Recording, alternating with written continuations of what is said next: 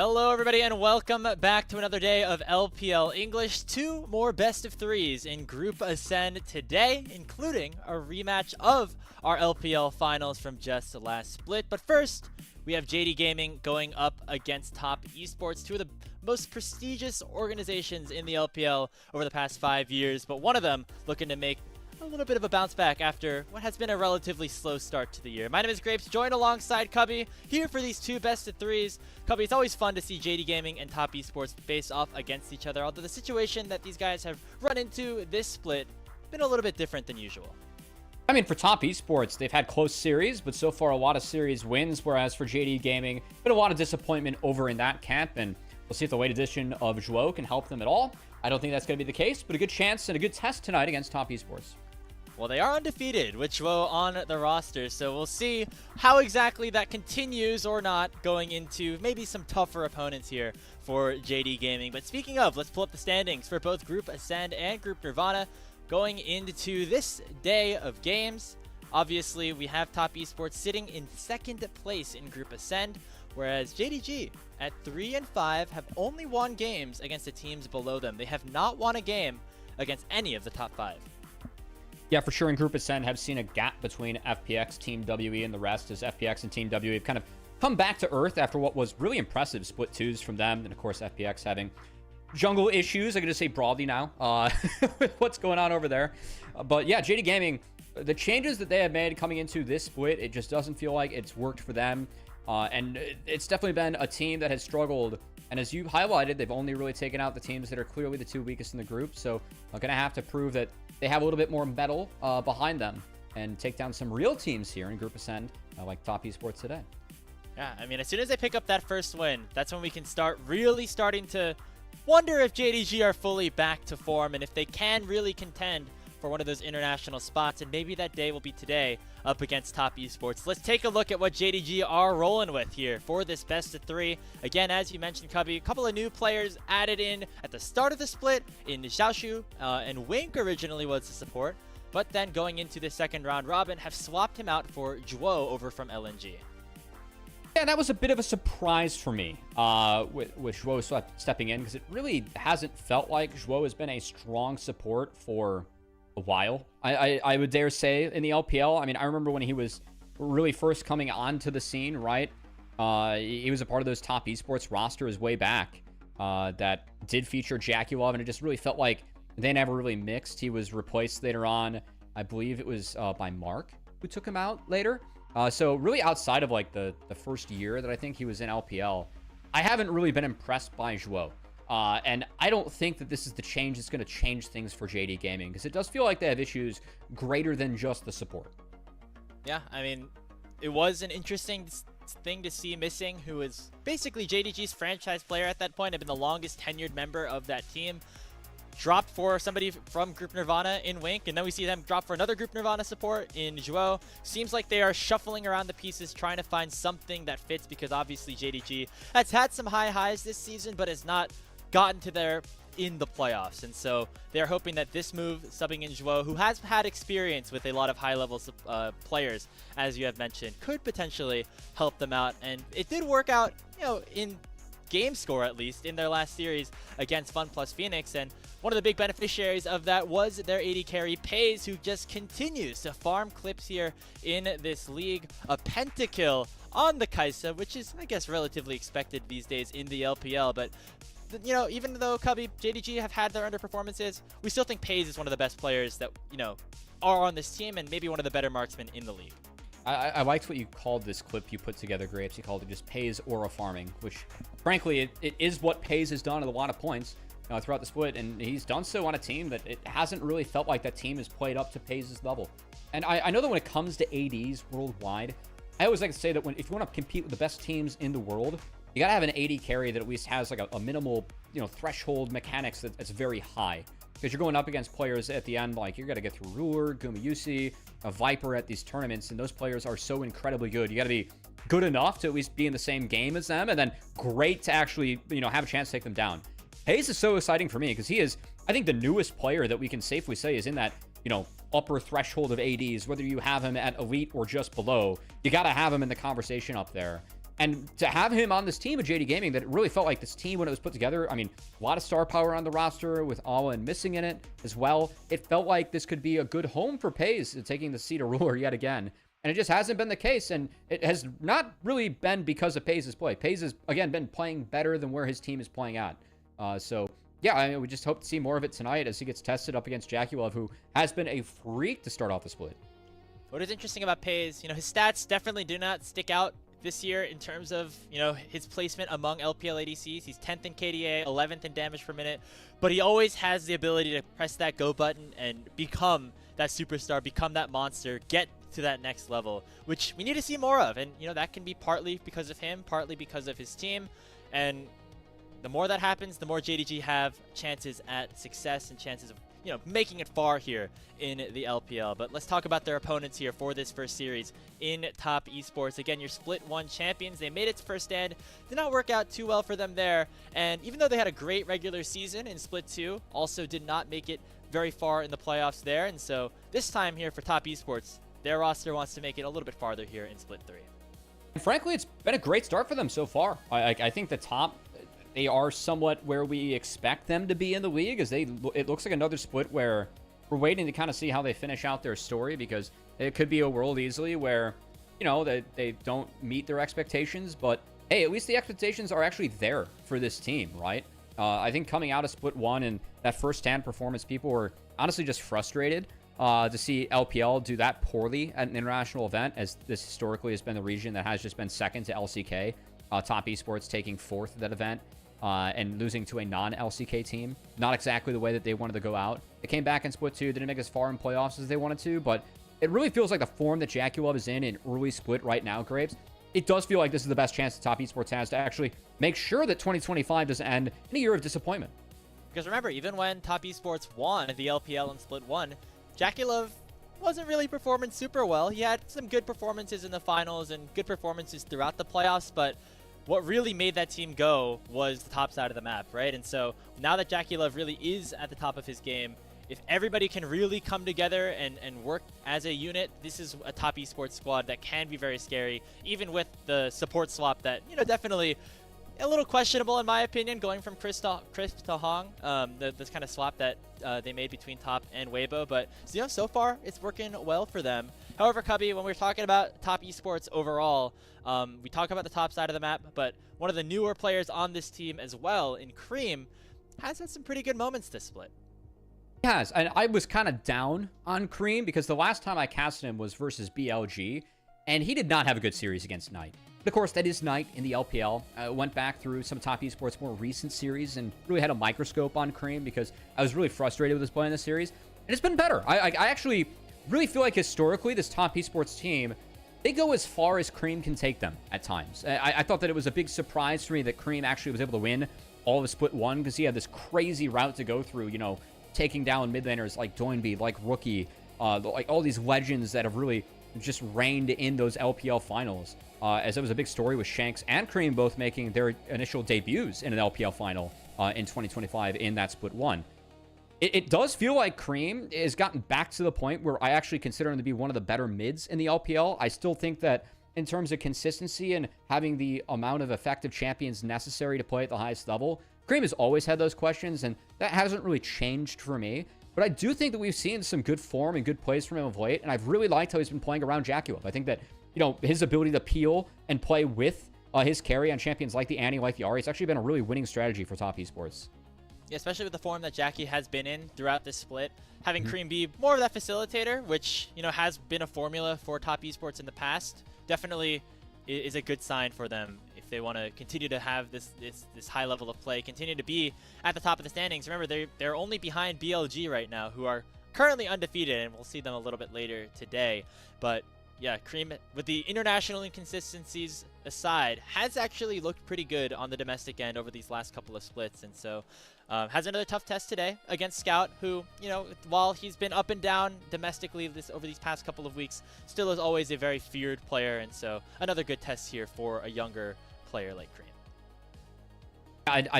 I've had my own frustrations with Scout too, but still, I mean, Scout, of course, he is that legacy LPL player. So we'll see what happens to the mid lane today, because I think that with a lot of the frustrations that fans have had of JDG, a a lot have fallen on Scout this split.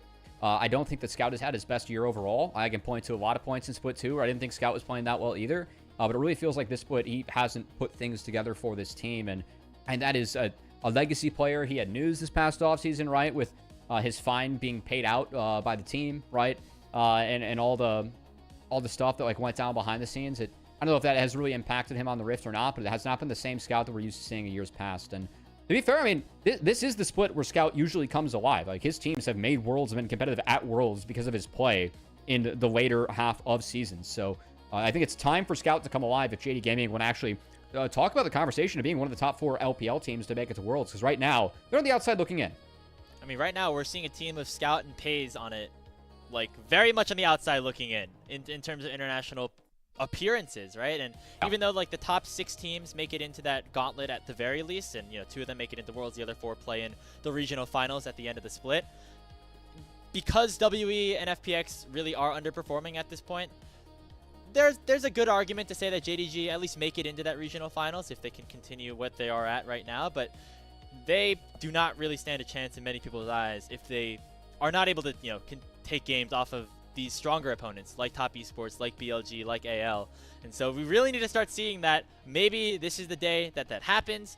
Now that, Juo has got another chance and another couple of days to play and scrim with the team.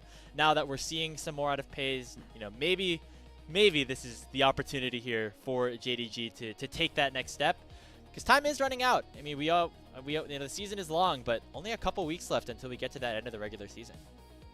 And I mean, I think this is really time for Scout to step up. Like, for me, when you go up against Top Esports, what are your opportunities to actually find advantages? I think right now it still is Cream that is where I would look to attack if I'm a team. And again, Scout historically, this is a player, he has been one of the dominant mids of the LPL.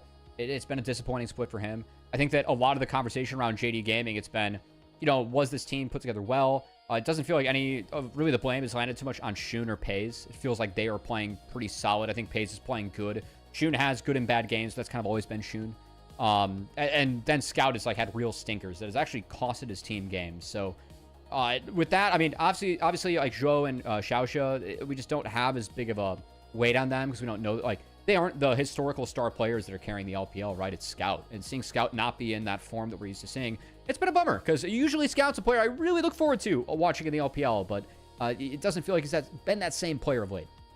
You can tell that this JDG team, they are pretty desperate to find a solution to get back to international competition. Obviously, they missed Worlds last year, wanting to make sure that does not happen this time around. They thought that the roster that they formulated going into 2025 would be that solution. Obviously, they had faltered, and so trying to make new changes between splits as well, and changing out their top laner and support, and then their support again. It's very clear that JDG, they care. The organization cares a lot, it seems, about trying to find the right squad to put together a successful international run. But right now, we're not sure if this group of 5 really does do that. And so as we go throughout this game, as we go throughout the rest of the regular season, we need more ideas. We need more moments here from JDG that make us feel more confident about them going into the potential playoffs, potential regional finals, and then once they even could get to that point, once they get to Worlds. I mean, that, and honestly, more dominance from Top Esports, right? I think that this team's sitting at a 7-1 series score, but they're 14-6. They've had a lot of close series. This, for me, is a series where if they want to be, not just a top 4 team to try and compete for Worlds, but keep in mind, the 4th seeds play each other between LCK and LPL this year. That's a really scary best of 5 to be in, regardless who you're going up against, with everything on the line. So the Top Esports right now sitting at number 2. Can more dominant, series scores actually lead us to think this could be a top 3 team? I think right now I'm at a yes, but I do have IG stronger than them, even though IG is just below them in the standings. That's maybe a hot take out here, Covey. I feel like IG I don't think it is. I mean, I will say that I think both IG and Top Esports, like IG's bot lane's playing really well right now. The Shy's been really good this split. So I think that for me, I think there's still probably a clear top 3, but of course, you got to figure, like, when does AL actually turn things on and get back into that conversation the way that a lot of us fans have expected them to do this split? Well, We'll find out more about AL in our next series as they are playing against BLG in our finals rematch. After this one between JDG and Top Esports, we've gotten into picks and bans. JDG on the blue side as they had side select here for this best of 3 series. Mel still globally banned as we do not want those perma-dragon buffs continuously stacked. And Yunara seems to be permanently banned as well, although this time because she's still eligible, but just very OP. I think as our players have put more time into Yunara, we've seen Yunara just kind of eke further up in priority and also closer in the ban list. I think that right now, her kit just does everything. She scales really hard, and she has a lot of good pairings at support, actually. Because you can play, it feels like Enchantress and Engagers well with her. I just think she's too OP. So, curious to see kind of where teams start to let her through and what they play into her. Because it does feel like she's starting to warp the meta a little bit more. As Azir took it away from Scout. Definitely going to be a contested pick today, but Varus is up and will be locked in for Pays. Curious to see where Rumble lands now as Gwen's off the table. Not be surprised to just see that one picked up right here. Yeah. The Pantheon still available. This has been pretty perma-banned throughout the entirety of the season so far. So maybe Kanavi wants to select that, and maybe they have an answer to if JDG wanted to insta-lock it. Been pretty much perma-banned. I don't know if I've actually gotten the chance to cast a Pantheon this split. So interesting to see it continuously fall down this tier list as we get a Jhin lock in to match up against the Varus. Yeah, I felt like the ban rate of Pantheon was kind of weird. I know that a lot of junglers around him got nerfed, but if you look at his win rates from last split, in the major regions, actually dropped off every patch. So I felt like Panth was kind of figured out. And for me, like, if Xin Zhao's up, just play Xin Zhao into him, which I think that's got to be the pick for Kanavi. Or you could drop jungle and then be able to answer, at least pick a mid laner. But that Aurora, we expect that to go top going into the Rumble. Can be flexed around, but that has been a matchup that's really risen in priority as Aurora's passive gives her a lot of power in the top lane. So, Alistar is a puzzler. I didn't have this one on my list, though. Grapes. Okay. Now, Covey, I know we don't necessarily have the best things to say about either of these supports going into the series. I've been okay with Hong. I think Hong's been okay on the team. I'm not a Zhuo fan. I'm thinking of some clips that from last split of Hong on Alistar. I mean, there's a reason that Erha benched him, replaced him twice in that last season. So True. That's just all that I have on the top of my head right now. Interested to see how this Alistar does function in this top esports draft alongside the Jhin. A lot of hard CC there. Gonna need a setup around it as we head into the second phase of bans. Mid lane being the focus right now. I think Ali's fine so far. I'm really interested. They are not going to take away Xin Zhao. I think Xin's just got to be the ban here. Again, just would be very surprised if that is not even contested by JD Gaming. I know Wukong has been a jungler that's like really high up in priority too, and I think there's real value there. But if you want, okay. I guess they looked at Xin Wukong and it's like the difference is null. We'll just let everything through, and we'd rather not face Annie Victor, which frankly tells me that Aurora is more likely to go mid than top. The fact we're banning Annie plus Victor for the Aurora, those are bans that kind of protect mid a little bit more and could actually slot Aurora in there. So maybe there's another pick they're looking at for top lane to try and pair up with this Pantheon. Still a lot of, tanks that generally go well into the Rumble. Like an Ornn is an answer that we see a lot of the time. Maybe that just gets locked in for Xiaoshu, been one of his, more frequently played champions this split. It's not the Xin Zhao, though, like you were expecting. No. It is a Jarvan. A lot of Wombo combo been set up now with him in the Rumble. Yeah, the hot pot's online, man. We're going to Haidiu out here at Top Esports. I'm surprised by the Poppy I'm not surprised by the Poppy. I think Poppy's a good pick here. Playing that into Alistar Jarvan actually feels pretty good. Already gets some solid value from the Steadfast Presence if that wants to be the pick. That said, going to be the Rakan for Zhuo. And then, yeah, probably the Ornn. Again, I thought the Annie Victor definitely posturing that this Aurora would not be going top, so that they'd actually want to find a tank. This is interesting to me because I feel like with the going into Rumble, Jhin, Alistar, J4, like Poke Varus feels pretty good. Now with Ornn, Pantheon in the front line, like, do you want to go Poke Varus or on hit? I think Pays is a bit of an option. I'm still expecting it to be Poke. But this comp ended up in a really different spot for JDG than where I thought it would be after the first 3. Because I was expecting like Xin Wukong bans and then just kind of go from there with Aurora top. Instead, a little bit more of that front to back, as you mentioned, with the Ornn getting locked in. We'll see what the final pickup is here for Cream. It's going to be Orianna. So we really are just going for the Bronzodia composition here. I mean, it works at the end of the day. You get a lot of knockups, a lot of CC. Only problem is we'll see, like, after those ultimates come through, like, how much damage there is from Jackie Love, especially until we get to the later stages of the game to clean all those kills up. I mean, Cream's a dairy product, and the cow delivery system might just be online, whether it's that or the Jarvan. Because that hot pot, we got some tech behind it now with a shockwave too. I think JD Gaming gonna be important that Scout is on point with his R's and E's to try and escape the flag of drags from J4. I think whenever you go up against J4, gotta be careful playing around mid because he's gonna attack you from every angle available. And if Orianna gets ahead in this matchup, the ability to wombo, shockwave, I think Ori's the one where if she gets ahead, she can push the pace of the game the furthest forward. Whereas for JD Gaming, how activated can Pantheon get? Like, this champion, his clear speed's a wee bit slower now compared to the Jarvan.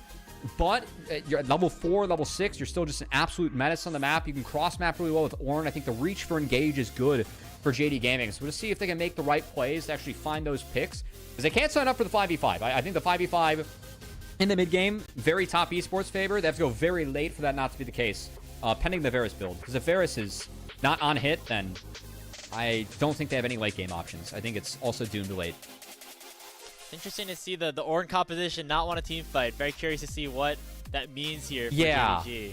I think timer is going to be really important in this game. Because, like, there's so much reach on both of these teams between, I mean, you got Rumble, Jarvan, Ornn, Panth, top sides. Like, think of the reach with the ores that you have in terms of trying to find the engages. So I think the timers, the control of the lanes, using fog, and then timing up those fights, going to be really key for both teams in this one.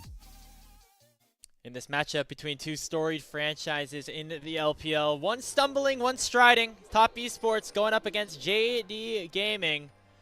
The best of 3. Let's do it. Yes, sir. Here in Beijing.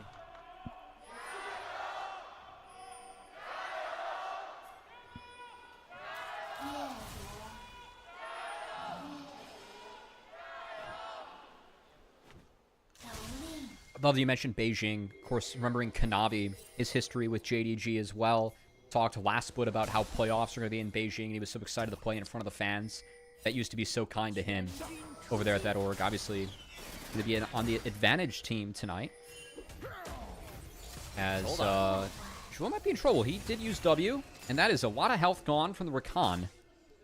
So going to stay in lane, but that's likely going to cost a potion, and did start W. Oh, he's going to base. Okay, he's going to be late to lane. Well, yes, that's not great. So this is the one thing. Obviously, this is Ro's second game, second series with JDG. Obviously, last time on FPX.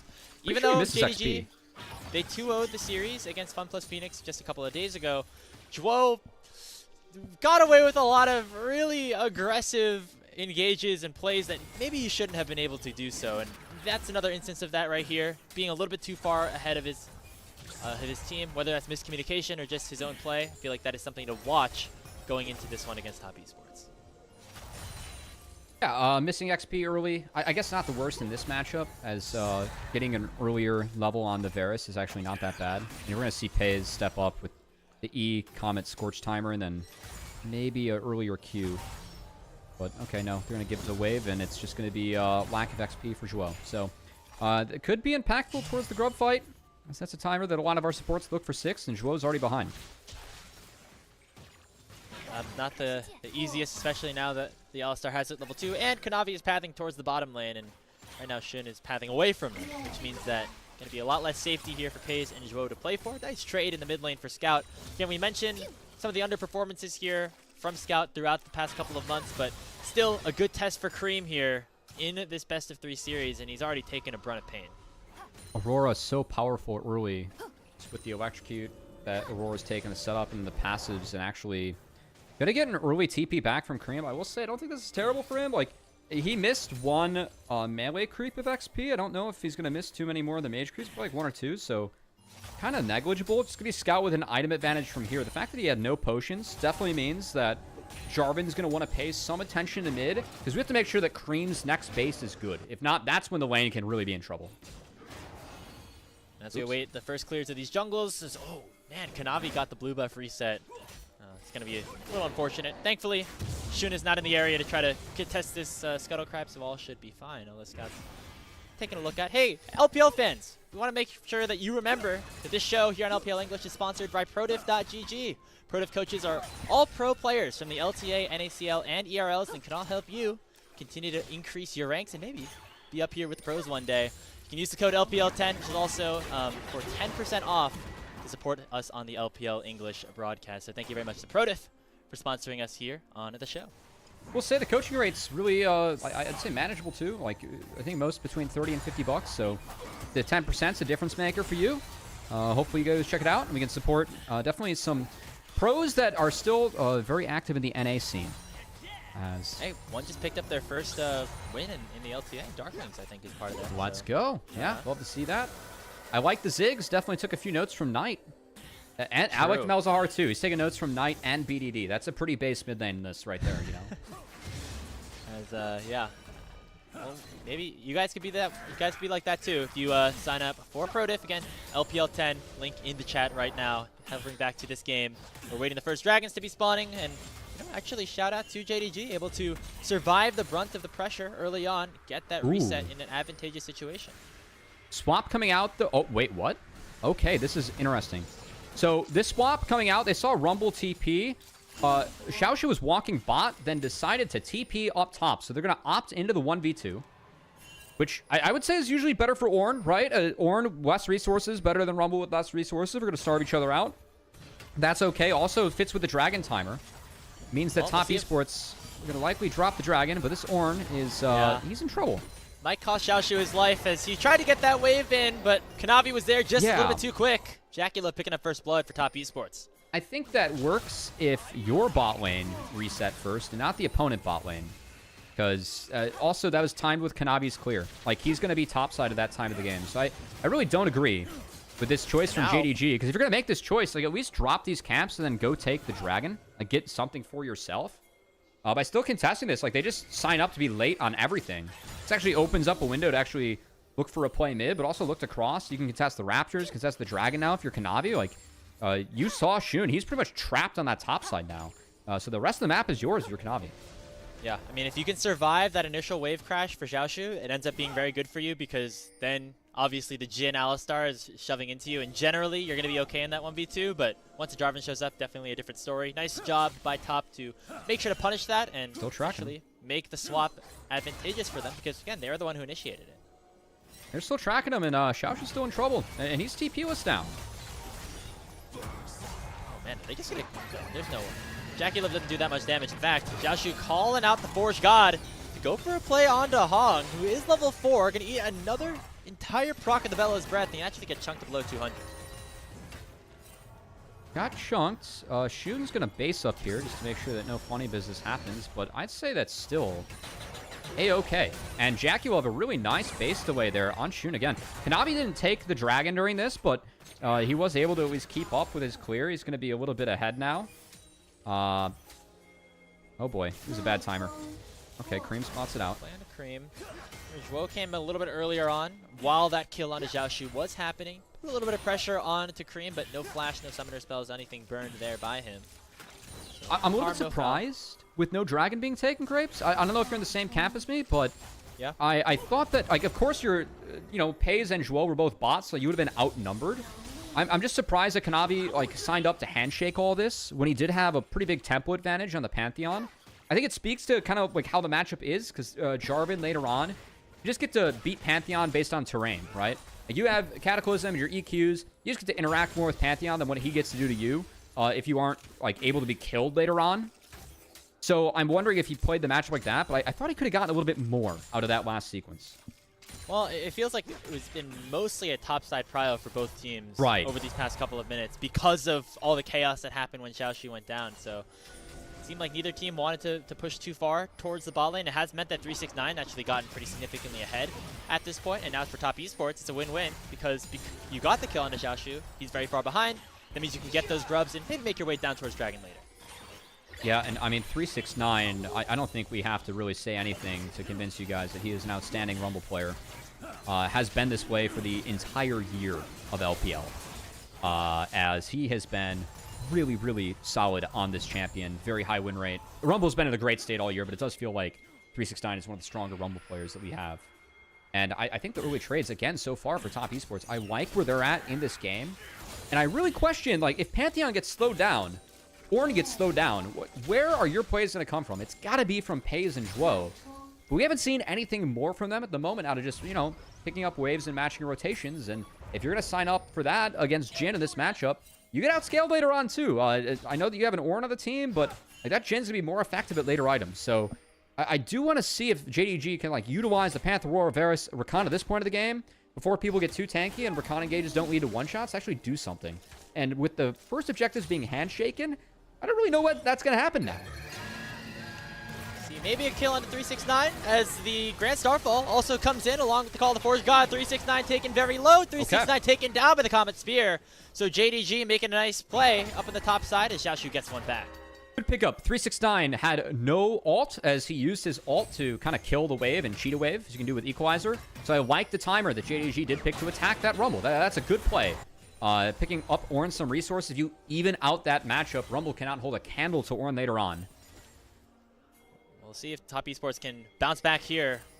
With the play on the bot side, however, Zhuo used the spellbook to teleport down here. Might be enough if Scout can buy some time. He flashes away. The spellbook heal will also keep Scout alive and force JackeyLove to pop the curtain call. Second shot will seal the deal, but it does send 4 members of top down to the bottom side. Hong pop into that Unbreakable Will. Shockwave lands on a Cream. Nice stun onto the Rakan to make sure that it's 2 kills over to Top Esports. Beautiful juggle coming out from Top Esports as well as they picked that one up, Grapes. Scout, I thought Scout put that very well for what it's worth. Again, when you have going up against this much engage, you have to be careful of how and where you use your R to buffer. Actually got a nice buffer off there and did all he could to try and stall that one out. But I think that Zhuo TPing in. You're TPing into a contested play. Xiaoshu was in base at that point off the reset of the top lane. I'm just wondering if he could have TP'd elsewhere to actually try and sign up for a fast play elsewhere on the map. Because I don't think that you're going to find help Scout in that scenario when it's already 1v3 and you elect to not TP under the tower itself. Yeah, I wonder if maybe... It seemed like Zhuo was trying to almost bait Top Esports is going into the play by not seeing the spellbook TP. Yep. And then it just was not enough at the end of the day. And hey, even though Stuen got a kill, that's great, onto 369. Right now, Paze is 2-0, and that's, or JackeyLove's 2-0, that's a bad sign. I like what you're seeing here, Grapes. You just listed what could have been one of the greatest poker bluffs I've ever seen in the league, where you see a TP and you're like, oh crap, it's not the support, right? Yeah. Like, it's Ornn. Oh no, run. It was not Ornn. It was just a support, yeah. Tried to be some sort of sneak attack, did not end up working out. And even though Scout played that relatively well, just an overlook TES puts JackeyLove at 2-0-1. And remember, we didn't actually mention this fully at the start of the show. It is the lethality Varus with the arcane comment, everything. Yep. So it really does put JDG on a timer, and right now they are falling behind quick. Yeah, JDG is going to run out of damage later on in this game. We'll say, like, Aurora does do a lot of damage. Ornn does a sneaky amount of damage. They're going to run out of damage. I don't know like where they get the game going from here. I really like the play into 369 initially. It feels like they need to almost look for a rinse and repeat. But it's also why I was talking about Zhuo and that TP, right? Because you got the flash out of Rumble. And to be fair, a couple flashes were used by Top Esports to make that dive. It was part of the good juggling that they were able to do on the bot side. But I think that the Ornn is where a lot of your strength is right now. Oh, Zhuo. Okay. Cannot be walking up there, my friend. That's another kill as JackeyLove is now on a killing spree. Well, Top Esports and Hong, they winked at Zhuo there and made him go missing on the map. As nice. Wow. Yeah. Sitting on that one for a while. You were ready for that. Jeez. I was ready for that. I actually, yeah. Oopsie there for Zhuo. Definitely going to lead to Hong. I like how Hong's playing this. They took control of the bot side jungle. I think those wards he dropped, really good. And Scout's under a lot of pressure just to even try and approach this wave. See where the Orianna-Aurora matchup's at this point of the game, too. Really strong point of the game for Orianna, even with Cream going for the Roa build. Which I actually like this game. I think that there's a little bit of lack of damage on the other side. So, like, some of that health and the Roa can actually, like, be used by Cream this game. So I think if there's any game for Roa Ori, I'm not the biggest fan of it, but it's this one if there's a game for it.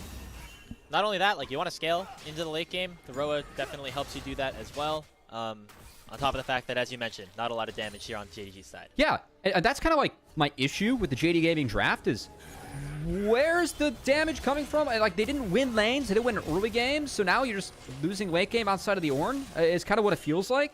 I don't think Ornn's enough to change things later on, so like kind of why I was concerned about some of the early rotations for Zhuo and like where the, I'd say, lack of a plan was for JDG in this one.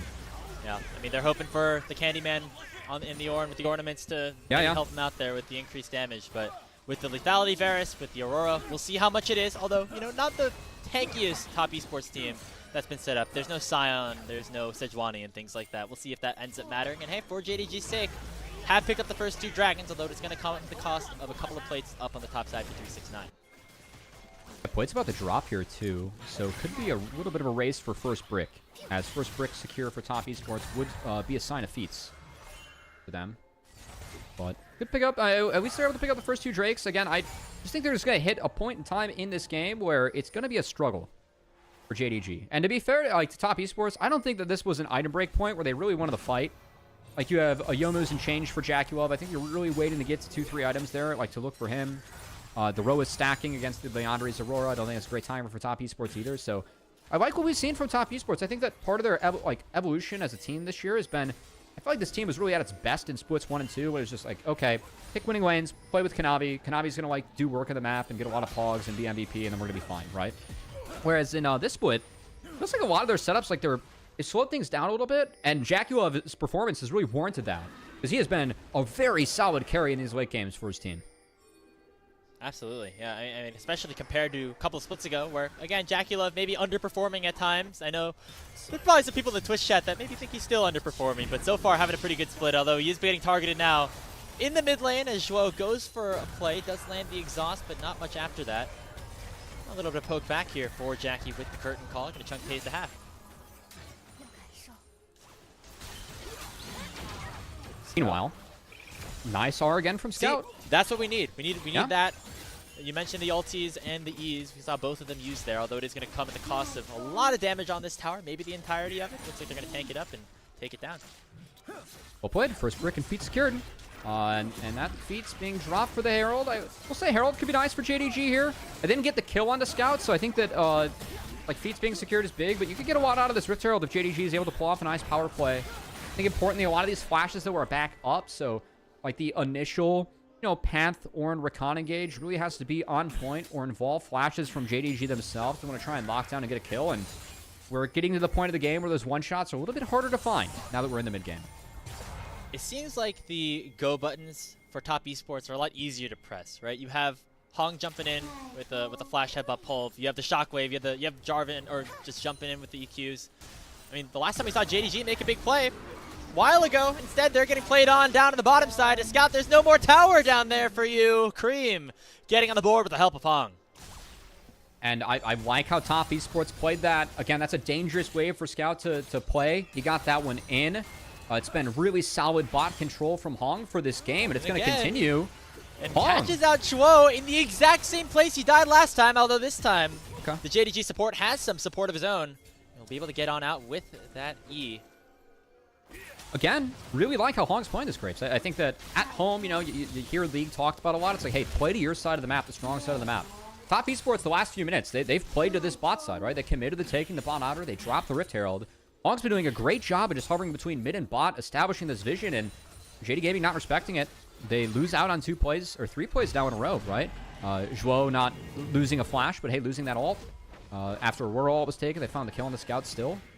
And nothing has been lost for it on the top side. So just win-win across the map for top esports as they've cracked open a 3K gold lead.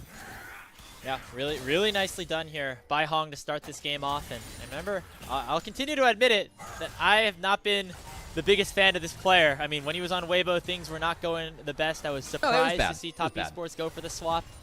But as you mentioned, so far, this season has been looking better. Sometimes you just need a new change of scenery for things to go your way. Right now, top esports finding all the plays as they've now caught out Shun, and he's going to flash right into the curtain call. Jackulov picks up kill number 4. You like that on a Jhin, and they're looking for more. Kanavi jumping in with a 2-man Cataclysm, forcing Scout and Zhuo back away. Doesn't do much in terms of summoner spells or anything after that, but top esports putting the pressure down. Yeah, I fear that flash from Shun didn't exactly get him off a stage right. He was still on stage for that one, for the curtain call. And yeah, bot side jungle. I mean, how many plays have we seen now from top esports that were set up in this bot side jungle that JD Gaming did not respect, and then top esports get the play and win out on it? I think every winning play we've seen from top esports has been in this bot side jungle, Grapes. Yep, and Shun just is another instance. I mean, we've seen this a couple of times for Zhuo, but now this time Shun falling victim to it. Like, can't be walking up at this place. It is. Cream's not showing, and it's a great hover from Cream. Again, like, he's dropping that bot wave. They're dropping the tower to be like, hey, we can play this and play to connect and like try and get that. And look, they saved the bot wave from that pick. They got the wave all the way in, and now they can have a power play to set up 15 seconds before the Dragon. Scout showing that bot wave. Top Esports knows where he's at. They have a lot of range and freedom to make sure this bot river is theirs before Dragon spawns. They should be able to claim this one, although JDG did pick up the first 2 dragons, so there's no risk really for them losing the soul at this point anytime soon. Still feels like they want to fight, as they know that they are on that timer. They know that the scaling does not necessarily go their way. But right now, TES just so far ahead, almost 3,500 gold at this point. They should be in a good position to go fight for this, although JDG is going to push the initiative with Shun popping the Rift Herald mid.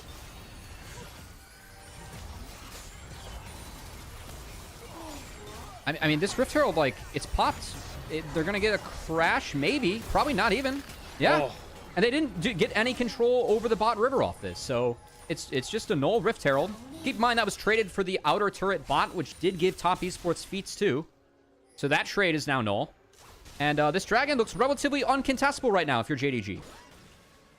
Question is, when will it ever be contestable? JDG running out of time and maybe are already out of it.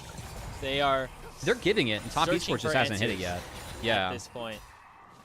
Should be easily contested here for TES. I mean, JDG, they could go for some desperate play. Shun has the Grand Starfall. It looks like they're posturing to at least play off of something, but Scout's going to be the one caught out by Hong. Beats a full combo and is taken down immediately. However, Cream dies on the backside of things. Call the Forge God does not find too much. The Equalizer doing a lot onto Zhuo and Xiaoshu for the moment. Hong flashes forward, but a nice steering charge combined with the grand entrance of Zhuo. There's no damage. It's going to pick some knockups, but where is the damage? It is nowhere other than on JDG's side. A Cataclysm for Kanavi seals the deal as Pays has to flash away from the curtain call. He hasn't died yet, but everyone else on his team has, as TES crushed the fight. I am very disappointed in JDG this game, Grapes. I do not know what the plan was, and when there was no plan, well, they decided to fight a dragon after it was lost. They had no conditions that were good for them to fight it in, and it was just Hong honestly running the game. Hong, this is a pog for Hong, and if we're going to use this game for anything, it should be hyping up Hong. Hong's had a great game here, Grapes. Another good setup. Absolutely. Like, why are we walking into this control board? Why is it not the Ornn or like anyone else? It should not be Scout. It should be someone else. And then keep in mind, this is Lethality Varus. Pantheon is zoned out of the fight, and there's just no damage. And like, Xiaoshu has a nice fight, but there's no one to actually back it up or do anything with this. Because again, Pays, it's Poke Varus. We're playing into an ulted Alistar, and then a choke that no one can walk through, besides Ornn, and there's just no follow-up. Very one-sided game one here, Grapes. I don't see a way that JD Gaming wins this one, and I think it's going to be game 2 with Top Esports on the red side again. Remember at the start of the pre-show, we were talking about how Pays has had some amazing moments here in the LPL this season, and just sometimes his team's just not able to pick him up. Take a look at the scoreboard right now. It's 1-0-0. He's doing his best on the pick that was given to him, Cubby, but it's not working out for the rest of the map right now. I mean, if I was Pays, I don't know, man. I'd be missing out to dinner like tomorrow, or taking my general manager out and giving him a piece of my mind. You send a "Hey, you up" text. It's like, how did we end up with Zhuo? Just I don't even want to be. I'm not even sorry for this one. I think that like in a world where I saw BLG Shadow, which is a great move so far, but is a very funny move if you think about it in this history with Mad Lions. And then Fnatic Poby, which is undeniably funny. Like, you don't have to do any thinking to know that that's a funny roster move.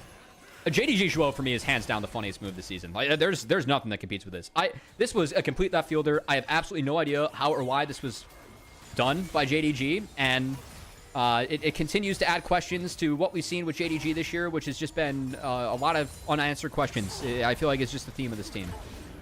Just panic, like pushing a bunch of different buttons, where maybe the buttons don't have to be pressed in terms of these roster changes. Hey, they care about this team, but do they care about it? I mean, is their care going to mean anything, I guess, if it's not the right moves that are being made? Yeah. Clearly, right now, it doesn't seem like it, although there's still, some more season to be played. Well, more game to be played, too, is another red buff being contested here by Top Esports, as this side of the jungle remains theirs.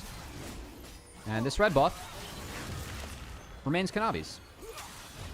And even 369, those Electro Harpoons took Shun to half HP. He hasn't done anything really this game, but he's still very, very strong. I mean, that just goes to show the power of top esports across Summoner's Rift right now. I mean, another, like, my big talking point with Pantheon, because I thought he was, like, really over-prioritized last split, is that when you draft him, I think you have to draft winning frontline. It's really hard to win the frontline against Alistar. And playing Panth into, like, Alistar, Jarvan, Jhin, just Rumble does not sound like a fun Pantheon game. Like, I understand the strength of this champion. You are Thanos at level 4. You get a semi-global. You can play the map really well. And you build the bruiser items, which are just undeniably OP. But you don't really get to interact with this game in team fights, as we have to look for side lane plays instead, and that will be a successful one against 369. Scout finally gets a kill, resets his gold value, but picks up 500 in his back pocket. Could be impactful, as we do have that next dragon spawning in about 45 seconds. 369 will be alive for it, however, he does not have his teleport to join the team around that objective, so Top Esports might have to get there a little bit quicker, although JDG are not very quick on their deployment down to the bot side either.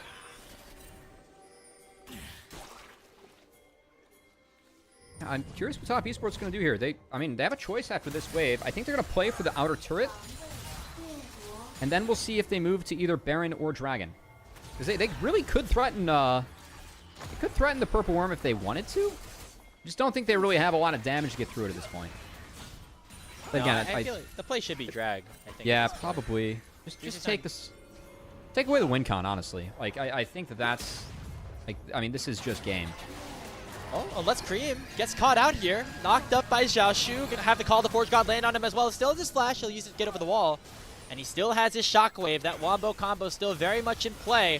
As Zhuo and Pei is getting targeted now. Nice flash away from that ulti of the Jarvan. But now the curtain call is going to slow Pei's down. Nobody's blocking for the man. The 4th shot finally does land on the Scout. But the 2-man Shockwave comes in from Cream as well. And Kanavi looking to finish off some of the JDG members. Nobody will end up going down except for the JDG AD carry. But it means TES get themselves their second trade. I really like how Cream saved his Shockwave there. I think that there is a window where Cream, he could have Shockwave to cancel the Ornn ult being used if you time it really well. But just flashing away, saving that R, and trying... Like, cause I think there's a world where, like, he can use the Shockwave and then maybe walk away from the Ornn if he walks down to the round. Instead, he flashes over the wall, preserves the Shockwave, keeps the big team fight spell up, and cashes in with it off the back of Kanavi and Jackie Love. As this one-sided game continues to remain very one-sided. Grapes to be a top esports Baron. It's only one casualty though, so JDG maybe in a 4v5 feel confident enough to try to go for a steal, but it is far too late. The Baron is secured here by TES, and now the fight can begin again. Kanavi going forward. Zhuo knows better than to continue to go for a play.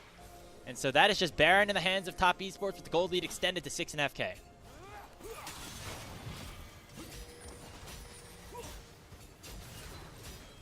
I don't know what else to say about this one, Grapes.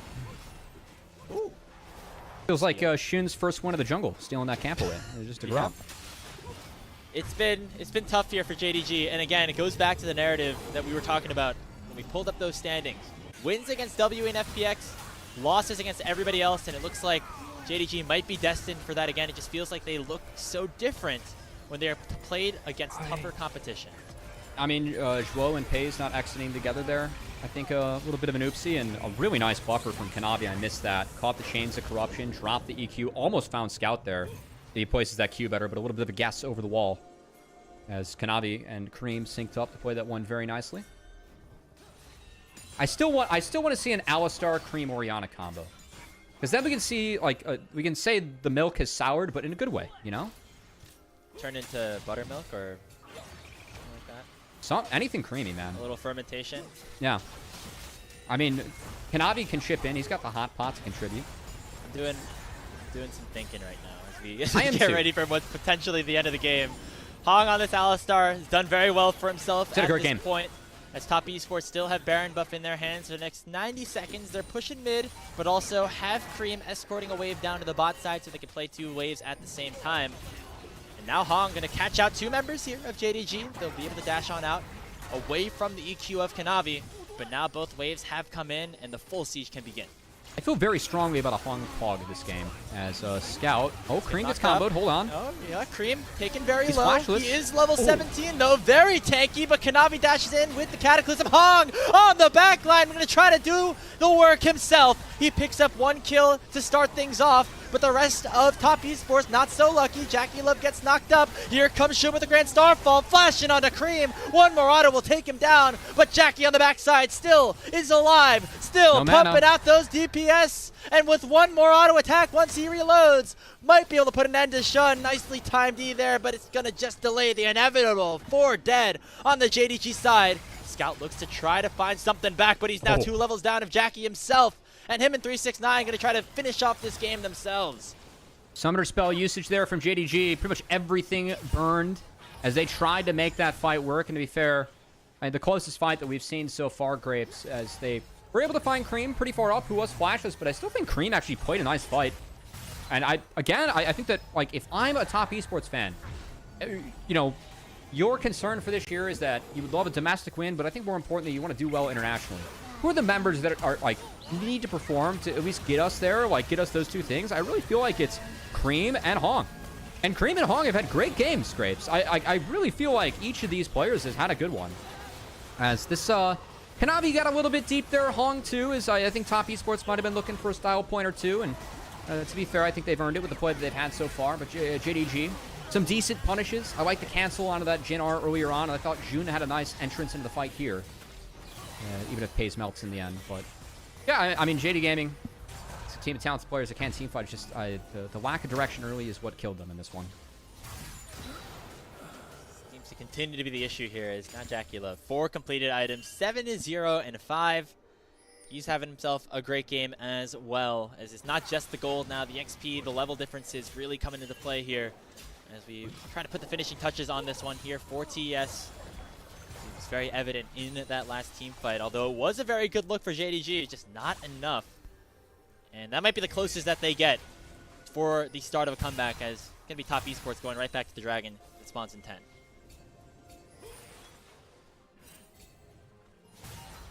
Oh, so a point for either team, and it's going to be given over to top esports. This one's pretty null and void for JD Gaming, but it's all good. Great to spend a little bit of time talking about Cream and Hong. Good matches from them. Any thoughts about JD Gaming? Is there anything that you can take away from this one? I thought that Xiaoxia did his job for the most part, but he put like 1 bad wave. Yeah, that one bad wave definitely started the snowball though, which is unfortunate. I feel like Xiaoxia not going to be the make or break for JDG. It's going to be up to the other players. He's the role player on this team. He's Kevon Looney trying to do his job, and right now, the rest of the team had to step up here as we see Call the Forge God land onto Jackie Love. There's only so much you can do as an orc. Okay, better question, Grapes. If Joeau's MLB player equivalent played for the Yankees and came out of the bullpen, who would Joao be coming out of the bullpen for the Yankees? We'll answer that in a second here. As we're going to get another fight breaking out. 369 could be in some trouble, as it will be Joao closing him down. 1 kill for nothing in favor of JDG, at least for now. But the inhibitor in the mid lane has not fallen just yet, so nicely done here by JDG to at least extend this game a little bit longer. Yeah, every ult used there except for Shun to take down the Rumble. So, I mean, small win, but they still lose the inhibitor turret in their jungle. It's kind of null. By the way, Joao, Jake Bird comes over, immediately just disappoints. And we kind of all knew that it was going to happen, and he still did so. So that's my equivalent. I'm sorry about that. There's all, you know, if you're a baseball fan, you definitely have someone in every bullpen that you want to see and don't want to see. It's just how it is, you know? Kind of want to see another fight here for JDG. Maybe they're feeling a little bit of momentum right now after picking up a close fight on the bot side, a pick on a 369. The Baron has respawned.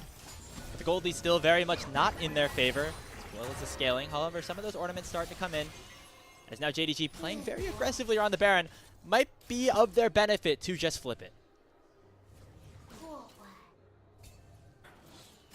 Yeah, again, I would love if they flipped it, but they don't really have any real Baron damage. I think their honestly best case is just to pray for an ARAM and get poke with Paze.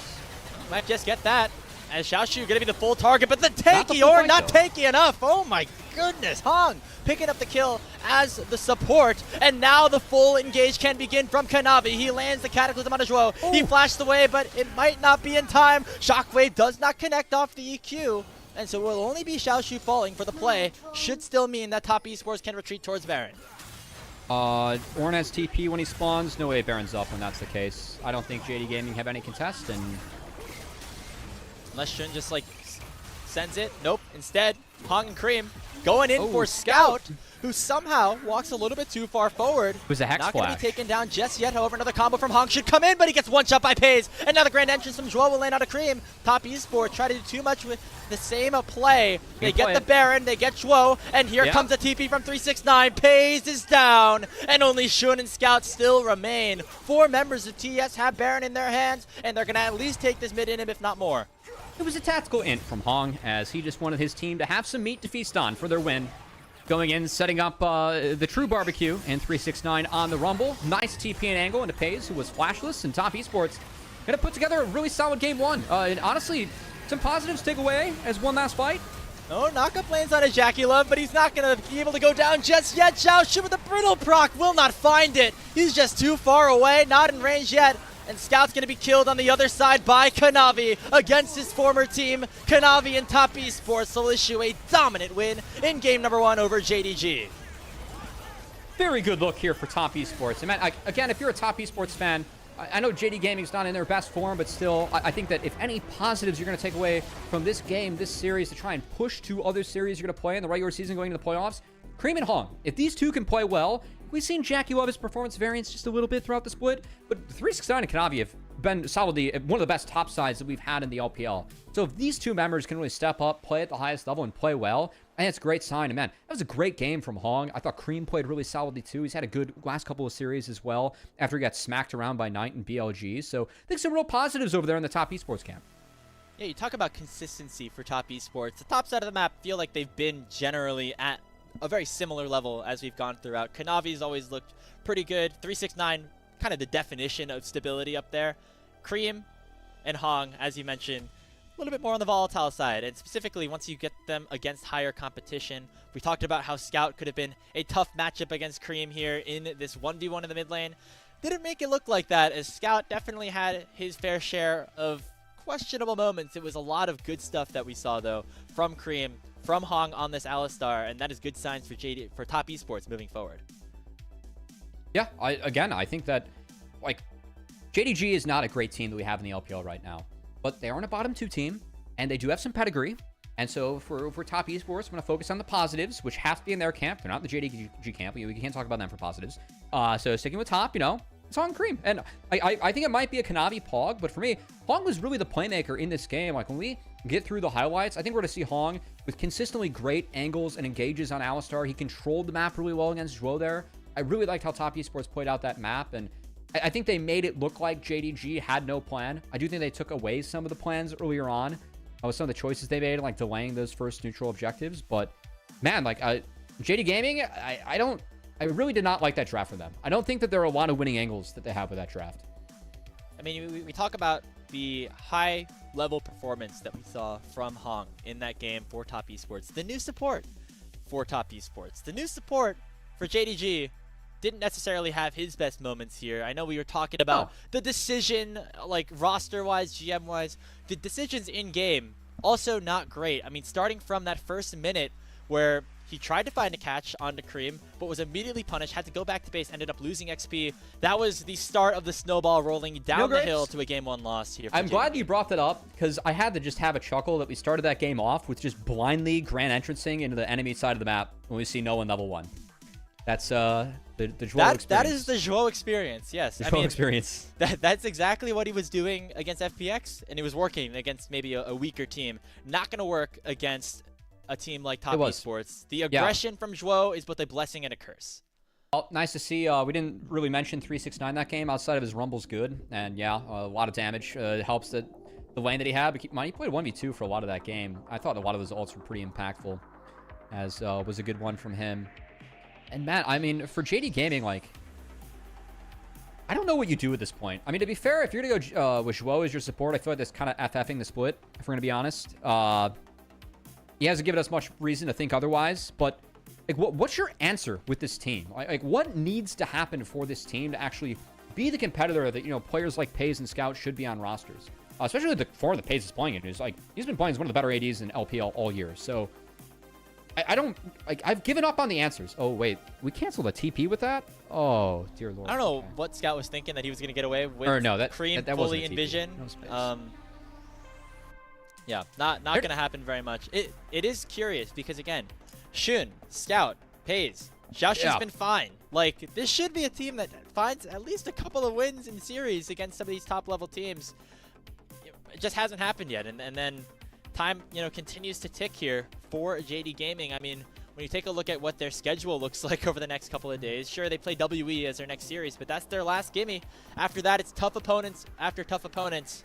BLG, AL, the next two after that, and both of those guys made it to the finals last split. I love Cream, once again, flashing there and not using his R. Really feel like he could have R'd and then walked down to save his flash. Instead, decides to flash before the Dragon, saves the R, and then is able to make a play like this. I think that's a really, really good decision. Again, as a player, I think one of the more difficult things you can do around these objective setups, when do I need the flash? Like, what abilities can I bait out and tank? Because that's a great example, like, before an objective. I mean, sometimes it's more valuable to burn that 5-minute cooldown. If you get out a big cooldown, I think that Xiaoxi firing the ult off there is not worth it. Unless you're going to find a kill on the Ori, and when she has ult flash up, I just don't think that's realistic as Ornn. So I know that's a small decision made by Cream, but I do really like that one. And Cream's give me, like, this is the issue that I have with Cream, because, like, I always want to be excited about Cream. He is a younger mid laner on a team by Top Esports, got great players around him, and feels like that if, they want to have international success, it's going to have to come off of Cream stepping up. It's kind of always been the story with Cream. And there are times where he teases us with these moments where he really can be a good to better player than what he is. And then it's just not frequently enough where, like, there's going to be a point where, like, the series against BLG at night, he played very poorly. So I'm hoping to see more good ones from Cream, because it feels like if he finishes off the series strong, it's been 3 good series in a row from him, which for me is promising. And you hope that, as he gets more experience, this is now his second full season with a contender, I think is fair to say, in TES. Hopefully that continues to become more and more frequent instead of being the off chance that a really solid performance does happen here for Cream. As you mentioned, the streak is very good. It always goes down to the question of how does he look against international competition. We will continue to wait and see. Speaking of waiting and seeing, waiting on our MVP. Would wonder. I hope it's Hong. I would throw a vote towards Hong. I would. I was a hater at the start of the series, hater at the start of the season, but I feel like he deserves his flowers for that Alistar game. A really nice Alistar game. Again, I really like how it felt like Top Esports. Like, if I had to, draw an overarching line of that game besides what was a gross draft for JDG, Top Esports did a much better job at sticking to their strong side of the map. Like, they really committed to controlling that bot side jungle of JDG. They did not respect it. They were not able to win out on those plays. And Top Esports beat them pretty soundly through that. So, again, I think that's a real positive. Well, we'll see what response JDG has. I mean, they haven't done much in terms of, having success against any of our higher level opponents. So, a lot of questions left to be answered here. They're going to give it to Jackie Love for, I would say, a pretty good game, but I think a lot of it was set up by his support. So, another situation where, Cubby as a support main, maybe you feel like he got He was good this game. He was good this game. But, like, how many plays do we actually make as Jackie Love, Fair enough. We'll see if maybe Hong gets a little bit more credit in the next game, or maybe JDG has some sort of answer in this best of 3. Well, time will only tell as we have to head towards short break before we get into the draft of game number 2. But before we do so, we want to give a big thank you to all of you watching at home, and we want you to make sure to check out our Ko-fi page. If you want to support LPL English, consider becoming a Ko-fi member, as Ko-fi is the best way to support the LPL English project, with the vast majority of your contributions going directly to the show.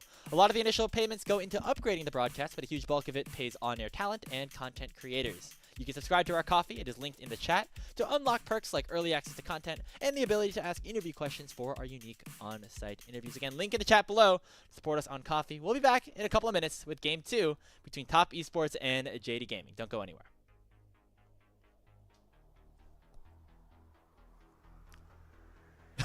Oh, we're here. Going to break now.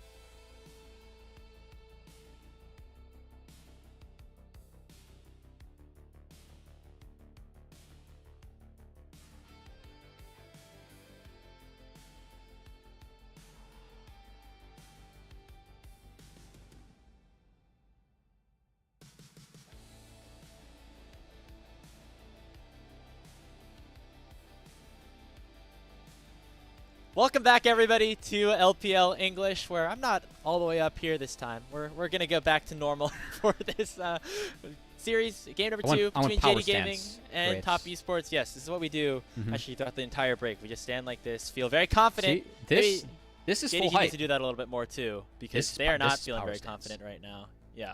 Yeah. You gotta keep a strong base. Right yes, they need their athleticism to, you know, they need to play athletically through the keyboards and with the mice. And we saw, I think, some scared league in the first game from JD Gaming, who, for me, took a comp that had to play early game, and they didn't really do too much with it. Frankly, I thought it was a pretty poor draft. I thought that they picked a draft where they didn't have any winning lanes outside of Ornn and, like, maybe a Varus, and then they didn't play to anything. So they just kind of got slowly outscaled and out-interacted as a team. I was frustrated with that game. Here's my thing as well, is that, I don't know, maybe this is the wrong take to have, and I know Paige is a great Varus player, and Varus is one of the strongest champions in the meta right now, but when you're relying on this guy to, like, be your big carry in a lot of these major team fights, and that is how you have found wins in your series, found wins in games in series that you've lost. Like, make sure that this guy is on a champion that can carry in the late game. If it's not the poke Varus, make it the on-hit Varus or something like that. We've seen a lot of clips on Kai'Sa, a lot of clips on things like the Jhin, Ezreal even for Paze. Would like something a little bit more up that alley as we head to the draft for game number 2. Well, Kai'Sa going to be taken away, and I gotta say, it looks like Xun maybe setting up for Xin Zhao, been his most played. And I see Vi and Trundle bans. Gonna imagine that Xin Wukong could be a potential handshake we could go for. Also, Azir, champ still up. That was banned last game by Top Esports in that position. They're going to leave it up this time. So Azir on the board, and I think we're going to see Annie Wukong coming in. Oh, Sion's up too. In response, Sion as well. Very big pick for both of these top laners, although Xiaoxu has much more been the weak side player here for JDG this season.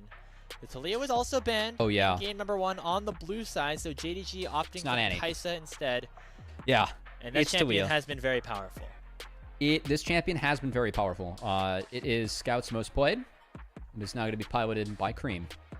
As I gotta believe that it's going to be Wukong now next. This is actually Cream's only second Taliyah of this split. I don't think it's a standout champion for him. Whereas I would very much say that Scout throughout his career has been one of the best Azir players that the LPL has seen. Because I know, like, going back to 22 Worlds, and we're talking with Kelsey Moser about how LCK Azir players are so much better than LPL Azir players, like outside of Scout. And Scout was very good in that tournament, so it was a fun one. Yeah, Sion also not on the ban list, so 3 champions that were not banned in game 1, now insta-locked for game 2. Makes sense. Now, I guess we're curious to see what exactly Xiaoxu wants to play into the Sion. There's a lot of volatile matchups that could potentially go you know, a player like Xiaoxu's way. I feel like Mbessa has maybe fallen a little bit in priority, but has a decent matchup here into this champion. The Xin Zhao is going to help a little bit of that skirmishing here for Xun, as you mentioned, one of his most played champions. Is very curious to see what exactly they go for. K'Sante could just be a little bit more of a handshake. It's been kind of a default pick for Xiaoxu. I must say he's been pretty good on the K'Sante games we've seen from him so far. Definitely feels like his pool is a little bit more biased towards K'Sante and Aatrox than other players we have in the LPL right now. So kind of that old school top laner in the new school here. That's Kanavi. I would be a little bit surprised if it's not a Wukong from Kanavi, I must say.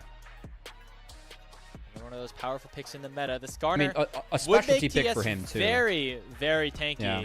And yes, one of Kanavi's most played. Okay. Gonna be the Skarner though. We'll see what Paze has in store as something that can try to shred through these tanks. That's gonna be vital here for JDG's composition. Not something they had a lot of in game 1. I think if I'm JDG, I almost want to consider a Sivir ban or a Sivir pick. Just with Sion Skarner. I think that Sivir could be really powerful here. I'm kind of surprised they took away Ezreal. I wonder what they're setting up for bot lane with JackeyLove. I mean, could be Xayah as well. I think Xayah for JackeyLove has been a really good pick for him so far this year. A little bit tricky into Azir and would probably be a 5 pick for Top Esports if they really want it, but I think it would be a good look for them. And definitely for me, like, Xayah looks stronger in the hands of Top's comp right now than JDG's. Yeah, not a ton. You just need damage here right now for JDG as well. Something that Paze can really carry on. The Aphelios, something that can burst through some of those That's a tanks Paze specialty too. Do they want Lucian? Because that's the other choice. If you're taking away Aphelios, like, you could want to play a Lucian Nami. I think Lucian would work pretty well for TES at this point. Ballista, still been good for JackeyLove too. The fun thing would just be to slam a Draven, right? But I don't know how possible that is. So now the fun thing is that we slam Smolder, in my opinion. But I think it's Sivir. I think Sivir, like, I don't like Sivir picked here. I have difficulty with Sivir in games where she's not able to auto attack that well. And you definitely struggle to auto attack against Azir. Not that you want to auto him, but like the soldiers and the Rywise that comes in just makes it really hard for you to function at times. But Xin, Cassante is a decent frontline to play off of. But now, I just want to take range or take things that make it tough for Sivir to auto or interact with. So I think Lucian Nami would be pretty appropriate for JDG if FaZe wants it. We have seen Joao mostly play hard engaged champions throughout his time in the LPL this season, at the very least. I don't know if a Braum maybe is in store here, as that is another one of those pairings that generally works pretty well. We've seen some like Lucian Leona. I don't know how much I really buy a lot I think it's going to either be Braum or, I hate Lucian Leona. If you don't win by like 25 minutes, your game is much harder. Yeah. I think Braum or the Nami, as you said, makes a lot of sense here.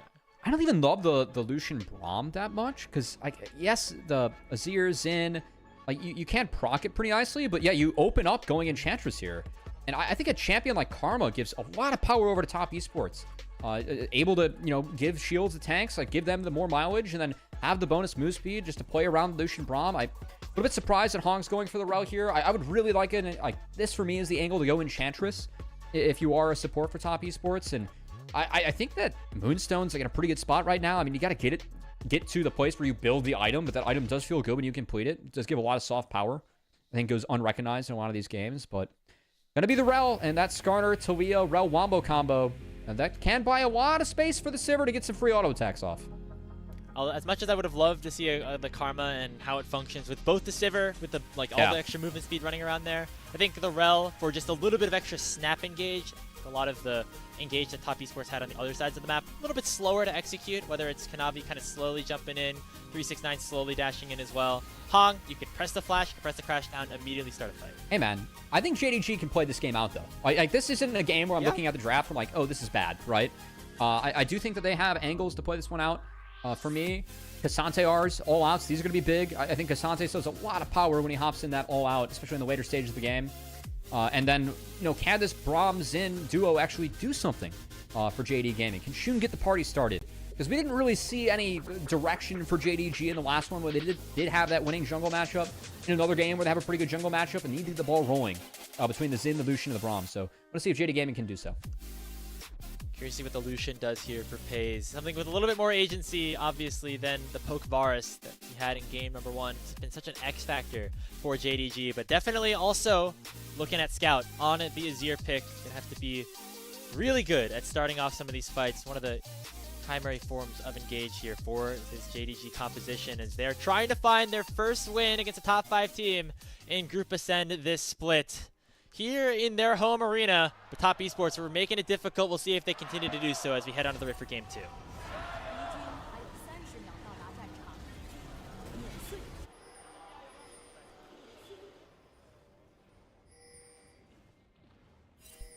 All right.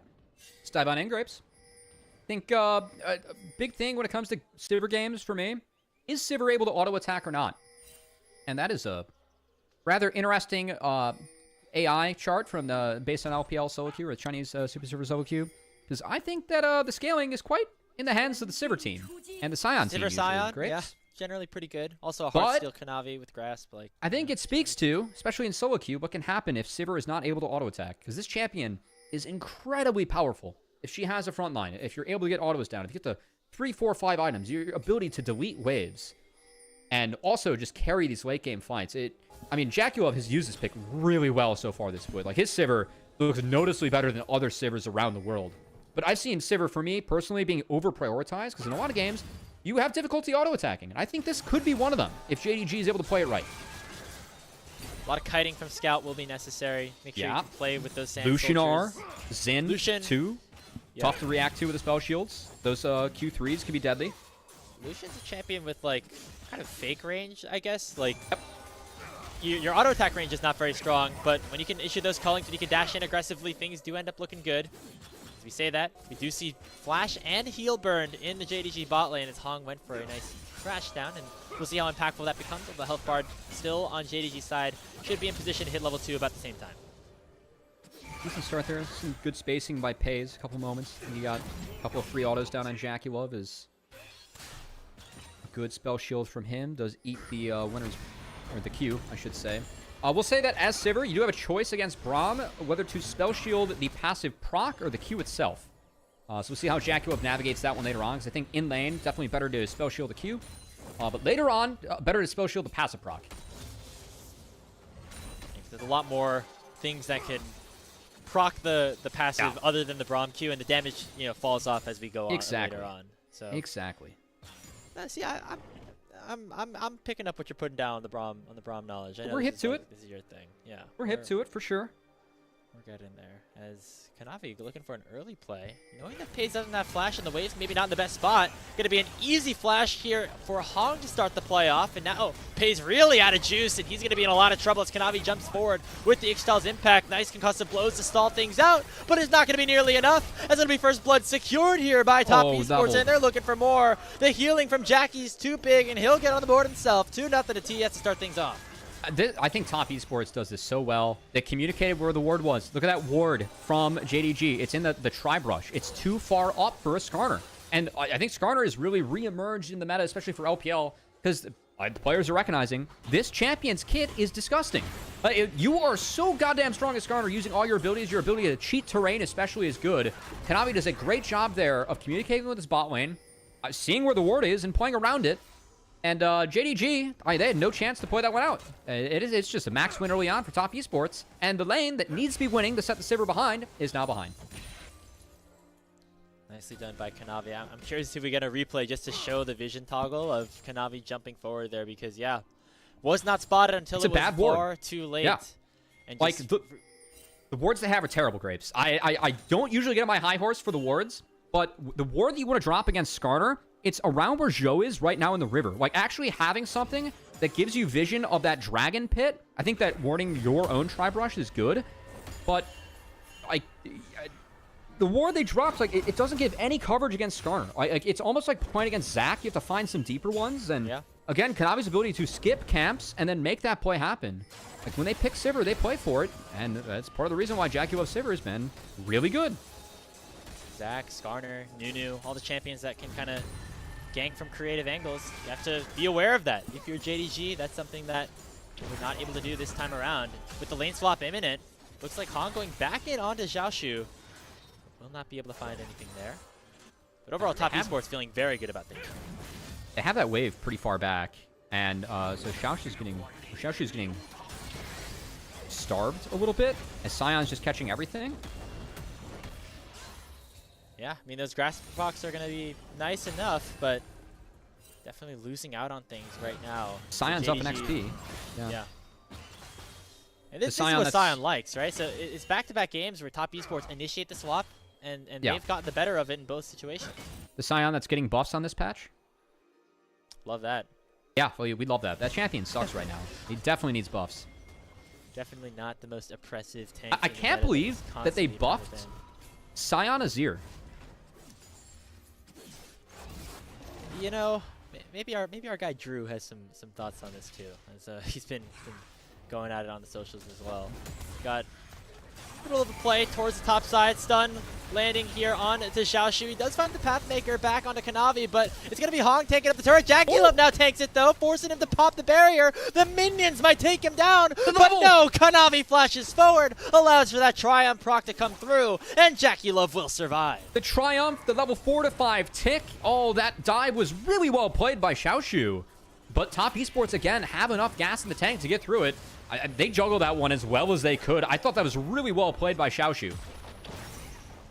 So Beats of Warfare immediately picked up for TES. It was good for Xiaoshu, not good enough, just like we saw from that play from game number 1 on the bottom side by Scout. As Top Esports just oppressive in how they operate across the map. Perfectly executed here, kind of by both sides, but at the end of the day, Top Esports come out on top. I honestly struggle to see where Xiaoshu could have played this one better. I think the flash, he could have stayed under, like, closer to the wall instead of flashing to the middle of the lane. That's a maybe. Yeah, we're going to get the zoom in. Look at all these minion autos coming in. that level up and then the triumph afterwards, it's a presence of mind. So it was a level up. Not even triumph, just a level up. Yeah. Yeah, just a level up. That was able to save him. So clutch by Kanavi to burn that flash, get that kill, and save that Sivir, keep her on the map. Business as usual here for TES, right? They just I'd argue picking business, up wins. I'd argue business as usual for JDG too. Yeah, you know, kind of both teams at this point doing as expected. I know that we always are very excited to see these two teams face off based on the history. You know, back even like 5 years ago, 2020, when Kanavi was still with TES, right? This is always the matchup that they would be very hotly contested. TES versus JDG. Right now, one team has gone one direction, the other team has gone the other. And even though Top Esports has not found that international success so far in 2025, they're looking like the much more complete team this season. I'm actually curious. I know that Hong already grabbed TP and actually used it. I'm curious when Zhuo grabbed his TP with the spellbook. Because they were so low up top, and we were kind of critical of his last TP in the last game. But I'm curious if in this game he could have found the angle to do it. Is that calling used by they're looking Pays? for a fight around the grubs. No, 369 doesn't find anybody who can stop the onslaught. Now will be targeted here by the Emperor's Divide, but the Scion's still tanky enough, will survive for long enough to delay any other kills from going over. So just the one here for JDG. Could give them priority to start this minor objective up with Jackie Love still on the bottom side. That was kind of a weird one, Grapes. I thought like the initial culling from Pays wasn't really there, but it does feel like the Scion went a little bit deep. Scout. Gets impaled, flashes away from the seismic shove. Small price to pay though for the grubs going over. Yeah, but I mean also not exactly necessary. I think that's a really good pickup by Kanavi. Kind of a cute play by him. Now Jiaoshu maybe looking for a play onto Jackie Love. Does have the all-out available and waiting for somebody else maybe to arrive. Kanavi is there. Here's the ulti. Can Jiaoshu find the outplay as he waits for Zhuo and Scout to join the party? But the rest of Top Esports have as well. They get one kill, but it'll come at the cost of their top laner. And now it's a 2v3 in Top Esports' favor until Pays arrives. Doesn't have that ulti, does have the summoner spells, but that's enough for Top Esports to back on out of there. I mean, they see everyone, and it's a trade of kills, but look at the waves. Scion is playing one extra wave compared to JDG. And Sivir was able to get that bot wave in before she did go down and trade out. So I think it's still okay for Top Esports. As long as going to mess with Pays here a little bit. And yeah, TP burn. 2 plates go over to the Scion. 369 get a proxy wave. So I like the play by Xiaoshu. I mean, that's a good read from him. Did credit his Cassante earlier on. Like, it feels like a champion that he has some proficiency on for sure. But overall, more resources committed by JDG just to get the same exact result as Top Esports, and they get more resources across the map. And its gold lead very quietly crept up to about 1,500. However, it feels like JDG Cubby are making these kind of proactive decisions across the map at the very least, whether it's with Jiaoshu or now Scout, who has gotten a bit ahead in gold over Cream. Have to see them try to continue to press those advantages if they want to find any success in this game number 2, however. And as we say that, is Top Esports looking for a play on their own as Hong goes in with that Magnus Storm. They're sending all 5 members down to push away JD Gaming. It's going to be 369 joining in. They should at least get this top tier 1, but they won't get any kills off of it. I actually love this from 369. Look at that one creep going towards the turret that Cassante is already at. 369 proxied that wave, so we can afford to TP down and do this. Go base, walk top. He's not going to miss much. He can R back there, and it's fine. So what did Top Esports do in that play? Well, they pretty much just gave free time to Jackie Love for nothing. Like, they made sure that he's okay. Like, they kind of saved where like his spot in the lane. Got a plate, force Pays out, and then get him a good reset. So yes, it's a lot invested by Top Esports, but they don't really lose anything for it, which I like a lot. And it's off at 369, proxying that top wave, getting it to +1, and opening up the time space to make that play. The reset coming in does mean that the Dragon now could be a point of focus for JD Gaming. They have set up around the river nicely. Winter's Bite lands onto Hung. That could begin the initial play as Shun dashes forward. Seismic Shove only finding 1, but it is the support who has the lowest level so far. Impale finds 3 with the absolute maximum range, and it's going to be at least that first kill going over as Pays now opens up with the culling, and he's actually cooking, diving in onto the back line, picking up a double kill, but now going to get targeted by the Ixtal's impact as there's just not enough support from the rest of his team. Kanavi gets the gold, and Top win the fight. I mean, that was a sick-looking play from Pays, but it's Top Esports and Kanavi that the first sick play of the fight. That flash impale really killed any chance for JDG to win that one. Xiaoshu didn't have any TP. So he's stuck top lane. 369 able to interact with the fight, and it's Top Esports coming out with a win. Kanavi 6-0-2 on the Skarner. Very quietly, that is opened up as a big play. As now Cream might actually end up going. Oh, no! You know what? JDG he got it with a dodge down once, but not twice. We guessed. He guessed that he wouldn't dodge down twice. Cream did. God. Well, that's a tough ult to miss. I don't have a lot of credibility with that one. I was only the best Braum player on the NA server for like a little bit. I only hit Grandmaster on Braum. That's a tough ult to hit, you know? All right. I wasn't sarcastic enough presenting that one, Graves. I'm sorry. Yeah. This was sick by Kanavi. Predicting the flash, getting Shun. Now look at Paze here. Almost has enough, but Scout actually just ends up getting collapsed upon. He's a ton of damage. Actually gets hit by the seismic shove as well. Yeah, I think a little bit. Like Scout was committing himself because he ate the flick to kill the AD.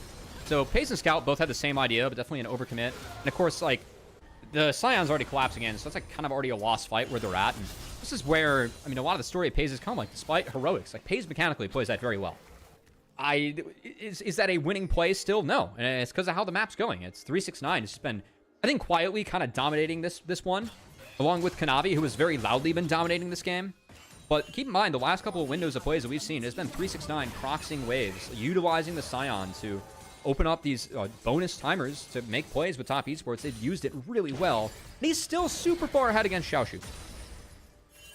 Yeah, having a pretty good game. I mean, doing what he does best, right? I feel like 369 never gets like the full amount of attention, but is always able to become an impactful player once we get later on into the game. And he's done his best to make sure that even though he's on that weak side, able to still become a very important part of this game too. Top Esports looking like they're still in the driver's seat at the moment. But JDG know they have to continue to make plays, and they're going to find another one here onto Cream, locking him down. Nice shuffle coming in from Scout to pick up the shutdown. And a desperately needed kill found there by JD Gaming. Shun looking for more, actually. The empowered blast cone sends him right into Kanavi's arms. Don't know if they have enough damage for him right now. That's a full Thornmail in his hands, and Pale only lands on Zhuo. As now Paze and Scout have joined the party. A teleport coming in for Xiaoshu, turning into a crazy set of events in the bottom side as JDG issue a lot of resources for not a whole lot. I think we just got a preview of what this game's going to look like, because Paze just absolutely like tickled Kanavi and 369. Not even close to death, by the way. I think they might have gained health from that one. And right now, Paze is not going for an LDR. So whack a pen.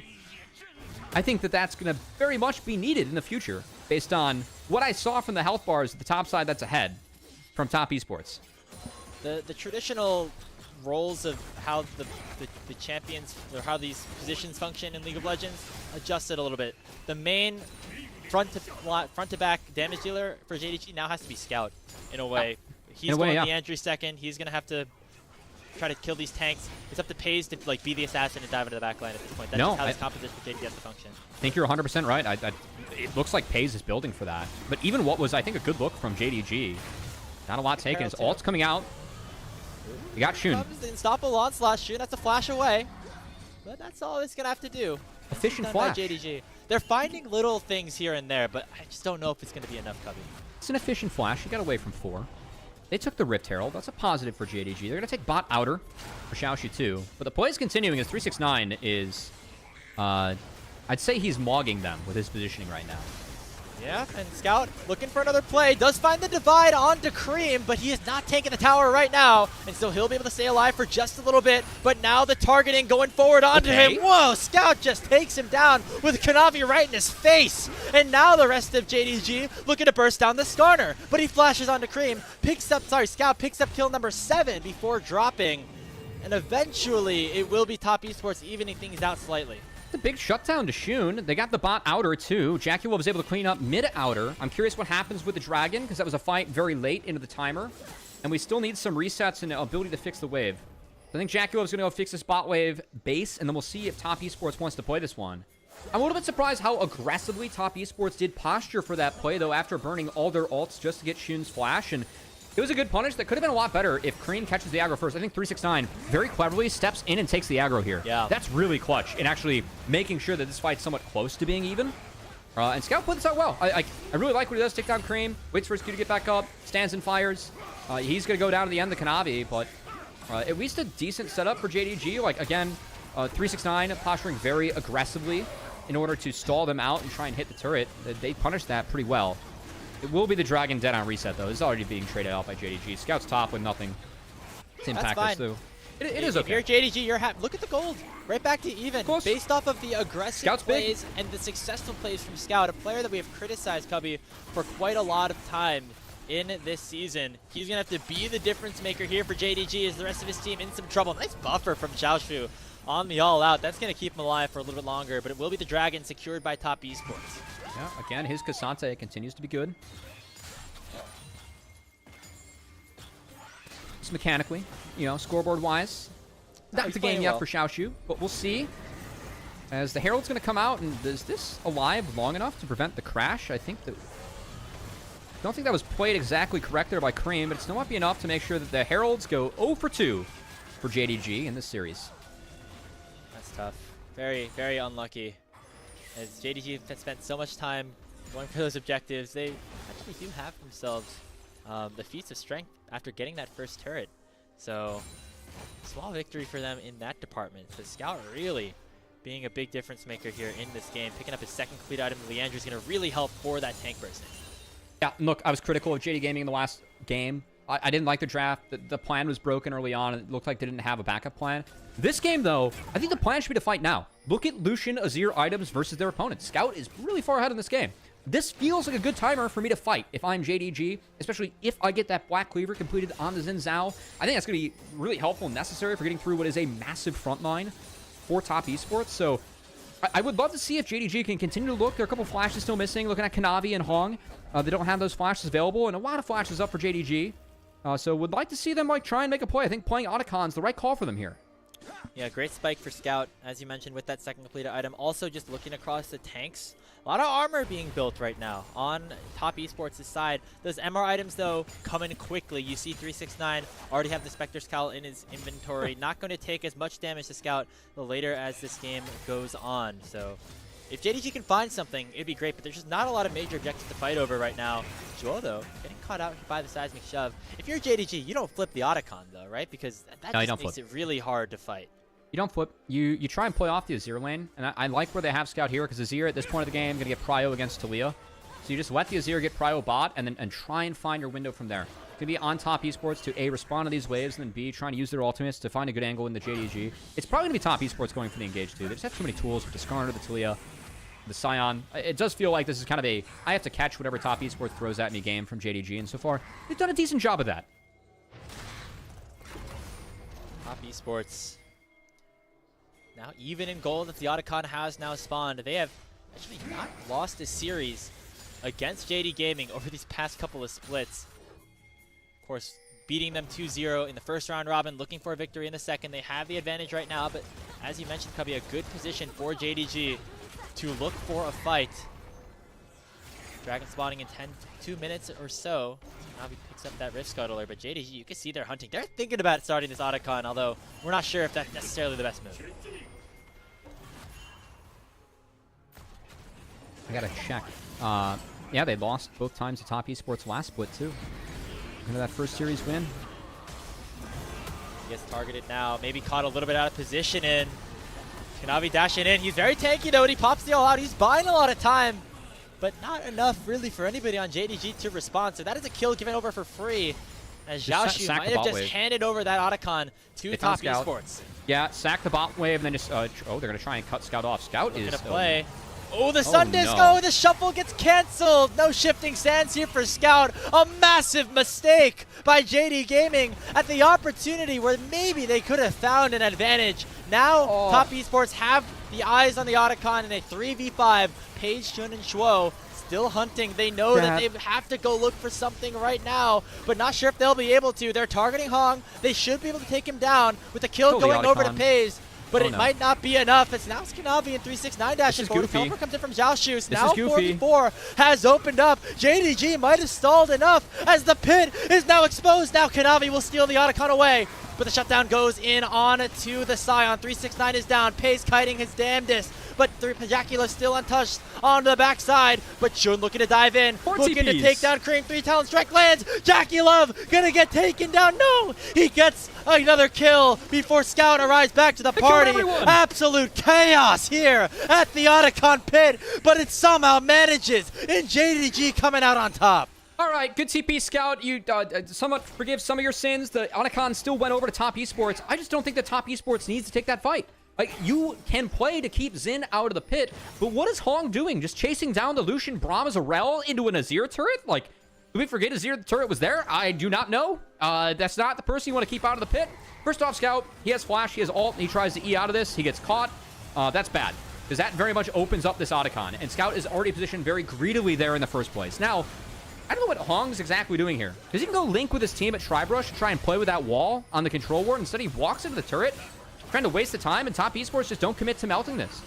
For me, it's have Hong keep Xin out of the pit, and then actually play the Otacon. I think they're really split on the exit here, and JD Gaming punish. I'm amazed how this ended up happening. I feel like a lot of weird decisions made by both sides. First, it was Xiaoshu and Scout that got caught out, then 369 and the rest of Top Esports just overextending to try to go for a fight instead of just taking the objective. Good done fight by for Shun Shun here to nearly take down both backline carries. Scout ends up finishing him off with the shifting sands. I thought JDG, very Pace even and Shun once again. Yeah. These guys can play, they can fight. As we have another setup, a lot of sums down. Look out for Kanavi. That Dragon's still available now as the Weaver's Wall going to try to split up the fight. He's separated from the rest of his team. And so now JDG has to split up and regroup, recalibrate, try to go back in for an eventual 5v5. It will be sole point for Top Esports if they pick this one up. I did not like Cream's Weaver's Wall there. I think that he actually could have positioned it further up to try and split Shun.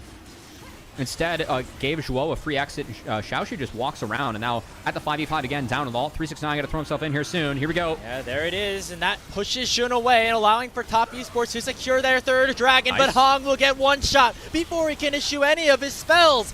The backside of things, Kanavi issues the Impale, but he's getting shredded. Scout has come online, and he's still looking, still hunting, has his flash, has his ultimate. He's found Jackie Love and takes him down. 3 kills into the hands of JDG. An insane angle from Scout to try and save the game, and the Azir being so big at this point, Crepes, is doing some serious work in these fights, as I think that Otacon mistake from Top Esports, they lost a ton of control over the game. So yes, they have all the objectives, like they're sitting on sole point, but JDG now has all the gold and some decent scaling, especially in the hands of this Azir. And Scout going for the Yandri's build in a really heavy health stacking game. He is just pumping on this thing. Now a Void Staff too to help that tank shredding. As the Baron has just spawned. Kanavi not spawned for another 3 seconds. Jackie Love for another 8. As it's Cream, 369, and Hong trying to fight out in a 3v5, at least for the time being. A Miracle Steal could be in place, but instead it'll be Xiaoshu of all people to secure the objective as JDG are wearing purple. All right, baby. JDG, you're in the game. I think that this is like what we wanted to see out of Top today was a more dominant series. They've dropped 5 games. Like 5 of their 7 wins are 2-1s. And this one, we're kind of seeing why. Like Hong never doesn't pull the flash trigger. I think Scout positions himself great in this fight on the control ward, utilizing the Braum really well. And we said at Top Esports, like, it's on them to throw their spells in to try and find the engage. And for JDG to catch, they didn't use those spells very well. Beautiful play by Scout here. Definitely makes up for a little bit of an oopsie in the bot side. As he's bounced back. And yeah, that was a massive fight from Scout. Jeez, Scout. Okay. What proc the spell? I think I saw Jackie Love's spell shield get used. The EQ from Azir, it can be goofy as Sivir. There was an old bug on Sivir where, like, if you throw in spells at the same frame, the spell shield eats it all. I think they fixed that. So instead, Jackie he got hit by both of them, kind of. So blocked one, and then he gets sent in. Unfortunate. Yeah. Scout also cast the R like before the EQ was 100% finished, so that could have been a little bit goofy too. It was a beautiful combo by Scout, and he picked up a Seeker's Arm Guard off that last fight. So really important item for him to have against stuff like Talia, Rel, Skarner, because now he can hopefully get himself out of one of those big engage tools. Matters a lot as Azir. Scout's having a great game right now after outside of the Otacon play. Yes, Scout's very critical. Yes, that one play. He redeemed himself though. Picked up a couple kills, and is now up 4,000 gold over his respective lane opponent in Cream. As Top Esports just do not have the juice on their backline carries to do the late game damage that we were expecting them to do with their composition. It is all JDG at this point, as they have the Baron buff for the next minute and change, pushing in both top and mid at the same time. I guess, like, if I'm going to hindsight this a little bit, you would want the 9 kills that Kanavi has. Probably a couple more of those on the Jackie Wolf would be nice. Yeah. Because item-wise, we said that LDR, Lucian, he really needed it. Well, FaZe has it now. That's making a big impact on this game. That's his 3rd item. Jackie Wolf is not even on 2. And he needs an LDR himself for what the Kasante has in his kit, too. So, yeah, I think funneling Jackie Wolf to the best of your abilities, that's the best thing that top esports can do right now. Tough to do so, though, against the Baron. But they can delete waves forever with the Sivir. So, I think sieging really tough for JDG. JDG, just gotta make sure you issue the chip damage where you can, but you just don't get caught out. Don't have Paze or Scout die, as that would just cause everything to turn, all the work that you did to go to the dumpster. As top esports have the soul point, they have a chance to take that dragon in about a minute's time, so they gotta make sure that they are ready for that. JDG need to make sure that they can take this dragon and are put in a good position to do so. I mean, the wave clear, the tankiness from the Scion, the Talia, the Sivir, made for a pretty null Baron for JDG. I still think that getting gold and getting a gold lead like this is important for them, but I don't think this is an unplayable game yet for top esports. That said, I'm in the camp where I probably give this dragon. It's really tough for you to get a map set up after this. Just get as much gold on Jackie Wolf as you can. I'd be putting Sivir top right now. Have him play the next 2 waves and try and just trade the dragon for that. Like, there's nothing else for you to play for at the moment. I'd be really surprised to actually play for the dragon here. And remember, we talked about in the draft, we think the scaling for the Sivir Scion comp obviously is going to be very good. You bought yourself some time by taking 3 of the first 4 dragons that, yeah, I would be okay for top esports just giving this up and just making sure you don't lose a fight again around this dragon, because that would really put a damper on this game.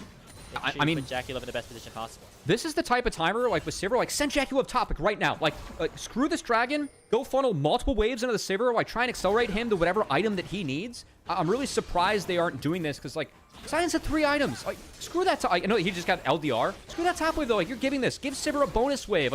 Try and find ways actually really funnel the Sivir, because she could easily kill the mid wave, walk top, kill that wave, walk back mid, caught this wave, killed it again. That's the kind of stuff you can do with Sivir. You can really cheat waves and power yourself up. And Jackie Love's going to need all the power that he can take in his kit, because we're at 3 items right now. We're a single item behind the Lucian, and I really feel like he needs the 4th, because Vamp could be really useful this game going into an Azir. Whatever he's going to pick up next, I think you just got to put all your chips in the Sivir. I mean, he's the one who can really change the way this game functions at this point. In general, Cream not really in a position to one-shot anybody anymore, so the amount of damage that he does doesn't matter the most compared to what Jackie Love can do in a front-to-back. You might see one of those open up now, as a Glacial Fissure does land onto Hong. And Paze dashing forward, aggressively finding the stun, but now it is Kanavi that has just caught out Shun with the Impale, forcing him to flash away. But on the backside of things, it's Scout immediately assassinating Hong and not being able to take anybody down with him. There's the Emperor's Divide, lands on a 369. Paze dashing forward over the wall, gonna be able to clean up the fight. That's a double kill and another one going over to Xiaoshu. And 369, the last remaining survivor, but he won't be for very much longer after this. Shun lands, the wind becomes lightning, and 369 becomes fodder for JD Gaming. That is an ace picked up for them, and they're trying to even up this series at 1-1. I think the 5-0 ace does it, Grapes. That was just a fight on a timer the top esports couldn't take. You're down an item in both carries. There's no Void Staff yet for Talia. Top esports overplayed their hand a lot this game, and I think they threw this one. That Otacon fight, the goofiness that happened around there, should have been much cleaner from top esports. Still can't make those mistakes against JDG despite their struggles, and yeah, even series it is. One Nexus turret left. Hong just trying to delay things for the rest of his team, but it just won't happen. Top esports in that last fight focused on Scout, but Paze then became the hero. Those 2 main carries for JDG have forced a decider.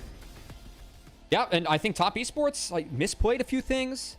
Again, this is the issue with top. I think it speaks to how strong Group Ascension is in the LPL. The fact that top esports are 7-1, and 5 of those series have been 2-1s. I believe 4 of those series have been 2-1s, right? They've dropped 6 games. But man, this is kind of also some of the issues that we see with top esports and some of the other teams in the LPL. I think AL very guilty of that. We're going to talk about that in the next series with Tarzan. I think overplaying a few things. But yeah, I really feel like top esports overplayed the Otacon. Hong made a huge mistake chasing people when they should have been finishing the objective. And Gave a lot of gold over to JDG, which they used well. And hey, Sivir, she can struggle to auto attack in some games. Lucian, big. Azir, big. Big game for JDG. And, you know, we could talk about how FaZe had a great last fight there, but the real winner, the real MVP for JDG was Scout. And again, this is a player that we want to see reach his fullest potential, get back to the form that he was in the last couple of times he's been to internationals, even back to LNG last year. And we're starting to see that. We saw that here in this game on his signature pick in the Azir. Yeah, I mean, again, I think for JDG, this, like the game 1 draft, I can almost forgive some of what I saw in game 1 from JDG. I think that draft just really put them in the hole. This one, again, we said it much more stable coming in. And man, did that Braum, like, really work overtime in some of those later fights. Again, the ability, how quickly you can proc the winner's bites with a Xin, a Lucian, and a Azir. Really saw that make a difference in some of the later fights when top esports weren't using those ults quite as cleanly and giving windows for JDG and that, like, pays on that elusive, assassin-y Lucian to really find good angles. I thought that was a really good game from both FaZe and Scout. Yeah, and if they can keep that up, maybe a sign of what's to come here for JDG. I mean they have been saying good things games. about JDG. That wasn't happening 15 minutes into this game either. So that's positive. And again, I feel like for this team, playing for the team fight's probably the better call. And I like the way that their composition like kind of revolved around that mid-game spike. You get a couple of kills onto one of your carries. This time it was Scout. Played around him, able to win out on some of these 5v5s, and that helped them obviously take the game. And now we're headed to a game 3, something that JDG have not done a lot of here against our top teams. They did take BLG to 3 a couple of series ago, losing that decider. Hopefully for them, things change here against TES. Kanavi did the most damage that game. Wow. I mean, he was like, what, he had 9 kills, 10 kills? He was like 6-0 early on. Still wasn't expecting to see that. A little bit grim for Cream on the damage chart. Yeah, again, for me, Sivir is very much a... I think that Sivir needs more conditions. I know that I was saying Sivir was like looking pretty good with Talia, Skarner, Sion. I think this is also a game where, for me, Sivir needs more conditions to be picked.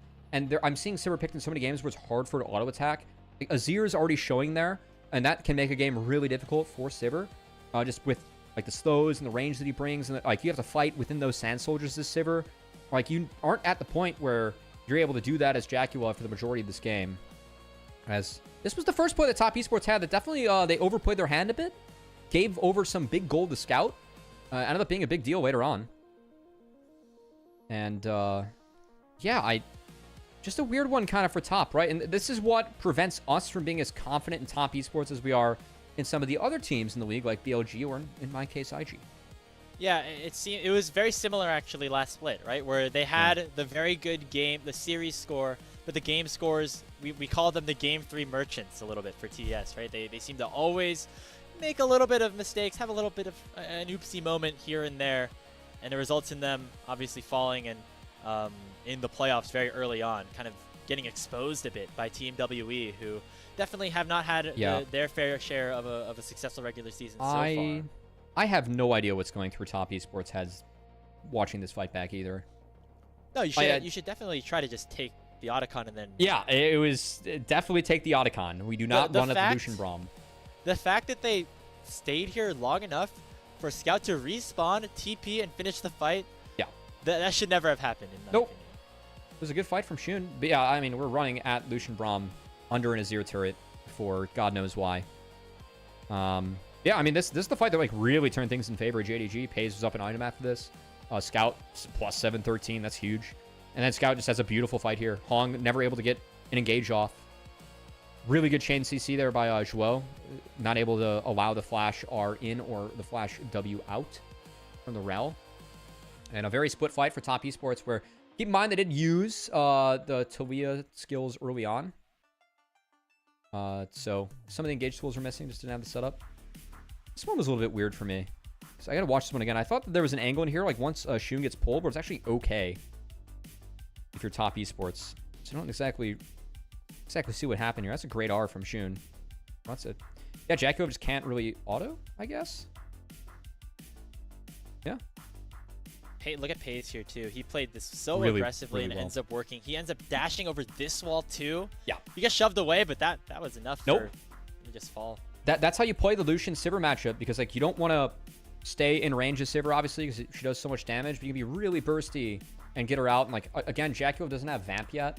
I think that Sivir is a champ, really important that at some point in the game you pick up Vamp, because you're going to lose health in fights. And the bouncing Ws can give you so much health back. So I think that was a big one missing for Jackie Love and for Top Esports. And an unwarranted fight, they're cleanly wiped, and we're going to a game 3 here, Grapes. Yeah, and we're expecting Scout to be named player of the game here for his Azir game. I feel like that makes a lot of sense all the way around. But remember our point about Top Esports as well, which is that this team goes as far as Cream can take them. Cream had a great game 1. Wasn't able, they won the game. Cream did not have a great game 2. They end up losing the game here to Scout. Need to see more out of this guy, more out of just, I feel like everyone else kind of did their job. Cream definitely did not do as much as maybe we were hoping for on that Talia this game. Sadly no. But hey, great game from Scout. Definitely some positives for JDG, something that we haven't really said a lot this split. We'll see if they can win a series. I think a series win against Top Esports. They're still looking to win a series against a team that is not FPX or TWE. So they're looking for an actual quality win here in Group Ascension. Chance to do so tonight would be a big pickup for them. Yeah, and a chance to start 2-0 for them into the second round robin. JD Gaming trying to, again, pick up their first win against one of those top 5 teams here in Group Ascend. We'll see if they can do that, or if TES will jump up to 8-1 after this break here on LPL English.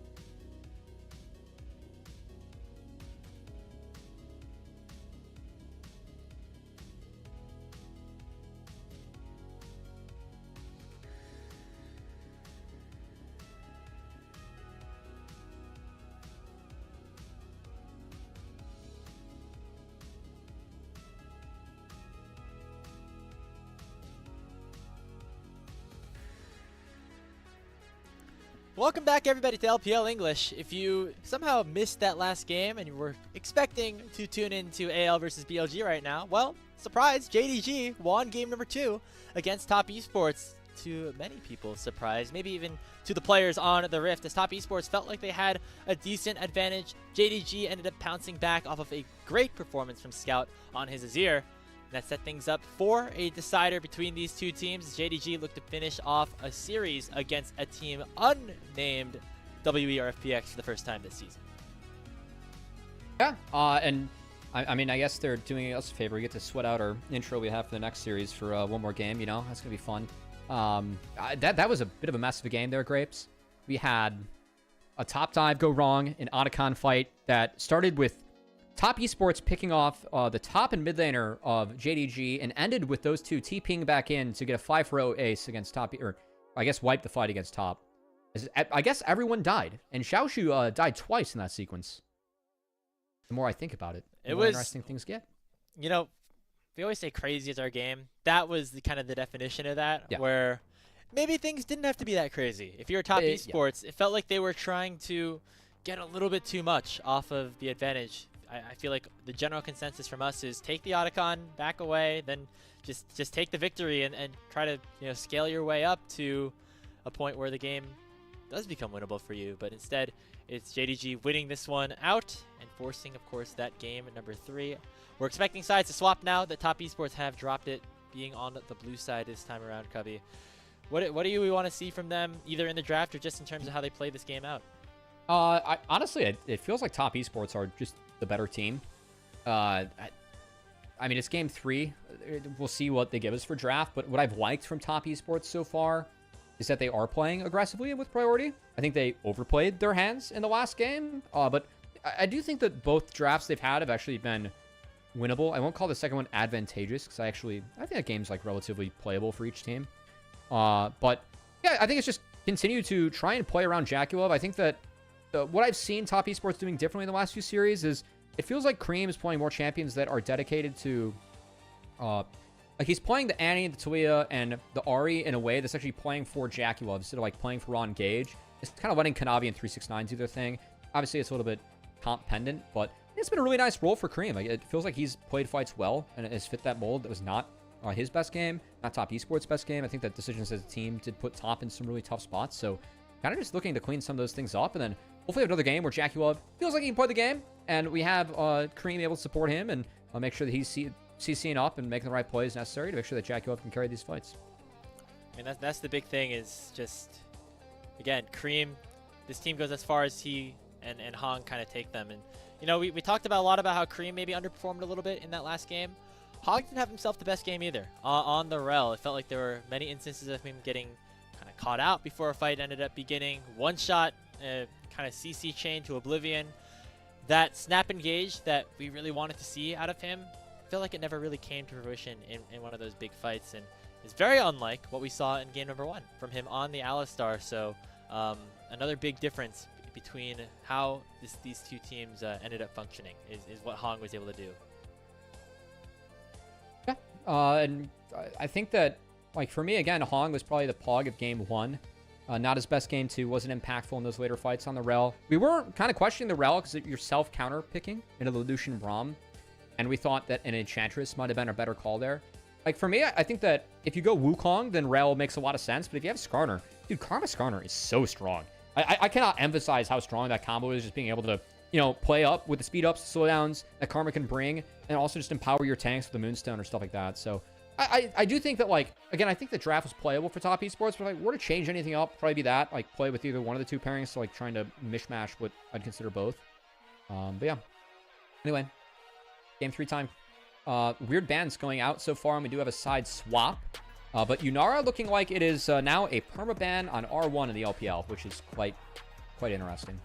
We've seen some pretty gross plays on it throughout the first couple of days that it was activated. So yeah, I don't think we're gonna see Yunara Janna, but if you see Yunara Janna, that combo is gross because the bounce that you get from, like, Janna, you get more AD from your shield, and that applies like all the bounces, kind of like how Janna Sivir, Janna Jhin works, and the other good pairings. Janna, unfortunately, is just not being played in this region. You have to watch NACL to see some Janna, where it's actually decent. Always something to consider, as, you know, we didn't see the Karma in that last game. Seems like engaged supports really are the meta melees here in the LPL, which, you know, kind of has been throughout most of its tenure, most of its history. Leona not up for this one, for the Poppy ban. And that Poppy ban tells me we could see a Vi first pick for Kanavi. I think that he's one of the junglers, still has had a decently high priority on the champion, even though we've really seen that priority falter for a lot of players, and I think rightfully so. Vi just doesn't feel like the same champ.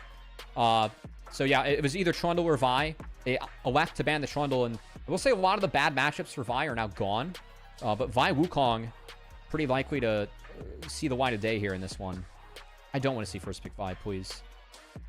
I mean, if you can trade the Vi for the Annie, or the Vi for the Wukong, I'd imagine that both of those are likely to go in this first rotation. So if top esports don't really care about that, they can go for the Annie, which was banned away from Cream in game number 1, I believe. So should be a pretty highly prioritized pick, especially here in game number 2 or game number 3, this final game of the series.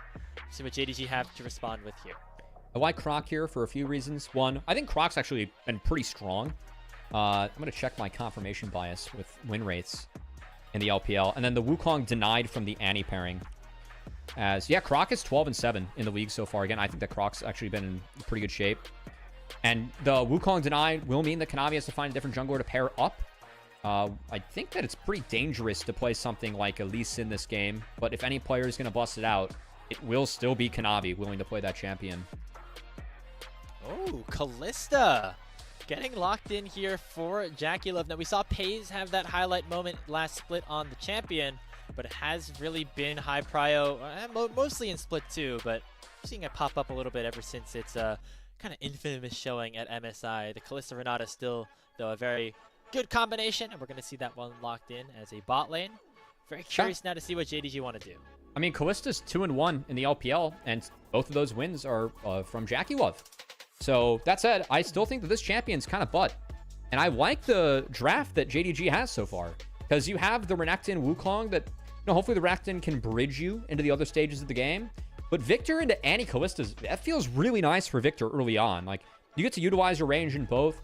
Annie, if you dodge out on some of the earlier gank windows, you outscale that matchup as Victor. It'd be really useful later on with the lasers and the pokes. So I think JDG has a lot of range to play with in the Kalista already, which I like a lot. And I like the Viego ban. I think taking away some of the carries are big, whereas top esports, Karma ban, so preventing the Ezreal Karma combo. And they don't have to worry about Lucian anymore. I don't think that Paze strikes me as a Draven player, so probably just see a Xayah ban. And then we'll see what they pick into Kalista. I mean, you're kind of stuck with going like Senna, which is a really risky matchup to play. Very dangerous to play in the early game. Or, I mean, we could see Caitlyn, but even that matchup's like not that good. Oh, they actually give the Xayah. Okay, we're probably going to see Xayah. Provide a little bit of extra safety here. Paze, yeah, very good on this champion as well. Just creates, in addition to that, very nice front to back for JDG in some of these team fights, and maybe the potential to outscale what an Annie Kalista can do in terms of damage once we get later on into the game. Corki, also something that could make some sense. Yeah, it's playable. Is very strong, like level 1, if you use that Gatling gun, right? So maybe you can get yourself an advantage there. That was really playable. I think I'm going to be curious to see what support Zhuo goes for, because this pool is being really attacked. Like, you don't want to play Nautilus into Renata, and Leona, it's playable, but into Kalista Renata, like, it feels terrible. So I'm curious to see what they pair up with the Corki, as we have yet to see Kanavi play Nefiri this split, but frankly, with all the junglers taken off the board this game 3, again, said it was going to be tough to play Lee Sin. You don't want to play Lee Sin in the Renekton. That feels terrible, so going to be Nefiri locked in for Kanavi. He was really good in this champion when it was strong. So we'll see what it looks like in this game 3. Yeah, I mean, very easy to forget, but there's been so many games that have happened every single day of the LPL this split, but last split, this Nefiri was basically pick ban the entirety of the regular season. It was very strong. Obviously got hit with a little bit, and kind of the jungler priority shifted as well, but Kanavi was one of the reasons that this pick was almost pick ban, earning multiple MVPs on it. And now we get a Bard to finish things off for JDG, so kind of separating themselves, getting themselves out of the 2v2, not prioritizing that, instead allowing for Zhuo to become more active across the map. All right, Grapes. I think if there's any series or any draft that JDG can and should win, I'm going to say I think it should be this one. I like their draft a lot this game. I think the value of Victor, the poke's really good. You're playing Bard into a immobile Annie. Also, playing with Bard timers when you're kind of playing around like a Narm Mega timer can sometimes be really good because you can force fights on and off those timers, or like stall out a fight to try and prevent that window. I'm just a little bit scared of the snap engage from the Annie, but it feels like JD Gaming got a lot higher priority champions across the board, like Wukong versus Nefiri. Wukong, dude, is a really strong pick right now. Nefiri kind of fell out of the meta, right? Renekton really good right now. You can play Narnuit, but I favor the Renekton. Kalista Renata is really only being played by top esports, so I think the Victor Corki and like everything that we have over for JDG, I see this as a very winnable game for them. I think their mid game is going to be a little bit stronger, kind of depending on how the early game goes with the Corki Bard matchup. Bard is better outside of lane than in lane, so the lane will be tough, even in spite of having the strong early levels from Corki, as you highlighted, Grapes. But yeah, this is going to be... I really feel like JD Gaming can win this game and win the series. I like the draft a lot this game. I think their game plan, like how I see them playing out the game, is a lot easier to execute than what I see over on the side of top esports. I'm eyes on Kanavi. I mean, it seems like a lot of the team is set up around him to succeed in this game. He's on a carry jungler, something that not necessarily as popular these days in this split, but he is going to have to take a lot of that mantle to help lift Top Esports to their 8th win of the season. As here we go, game number 3 between JDG and Top Esports starting right now.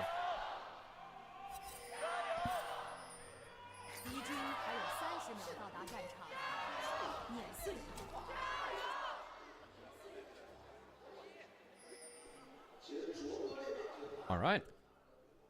Let's get into it, Grapes. Let's see if JD Gaming can play this one out well. I think their comp is good. I can really see a world where later on they have edge in this game.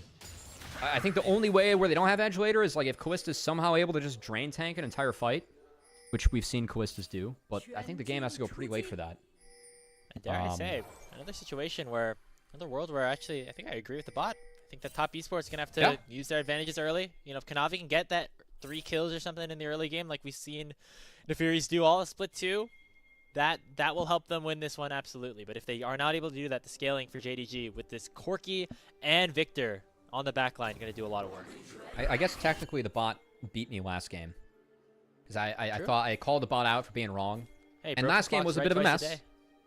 Yeah, it was a bit of a mess last game, but I was beat by AI in the last one. We'll see if the human can beat AI in this one, but also the humans align with AI, as I think the chart's more accurate and representative of what the actual skill curves this game's going to be.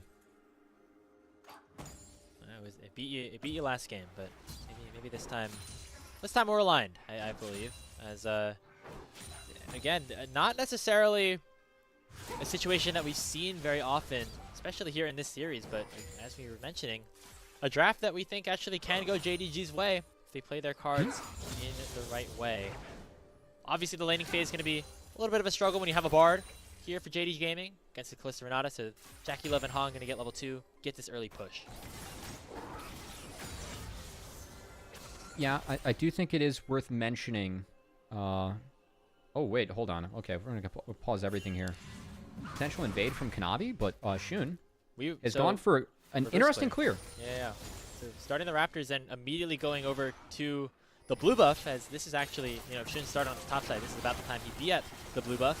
Kanavi not going to end up finding him this time around.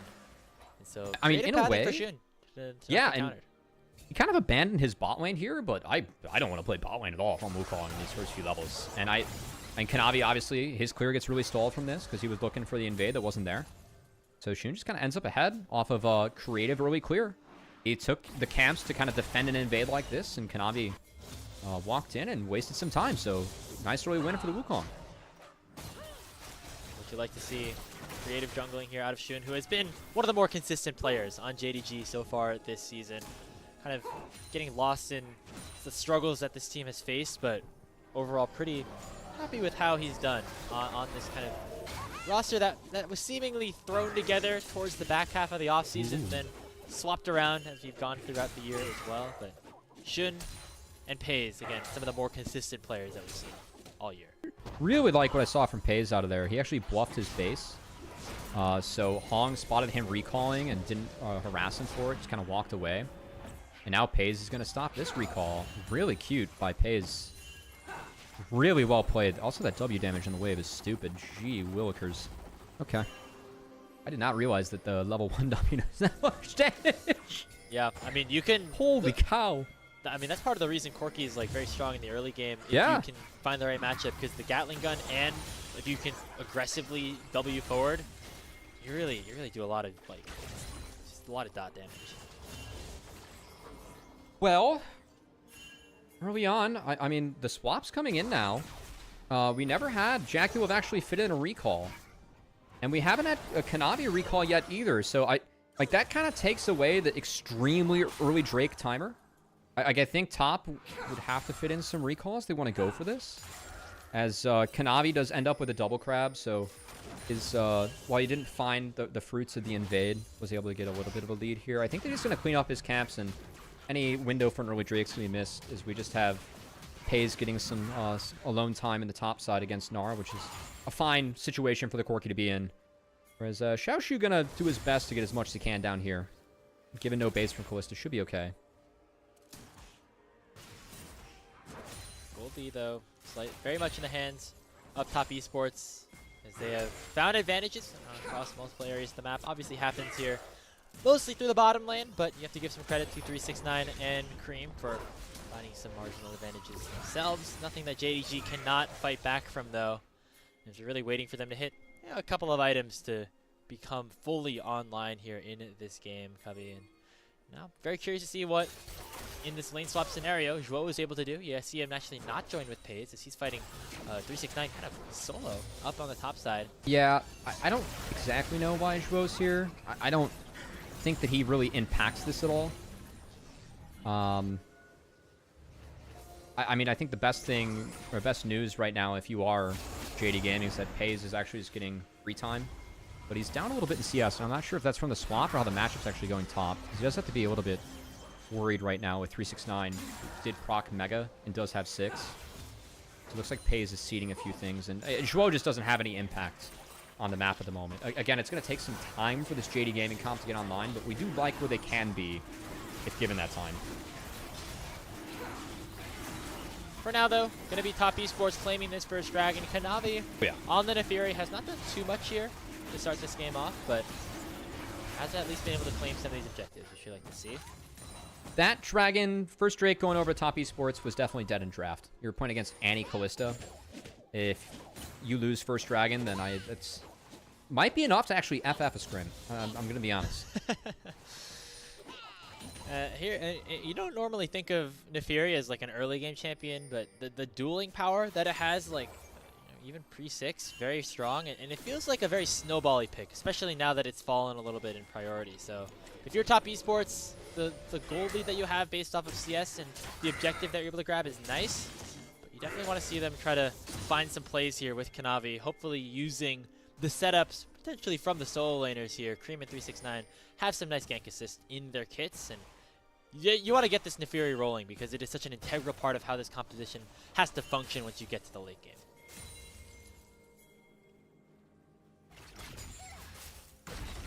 Well, I'm curious what they can do before the late game really hits. Because again, I think the top esports, it's really important that they play these early levels well. It's just where a lot of the priority and the champ strength that they've picked, it's where it falls, right? So I do like seeing them at least match the Corki now and then try and play for the grubs. Yeah, I think this should just be given. There's no way that this can be contestable. I do think that JD Gaming, like, look, we're looking at a Roa Victor too. So I think the script of this game, it's going to be, you know, what can JD Gaming do to just kind of try and harass or stall what's going on? And when we look at the swap that they made, that didn't really give them anything. Like, Pays is still down compared to Jaculov. He's only up a level. And what it cost, I think, was a lot in this Gnar-Renekton matchup, which, to be fair, if Gnar gets ahead, it could be really good. And this Triforce Gnar is going to be really powerful, I think, this game. Just because he spikes in the power trough for Victor. And that's, again, I think mid-game, top esports just have to hit it really hard. I think that's why they ended up going for something like Gnar, so they can just be strong at that point of the game, instead of a pick like Gragas, which 369 likes a lot. That's a good point. Just making sure that you're at the best position for something like a Rift Herald fight around a third dragon, where you can use some of these AoE ultimates. You can try to get Kanavi ahead and snowball the game from there. Because if you're not ahead after that period, that's where the Victor upgrades start to come through. Pays can get a couple of items, and now it's actually Shun and JDG looking for a play on the top side of the map. They're gonna look first for Hong. It's a very aggressive dash forward from Xiaoshu. They were trying to bait out that Fate's Call, and they do so successfully. Nice cancel on the dash forward by the Cyclone, and now Shun can go back in on the Jackie of the bailout. Not going to save him. That's first blood going over to Xiaoshu. Cream coming in, but it's far too late as the Crocodile trying to hunt down Annie. Not going to find anything other than that first kill, though, but a successful play from JD Gaming. And this is like why I think the comp for JD Gaming works, because again, Renekton's kind of the bridge to the rest of the game. And how Shun and Xiaoshu play that one, really nice from the Renekton. Is we're level 7, got steel caps, just pop R, be the big tank that you are. Between that and then the Fury engage being stuffed from Kanavi, ended up with an easy fight and a nice play to stall top esports. What we talked about with JD Gaming, they need to do stuff like this. You can see very patient in terms of utilizing their big abilities, and once that face calls out, Cyclone to block the call to pack, and then you go right back in on it. Yeah, it was really well played. The focus on Jackulov, really good at the end, too. Cream just has to get out of dodge after the TP, which I do think you need to throw. Again, this is the window of the game where you want to find these fights as top esports, where the champs on their screen are going to be stronger than the champs on their opponent's screen. That's a really good play in deny from JD Gaming, who, I mean, leaning on some of the strength of that Renekton there. Going to try and act as the bridge, and good job by Xiaoshu and Shun to play that one out the way they did. Top side of the map. One of the more consistent parts for top esports, something that, for Xiaoshu, he's been stable so far, but waiting to see him take the next step. Help JDG get to that next level. He's down in CS, but he's been able to play these fights out really well. Help JDG even up the gold, at least a little bit for now. That is a good position for them to be in. Next step is trying to fight around these mid-game objectives. Zhuo harassing Cream just a little bit before backing on away. I do like that. He actually prompted a walk from Hong and Kanavi to come up here and make sure that Cream can pick up this wave as the plate goes to the way of Scout. And the scaling pick so far for the JD Gaming mid laner, looking good. I mean, he's gotten out of the window. There's like one more scary window here that he's got to survive where he's flashless. As that was part of the trade that him and 369 made off screen in the bot lane. So I think that with Roa stacking and going up against Blinkness Annie and this Nefiri, like this is a scary window for Scout. So I do really like how Zhuo is hovering him and they're playing towards his lane. I think that's necessary. But after that, like Victor's just going to be better than Annie for the vast majority of this game. Once he gets the Roa stack, some more items under his belt. And JD Gaming in a really happy spot, just being at a happy medium. You're fine being down to 3 Grubs and 2 Drakes. I think you really signed up for this when you drafted the comp. The fact it's even gold is a big positive for JD Gaming moving forward. Yeah, and they're having a nice response on the top side of the map with this dragon going over. Gonna get most of this turret, if not all of it. And put themselves in an even spot in terms of the feats. However, JDG looking for a play on the backside of things down top lane. Already forced some dominance out of Xiaoshu, but he heals up a lot. Stuns up the Nefiri, but he goes on target at the perfect time. Maybe some dis-synergy by the Tempered Fate of Zhuo. Not going to matter at the end of the day, as top esports do get themselves the kill, but JDG going to answer by picking up this first tower. And that's first bricks versus 3 Grubs, and a big one too, because now we're going to have to decide the feats by the next couple of kills to come down. And JD Gaming's ahead on the play. Like they're able to play an extra wave because of this. So you can see the Corki with Pays mid. So again, I think the top, like JD Gaming, they know that top esports are the stronger comp for the Grubs, for the Dragon early on. They're trying to play around it and doing so really successfully. Shun a Triforce, that's a solo kill. Woo! Just, I mean, issuing all of the skills necessary onto Cream to take him down. A solo bolo for Shun in Cream's own damn jungle. Great find. Really nice job. And I like what I'm seeing from JD Gaming in this game. Like, there have been a couple instances where, you know, we kind of asked in past games, like, we've seen a couple tough early games against top esports, like, okay, like, is Zhuo in the right spot? Or why are they committing to this play? I think game 1, the big story was the bot side jungle was just top esports. Like, we kept on seeing JD Gaming trying to commit to the opposite side of the map where they had control, because they had control on the other side. That really caused them to fall behind in game 1. This time they give away the objective. They play for the strong side. It ends up being really good. So I really like what we're seeing from JD Gaming here. I think we're actually seeing like some decent plays and growth, as 369 knows there's no Cyclone on Shun, and he's going to get very aggressive here. Wow, yeah. See that rage bar pumping up too, knowing that JDG have to now back away. So nicely done there by Top Esports to try to alleviate some of this pressure. It allows for Kanavi to jump in and pick up the steal of the Wolves himself. Goes untargetable to get away from that big rocket. A nice handshake here from Hong to get everybody out safely. So overall, still Top Esports playing things out well enough. But overall, very happy with where JDG are at, specifically towards that top side of the map. I mean, Xiaoxi's been playing well, Shun found that solo kill, and now Scout really starting to scale here on this Victor. Yeah, I think on the flip side for Top Esports, like, again, I think early game, they still have to continue to play aggressive. Second item on Kalista is going to be really big. But at the moment, I think the 369 is going to be the point of power, because the Triforce Gnar is going to come in for the next base. He's going to complete the Cole. He's been farming up nicely this game, playing out his matchup well, as we've seen. And he's going to have to be big in this mid game, because if it gets too late in the game, this will be JDG's game if it goes way late, like in a siloed think tank, right? So for me, 369 on this Trinity Force spike, gonna have to get something positive done for his team. Gonna have to try to find a play potentially here around the Herald. Remember, JDG don't have any of these growths, but they might want to try to get some tower pushing themselves. Kanavi jumps in, but it's going to be shown to secure the Herald and the Eye. He jumps right back in to pick it up. Everybody else on JDG going to get out all right. There's also Pays with double buffs, actually able to kind of pressure Jackulov, get him out of there a little bit. So he's got a level. Keep in mind that he was in the 1v1 for a while in that early game. To get a little bit of an experience advantage. This is a little interesting from Hong. I guess they had 369 rotating. They got sums out of Pays. There's no objective fight up while that R's up, so I guess it's a positive, even if it looks a little goofy. Yeah, no cleanse. Could be big if this dragon is spawning in a minute and 20 seconds. Want to get that soul point over to TES.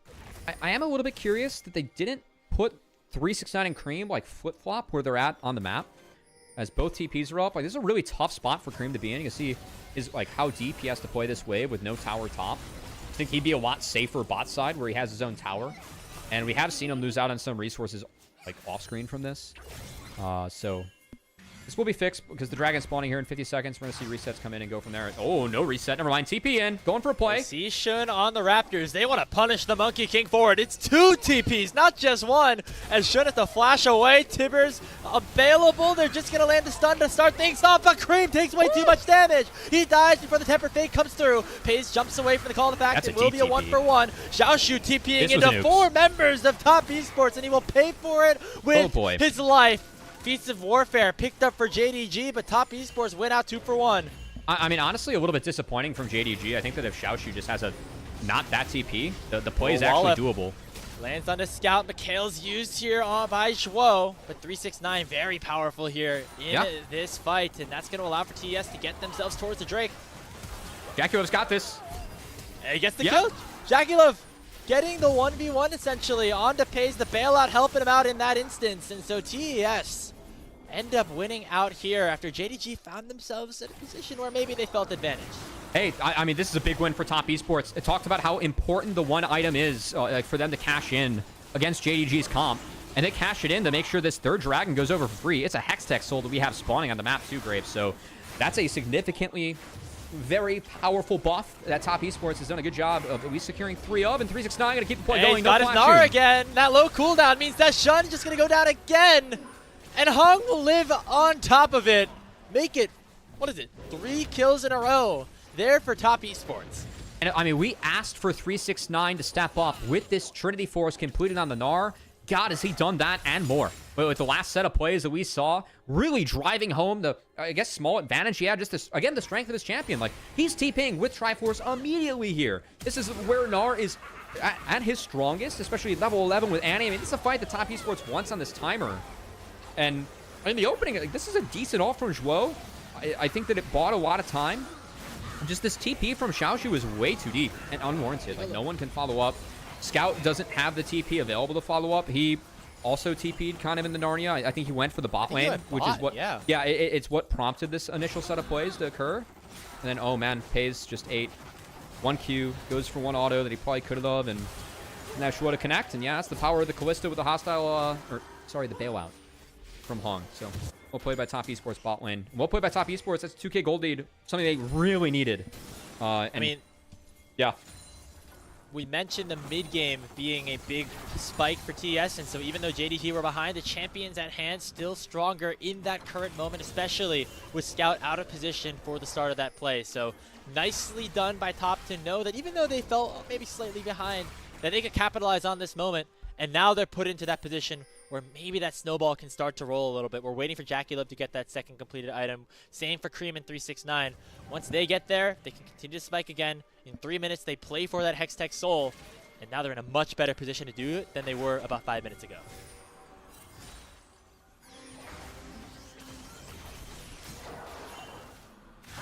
Well, JD Gaming going to have to be very careful and considerate around the Otacon and the Dragon, and especially the Dragon. I mean, I think that taking this 4th Dragon spawning in the game probably more important for JDG than anything, because Hextech Soul, it's really tough to beat Hextech Soul. I really like their draft and the scaling they have. I think Hextech Soul is a game breaker if they do give it away, especially this early. So for me, keep this as stable as you can.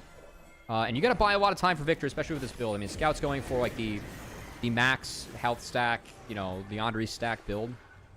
Definitely going to be a difficult one for JDG to play out, because his build's not going to be ready for the next fight by the Hextech. So they're already going to be at a disadvantage for that.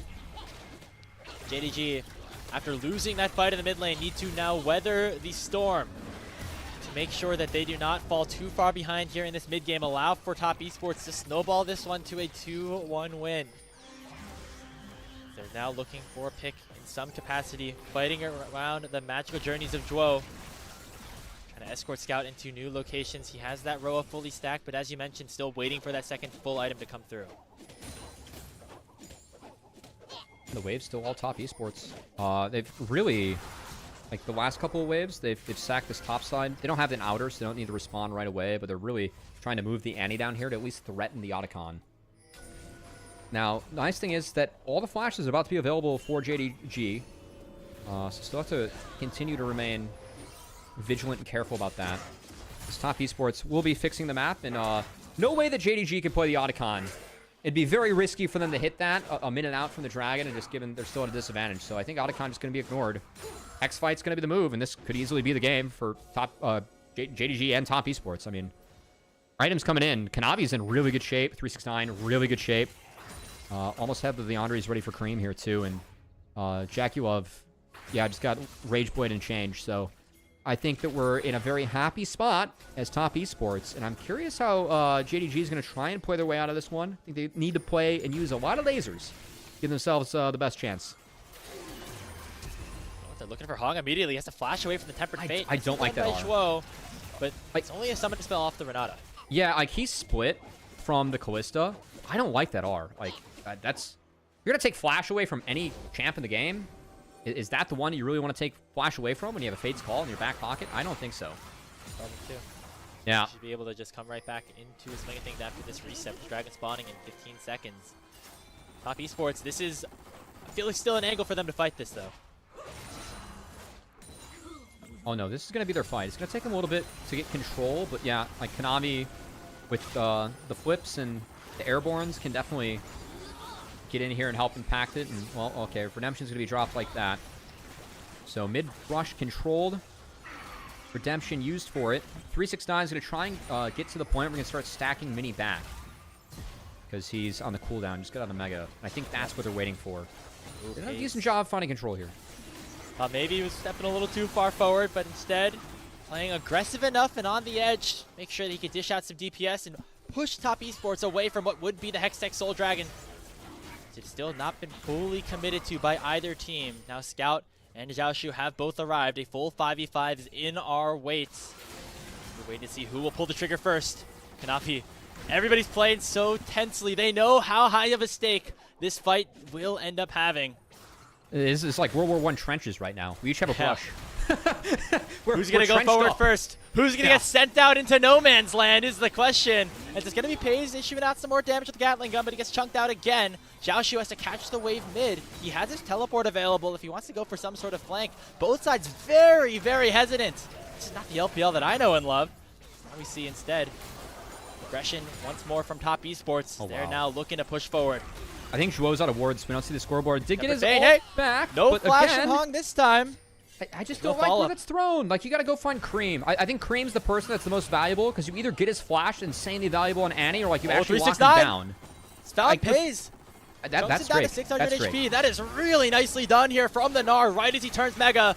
And now Pays is out of the fight as JDG have to try to prevent this soul from going down. It's down to 4,000 HP. They have a Callista Rend and the Smite. It is soul secured for Top Esports. But can they win the fight afterwards? Pays actually sticks around, looking to try to dish out some DPS as Cream gets exhausted on the backside, but lands a two-man stun. All the health bars on JDG are dangerously low, but Jackie Lovett to flash away. Xiaoshu finds his mark, and he takes down Jackie. Kanavi now on the run as well. Pays will go down to 369. It's an all-out brawl in the Dragon Pit, but JDG coming out on top so far. 2v1 here in the bottom lane alcove as Kanavi going to try to find an outplay, but he will not be able to do so. Soul to Top Esports, but Otacon will go to JD Gaming. And the fight, a lot of gold goes back into JD Gaming's pockets. Again, we're going up against the Hextech Soul, so we're going to be sciencing out a little bit of League of Legends here. What is more...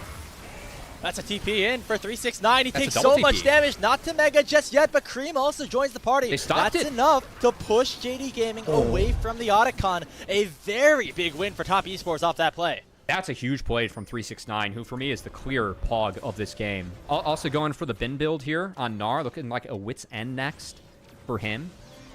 Yeah, I mean, that just killed JD Gaming's tempo. And the Otacon is now back to being even or playable for Top Esports. Do want to go, we have to give credit to Xiaoshu and his re-engage in this fight. As you're going to watch 369, who, I mean, he had a massive sequence. He's the reason that Pays is so low. But once he goes mini, you're going to see 369, he's going to go for the super flank. So he's trying to get around everyone and go for the big flank and then have a pincer move for Top Esports, and Xiaoshu breaks it. He goes after Jackie Love, who spends a little bit too much time in the pit, and right when he tries to cross out of the pit, he flashes out. Xiaoshu flash follows with his abilities, finds a shield break with the empowered W, and takes him down. Really big play out of the JDG top laner. By the way, the Otacon's getting started up again by JDG. Tempered Fate was used for another flash from Hong. But now Top Esports, they don't care about the Otacon. They already have the Soul. They're looking for Baron as well. This should just be a trade of these objectives. And honestly, not really sure who you favor. Top Esports, though, probably can find a lot with having the Soul and the empowered creeps. Well, I'm trying to look at how many roses we got. We're at 20. So they got about 11. Let's see, 20. That's not quite. That's like worth a half a level at this point of the game, just about. I mean, we'll see what they can get off the Baron. I think that Baron could be really big, though, because you can get in a world where JD Gaming, like the scaling team, if you take away these inner turrets now, you can actually start taking camps away from them, and that's pretty dire, right? Because then your scaling team is not getting as many resources across the map. And we do see the camps under siege already. Yeah, the Baron buff's going to be big here for Top Esports. Really need to continue to push their advantages here. And 369 unrelenting in his pressure. But now he's getting engaged on here by Shun. The Cyclone forces the Gnar and a leap away. And so it's disengaged, at least for now, as the rest of TES take this mid lane tier 2. There were a couple points in the second game where 369 played things a little bit too fast with the Scion, the rest of his team. But man, his Gnar on point as usual. 369 remains to be just that consistent pillar in the top lane of the LPL. He's been that damn good for that damn long at this point. We're really thinking about it. I mean, he almost has he's got similar history now on Top Esports that he was able to make on JD Gaming. Think about the tenure that he had on both orgs now. Yeah. Pretty crazy to think about. As he is trying to be the difference maker against his old org here. Pushing Mega once again. Should be enough for this tier 2 tower to go down. Here comes Cream. Tibbers lands on it to Shun. They find the stun, but this time it's on to Scout, and the victor is down. Tempered Fate's going to save Shun for now, as the bailout will not save Jackie-La, but now Pain's getting collapsed upon by Kanavi, and that should do it. Shun taken down. Only Zhuo will survive. It's an ace picked up. No, not just yet, as Xiaoshu's still alive. He teleports back in, but it's a 4v1. Top Esports, though, looking to break open the base. And I guess the Safiri, it's a little bit deep in the bag for Kanavi, but good enough to play with Annie. As Top Esports, from start to finish this game, they used that Callista damn well. 369 was the perfect bridge that his team needed, and it sure looks like Top Esports going to find a 2-1 on this push. Yeah, it looks a little bit over. The death timer's too long. Xiaoshu gonna have to do something quickly. He has his dominance up now, but the Nexus is now exposed. JD Gaming's victory against a contender will continue to wait as TES move up to 8-1 in the standings with a 2-1 victory over JDG. Well, folks, I guess what we expected in a way coming into the night with top esports win, JD Gaming. At least teasing us a little bit with a good game, too, that I feel like was one more off of top esports mistakes than JD Gaming good play. And if we look at it through that lens, I still don't know how I feel about this JD Gaming squad.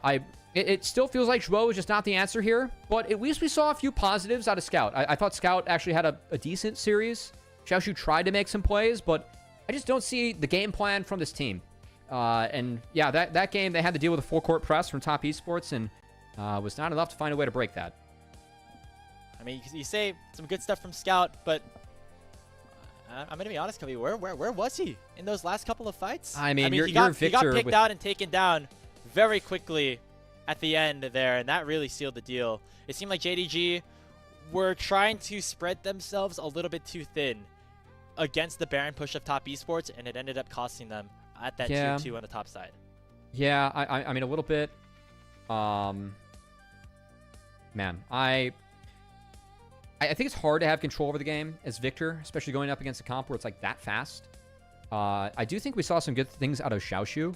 Just felt like that TP play that JDG had. I mean, that was off of Shun going for an invade and just not respecting the TP timers when both solo lanes were on reset a minute before, 1 minute before the Dragon. So with the timers in mind and having TPs up, it feels kind of disrespectful to walk into Raptors, and I think that third Dragon is where the game really changed. It was an even game going into that. And if top esports is able to stall it out or actually find a win, I think that really changes, the trajectory of that. But when you come out of that with a 2k gold lead, a summoner spell advantage, no chance for JDG to do Otacon, it really feels like that game is just coming down to solo, where you're going to be at a better advantage than what you would have had before, going into that third Dragon fight in the first place. So I think that's where things really changed.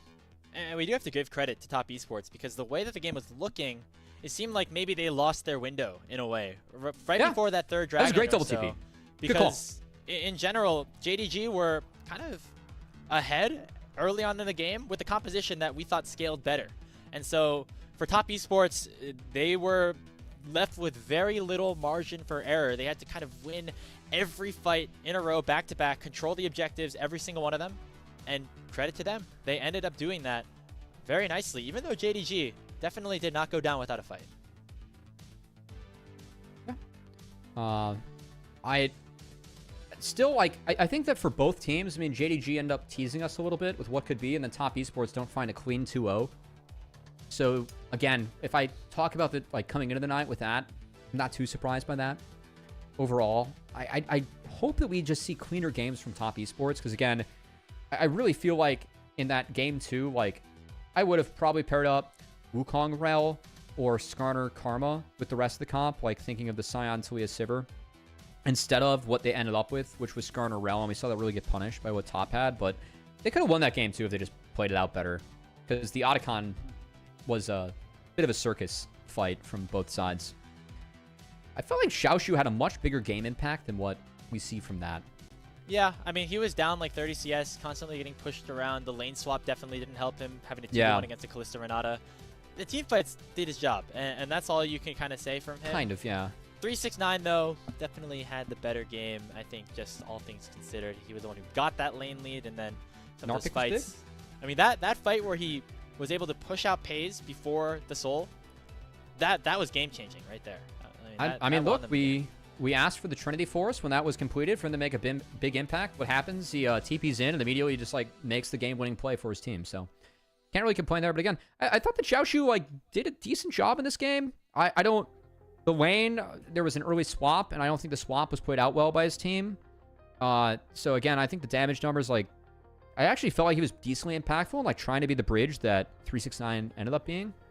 But yeah, again, Shun. We're 1 minute ahead of Drake, and TPing like this, I really wish I could see the minimap. Just not warranted from him. As this was the game-changing play, and what ensured top esports had that big lead. And for JDG, They will continue to be winless in series score against a team above them in the standings. And that was something that we talked about with like Team WE last split. You remember that? Yeah. Where until the playoff run, obviously. Wait, that's actually a really good poll, Grapes, and a really crazy comparison to make. That's not something that we should be expecting out of a team with superstar players like JDG. That is why it's a good poll. Like, you're not wrong. If you think about it, JD Gaming is exactly where Team WE were last split, but worse. Because they were at least threatening the top 5 in a 10-team group ascension when they were in spot 6. We're in spot 6 in an 8-team group ascension now for JD Gaming. That's a good poll. Well, when you put it like that, that's actually kind of crazy perspective to talk about where JD Gaming is. Yeah, because you think of the players on that WE roster that were picking up those wins, and you're like, okay, like that's respectable. You got some games over NIP, some Thunder Talk wins, some FPX wins, maybe a Weibo one sprinkled in there. With the players that WE have, again, that's impressive in its own right. When you're looking at how JDG have their roster structured, not necessarily as impressive. Damn. Well, Hextech Soul's OP, man. I don't know what else to say. Hey, at least if you're top esports, more wins against your rival at JD Gaming. A rivalry that I think we said coming into the day, too, doesn't feel like it's as tight as it used to be. The record definitely said so from this year, with Kanavi and 369 kind of owning their old homes. Feel like they never sold out of that real estate, you know. Now, they kept invested. JD Gaming did not. What is interesting for top, though, they jump up to 8-1 overall. Their next 3 series, Invictus Gaming, BLG, Anyone's Legends. Those are 3 of the better teams that we have here, the 2 finalists from MSI, and then obviously the team that we think is probably right up there in comparison. So a really good test for top esports, and we're hoping that some of the consistency really gets figured out, because if you're losing games here to JDG, you're dropping games kind of here and there. They dropped a game to WE a couple of weeks ago as well. You know, against the top teams, maybe they're not going to be able to get that amount of flexibility. Maybe not. I think this is the easiest pog of the night so far. Pong was still robbed in game 1. I'll say that again. He had a good game, yeah. He did have a good game. I'd say that is a positive, actually, for top esports. I don't... game 2 was rough for Hong. I thought he did his job in game 3. I mean, you're just playing Quist Renata. I kind of expect most supports to be able to execute that. But hey, played it well. And yeah, 369, very impressive on the Gnar there, as rolled some 9s, got a pog, and top esports got the win. So now it's time for the real banger of the night, I guess, Grapes. This one was pretty good, though. It's top esports jump up to 8-1 in the group ascension standings, picking up that win over JDG. According to the LPL rules, they're in first place, at least for now. We'll see if that ends up changing as we move on to our next series. It's a rematch of the LPL finals, BLG against AL, after this short break.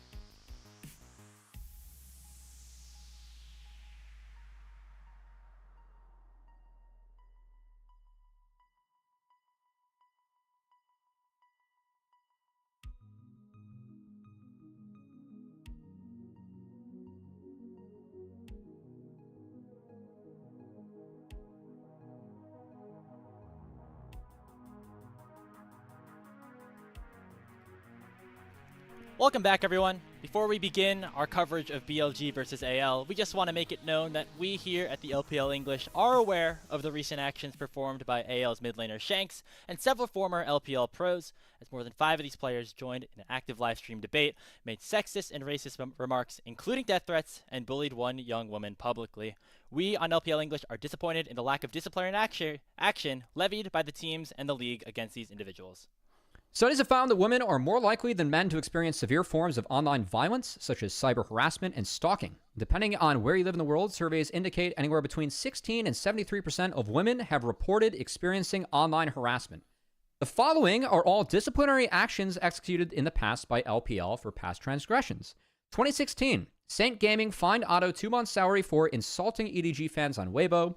2020, Lian fined 3 months of total salary for testing or abusing a solo queue bug, which he actually reported to Riot, and then afterwards was fined and then suspended for several matches for. Also in 2020, eStar fined Wei 1 month of total salary for taking Ignite instead of Smite in a pro match. It was bugged. We find it ludicrous that these more extreme fines can be levied for the above transgressions, but recorded video evidence of consistent harassment has only warranted a 3-month bonus salary fine against Shanks by AL. We encourage members of our community to support each other and speak out against and diffuse situations of online harassment. Make sure you do your best to familiarize yourself with helpful or legal resources in your area. We additionally have some resources now linked in the chat that you could maybe use if it is necessary for you. We on LPL English will still continue to cover AL games, but we do think it is unfair to do so without drawing attention to this issue. If learning about the behavior of some of our current or former players has decreased your enjoyment of LPL games, know that we recognize your frustration and disappointment, and we're hopeful that fan voices can still be heard to promote action from the league and lead to a more inclusive and welcoming community in the future. And with that, we will continue our coverage here of Anyone's Legend versus BLG, Cubby, because all of the controversy and all of the craziness aside, it is still going to be a very important matchup, both because it is a rematch of those summer finals or Split 2 finals, but also just two teams that both have a lot riding here on how the regular season is going to continue to shape out.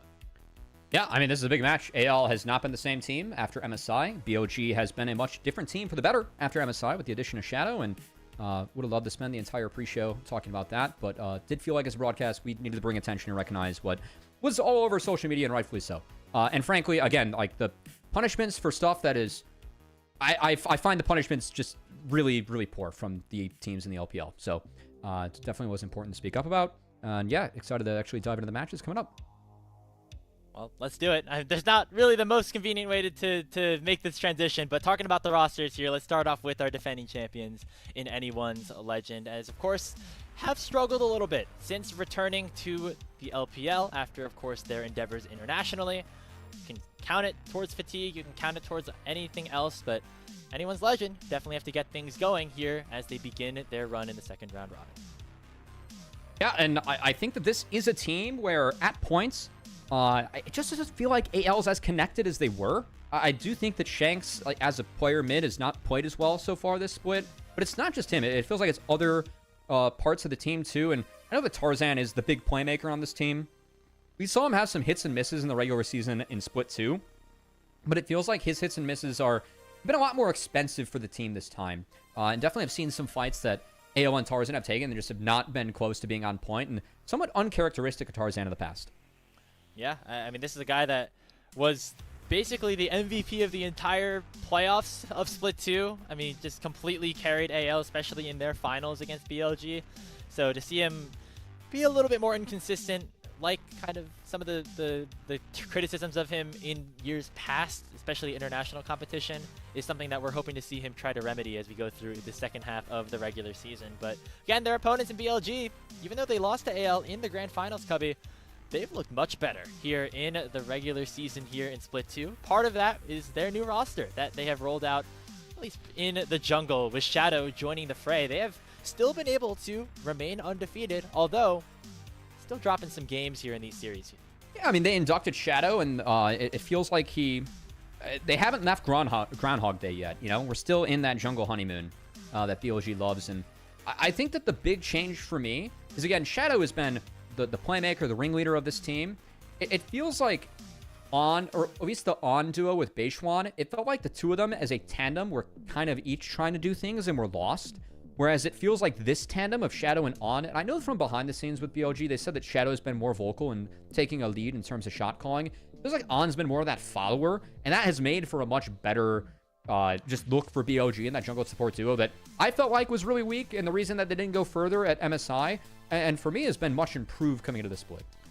Yeah, I mean, you can talk all you want about like the mechanical skill of a player like Shadow, but you know, from his time at FPX, from his time over these past couple of years, always has been a very vocal leader on any team that he's been a part of, and really seems to have gelled this BLG roster together, at least for the moment. Obviously, when Beishuan came and joined BLG, there was that honeymoon phase of winning a lot of series in a row. The question is, how sustainable is Shadow on BLG really going to be? But as we mentioned, Cubby, there's been a very stark difference in how our two MSI participants have looked going into split number 2, and we just want to, you know, take a look at the standings, but just also how each team has been performing. And you know, we look at Shadow being a big part of BLG. You know, on AL side, Shanks has not performed as well as he did in split number 2. Yeah, you can see the average CSD at 15. It hasn't been the best landing phases for Shanks so far, and I think that, man, like Shadow, I mean, I really never saw a timeline where we would get BLG Shadow. It's so funny because like I'm thinking about, there's an old screenshot of Shadow like on LNG, just like in the pits of LPL hell.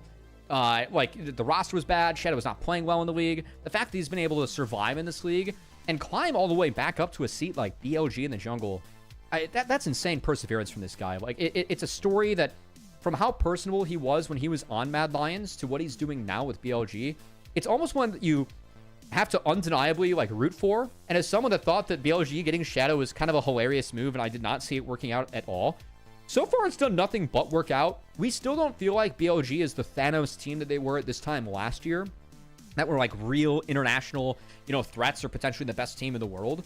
But this is a team that just took 4th in an MSI in a split where they changed out their jungle and a coach, and have spawned in a split 3 looking much better off the rip. So I still think that there is a lot of reason to be excited if you're a BLG fan, and excited to see them enter the second round robin today.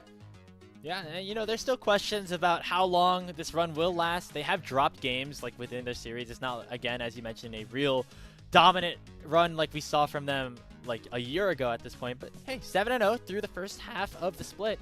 Definitely nothing to scoff at. Nobody other team really was able to do that, obviously. And so you're looking at Anyone's Legend on the other side. They're your defending champions, and they do look a little bit lost at this point in time. Not necessarily the same start that they got out to in split number 2, split number 1, where they made finals in both of those seasons. It's going to have to turn things around going to split 3.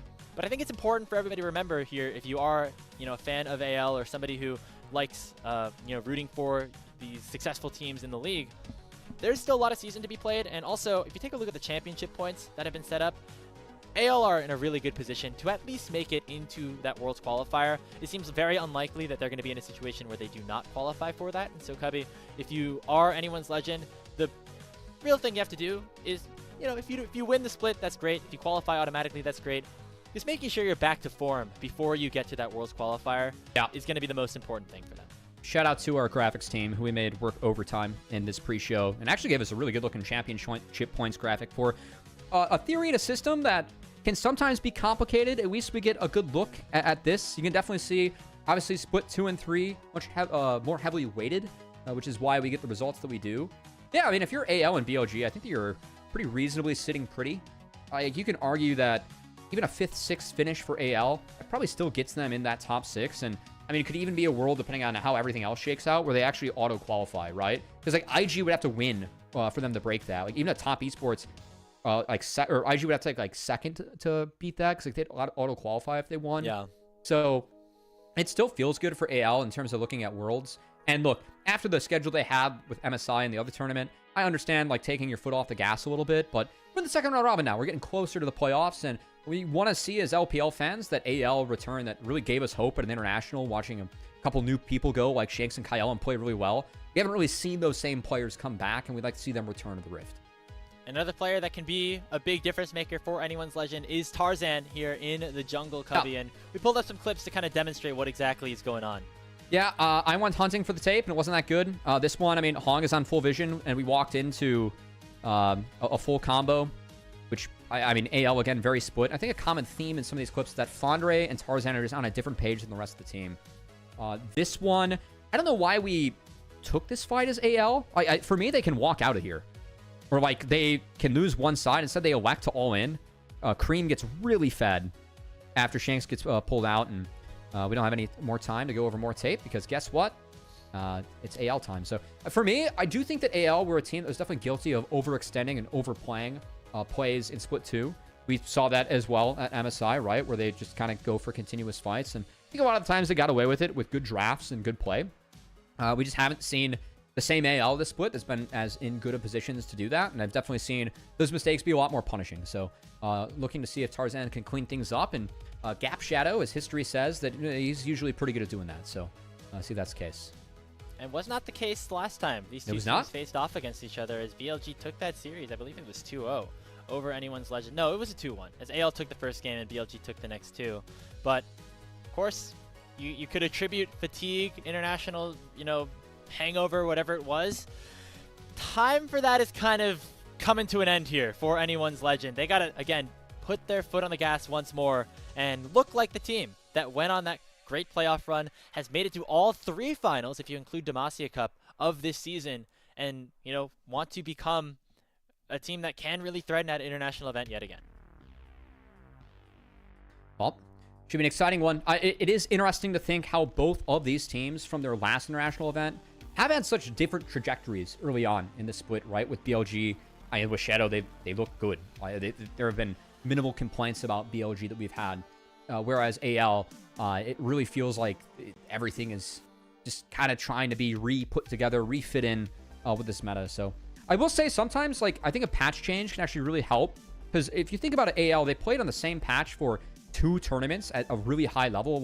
When you spend that extra time on those patches, you really get the chance to drill in, drill down, and figure out what's good. I think that the patch change sometimes can just... the teams playing on 14 from the start of the split, AL wasn't focused on that patch for nearly as long. Now they kind of even up the playing field, playing on a different patch, and we're hopeful that AL, a team that has, I think, been rightfully credited to having good drafts on top of good play in the LPL. I'm curious to see if they can find some more of those edges that we are used to seeing this team find. And frankly, that is one of the ways they beat BLG domestically last split too. So I feel like BLG's leveled up in that category. Shadows help with that. I think just bringing some stability and a little bit of a bigger pool compared to what Beishwan had. So see if that can continue. I don't know. I feel like some of the drafts have been maybe a tad questionable from AL recently, which is, I think, another part of what we need to see them build on. They've cooked maybe a little bit too far in some situations, which I know something Tabe likes to do. So we'll see if they reel it in or try to just play a little bit more standard or try to be really creative here against BLG as we've entered draft 4, the first game of this best-of-3 series. BLG did not get side select in the first matchup between these two teams, so they get it this time, of course, opting towards blue. That's both the Orianna and the Azir ban, you were just daring AL to ban Talia. And I'm wondering if we get some sort of trade between Talia, Trundle, Sion's still up too. So if you give up 1P Talia, you can still go Sion, Trundle and actually feel pretty good. Play Annie on the back half too. So really interested to see what AL decides to take away here. Because they have a lot of opportunity to deny one of those. Of course, Yunara is still on the board too. And okay, not anymore.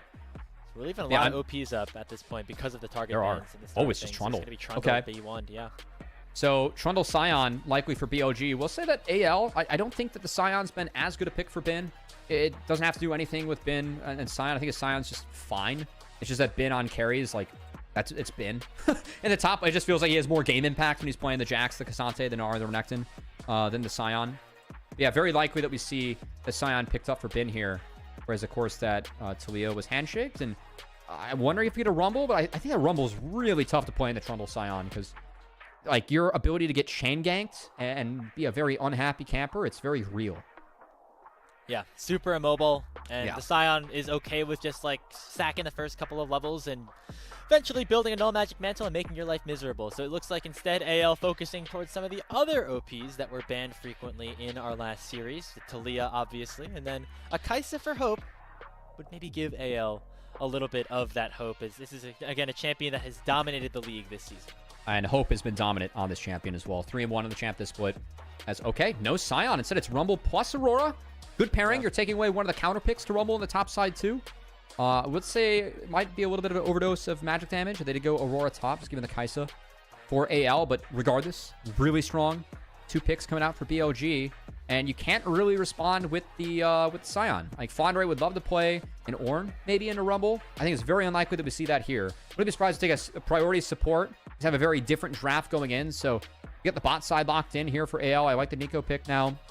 Don't have to really ban a lot of supports to protect that. You can pretty safely blind that, take away Karma if you want, and just kind of play from there.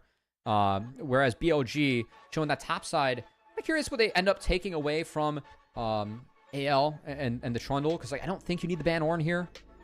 You could even consider like a Renekton ban. I think Renekton and the Trumble Rumble is actually kind of playable. We just haven't seen a lot of people play it because you have to scale into that matchup a little bit as Renekton and then play side lane, which is a little bit different from most Renekton games where you're just, get the brute force early on and win. But I do think that match is playable. I'm just kind of curious what Flandre ends up going for. Yeah, I mean, the Scion, the Ornn, the Cassantes are all things that you generally would want to pick into a Rumble, but are very bad into Trundle, who is something that you always have to consider here. One of the classic matchups from the start of the year was like a Galio, but then you really are indexing into magic damage here for anyone's Legends. Oh, that's a good call. Would maybe be a little bit hesitant to lock that one in. Maybe Flandre just goes for something that might have a little bit of struggles in lane, but can just do more in the team fighting, like a Renekton, as you mentioned. I think the Maokai gets, like, do you have to ban Maokai here or not if you're BLG? Because for me, the best 2 picks in the Trundle have been Wukong and Maokai. But again, you said the magic damage. Like, I don't think that you're really worried about a Maokai here. So yeah, kind of a self-counter, which I'd be very curious about. Jarvan is something that Tarzan's played a lot of and is good into the Trundle. I think you Jarvan. Yeah. That would not be bad either. I'm with you on the Jarvan, but it's going to be Ambassa.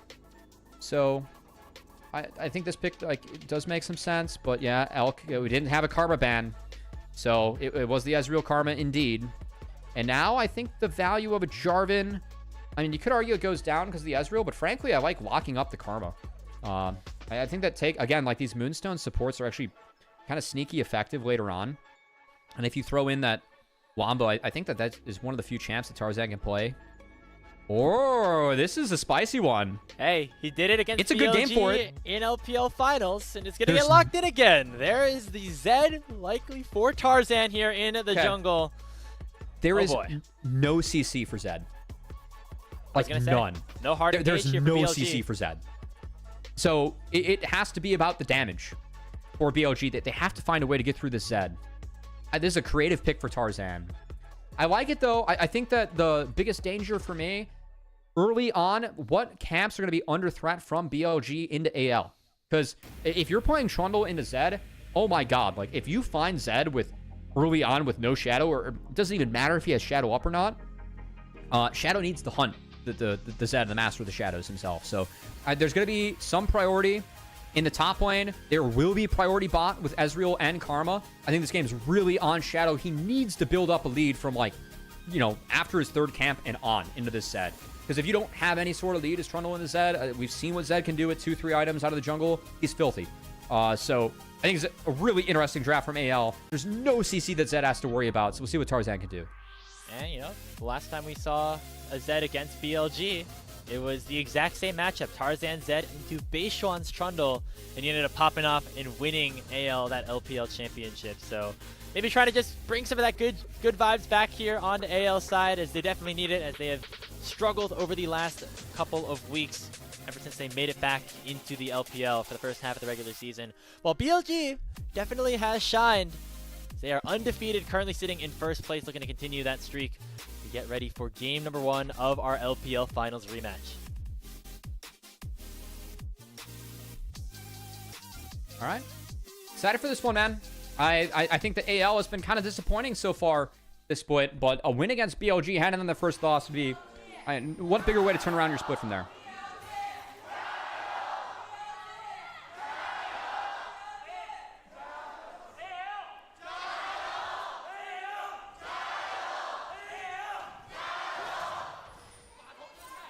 think we are in Shanghai, the neutral site, unless I'm mistaken here, between BLG and AL. Oh, that's when you know it's a big game. You got the neutral site for it, you know? I also don't think either of these guys have a home arena, if I'm not mistaken. Fun. So That's a all pretty games are sports-pilled Shanghai. take, you know? Yeah, like the World Cup finals and things like that. Just, Opening college basketball games, you know? yeah. Duke, That's Michigan true. State playing on a battle cruiser. Like, how American is Just that? going to Hawaii, yeah. Like Hell yeah.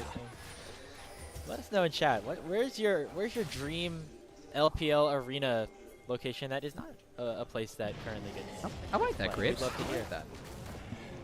As I mean, we did see in our geography discussion, Kyle got pushed out a little bit. That does allow for Shadow to go It for a nice doesn't invade. matter. Yeah. I mean, again, the level 1 is so winning on this side from the Ezreal to Karma. And yeah, we're going to see Hope get forced out. We'll say that Elk, his Ezreal, we mentioned the Hope Kaisa. I think that Elk's Ezreal also warrants a lot of mention, as it has been fantastic, this split. I mean, this year. I think that Elk, like, with all the BLG, you know, not quite being the BLG that has been as dominant as the last couple of years, I think Elk might have had, like, he might be having his best year out of any year that he's had on BLG. I know I didn't follow LPL as closely in the past two, but man, it really feels like Elk has been on point as a marksman for this team this year.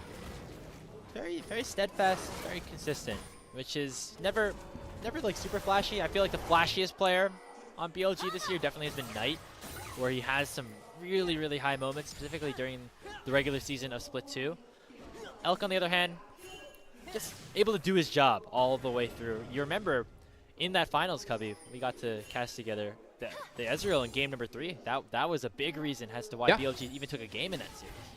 Oh yeah, no, I mean Elk's Ezreal has been a win condition straight up for BLG. Like, let's look at all splits here.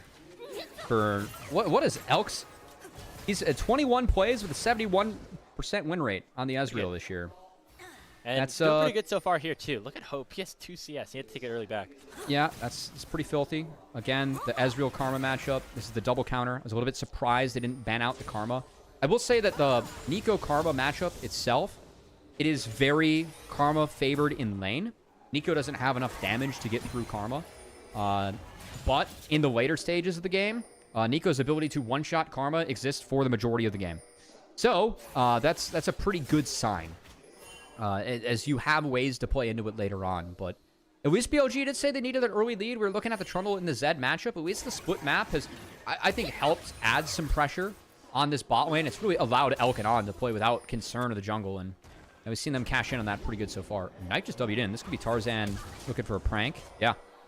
That's a big flash. That's a nice pull. Oh, yeah. Hey, at the end of the day, the fact that it's Tarzan that actually gets a summoner spell first out of either of these two junglers, that's a win, considering how the early game has gone so far for anyone's Legend. BLG controlling the bottom side of the map, absolutely, but the rest of the map, more even across. That was really nice from On. Like, he took aggro, then dipped into the brush. That makes all the minions focus on one. So you actually push the wave faster. Or the enemy wave pushes into you faster, which, again, like, if you're poking like this, can add as Elk. There, your pop by Hope early. You needed it. Continued aggression here by the BLG bottom. Hope has 2 biscuits, so I think he's going to be okay from here on out. Oh, not if he does that, though. Heather connects onto him. Gonna pop one of those biscuits right now. The Monster Q not hitting that second proc, but Hope set it back to the base for the second time in less than 5 minutes. Not the best start here for anyone's Legend. W range of the Karma, not exactly ideal. I think that's a mistake from Hope for sure. As the Nico is going to do its best to keep the wave back, will prevent the cannon from getting under the turn immediately. That actually might be picked up by the Kais. I think it's kind of a big deal. Given the, I don't even care about the gold at this point, just the experience. Like, if you're falling that far behind against Ezreal Karma, that's where it could get really grim. And now for AL, okay, they lose the cannon. Now for AL, I mean, they keep on opting back into this. They kind of have to, just to make sure that the Kais is able to get stuff. But I think a swap could be, I mean, I don't know if it's even good or bad. Because you got to play into Rumble. I don't know if Kaisa and Nico can really push around. I think maybe the best case scenario would be if they could get Kaisa, like, solo. But Kaisa's already been put so far behind. You can't put Kaisa solo going into, like, a level 6 Rumble when you're level 3, right? Yeah. You want to be, hopefully, level, 4.5 versus 6. So, bot lane dominance for BLG means first straight goes over. Kind of what we expected, but Good start for them still. Good return on tonight, as remember they did burn his flash earlier, still off of cooldown. But Tarzan gonna get spotted by the control ward, and with On coming into match, not gonna be any play here on to the Aurora. So instead, just the Dragon picked up for BLG, and a bit of a problem that has been set up for AL. You didn't ban the Karma because you wanted to make sure that there was no hard engage on BLG's side, but now gonna be a big problem here as Shanks has to flash away, but Jado comes in immediately with a Pillar of Ice and picks up first blood onto the AL mid laner. Now gets some more skirmishing on the bottom side. Elk flashing forward. Kyle not going to go down. I think Elk thought he hit the Mystic shot. If he did, then it's a potential PTA proc and a kill. Not the case, though. It means that Kyle actually gets out, gets the fruit, and we'll have to head for the hills. Really like this play from On again. Like, he has just completely zoned Kyle off this wave. And this actually puts a lot of pressure on the Hope. So Kyle's trying to loop-de-loop, but yeah, he's in trouble now. Forces the flash. Okay. Get himself away from the tether. That is a nice play here by On. Alongside Elk continuing to harass the heck out of this AL bottom lane. Tarzan's coming. There's 3 control wards for AL on this bot side, and I think BLG no chance. have kind of read the tea leaves here, but Tarzan's 6 and On's no flash. I'm kind of surprised that Tarzan didn't just send it there. I guess they don't know where Shadow's at, but like I think that if you pop R there as Tarzan, you could get a really, like I don't know, do you have enough to kill On with a pickaxe? I don't know. I don't know. Would have been a positive trade. Tough. He has, you don't know what, like, the Summers, the heal barrier, almost off of cooldown. They're very close to under the tower. Like, you almost feel like your Tarzan has to be a little bit risk averse in this situation, knowing that. I thought he could have W'd behind On and then gotten out of tether range and, like, used his combo and gotten back in and, like, tried to R. Yeah. So, like, you have both Shadows down. I didn't see his W cooldown, but, again, regardless, they were able to ease up some of the pressure on the bot lane, but that said, Hope going straight to bot as Grub spawns. I don't think the Grubs are fightable either if you are AL. Yeah, I mean, shout out to Bin, who actually has set himself up nicely despite having 0 pressure by his jungler for the last 8 minutes of this laning phase. It's up 10 CS, up about 200 gold. He's going to have enough pressure to allow for Shadow to start up these Grubs for free.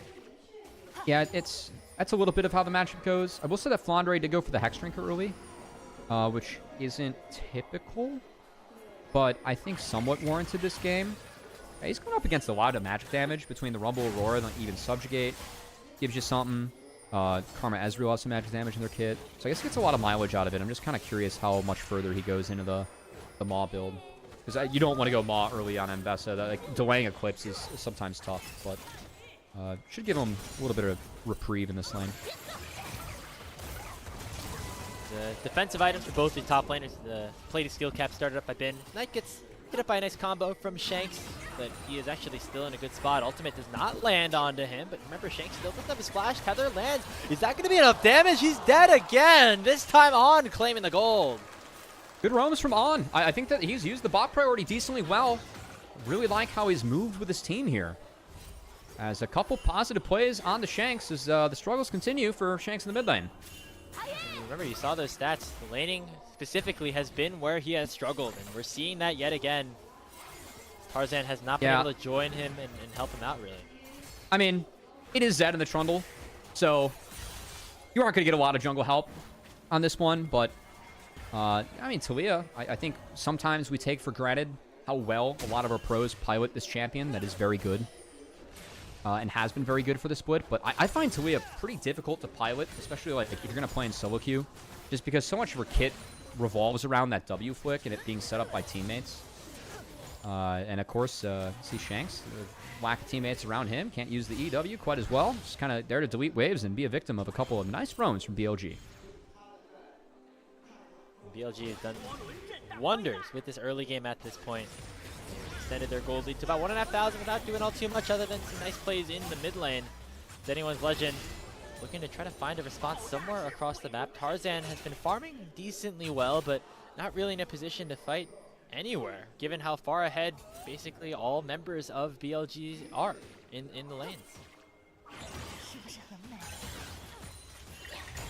I mean, at least Hope's like only down 10 now. And again, I think if you're AL, like this draft, you're kind of signing up to, like, we're going to hope to play for Rift or Third Dragon, right? Like, there's no way that we sniff the Grubs, the first 2 Drakes. Like, that's going to be a seed, / like, we'll do what we can.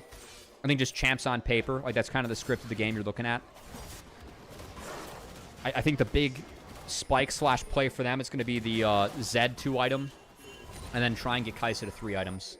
But until then, I do think that they lose. So it's just going to be a, let's try to delete as many waves and farm up as much as we can and kind of lose gracefully, which I think that where the game's at right now, it's reasonable.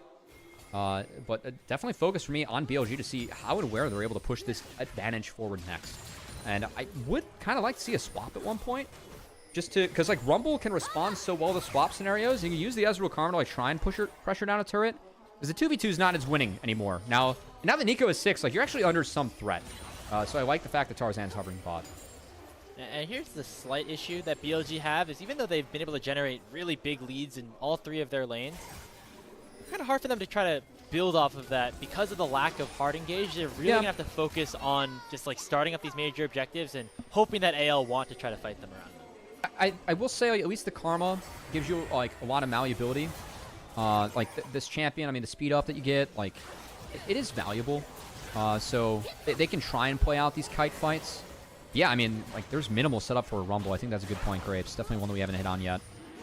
And AL, I'm still surprised they fight this. I just don't think they're strong enough right now.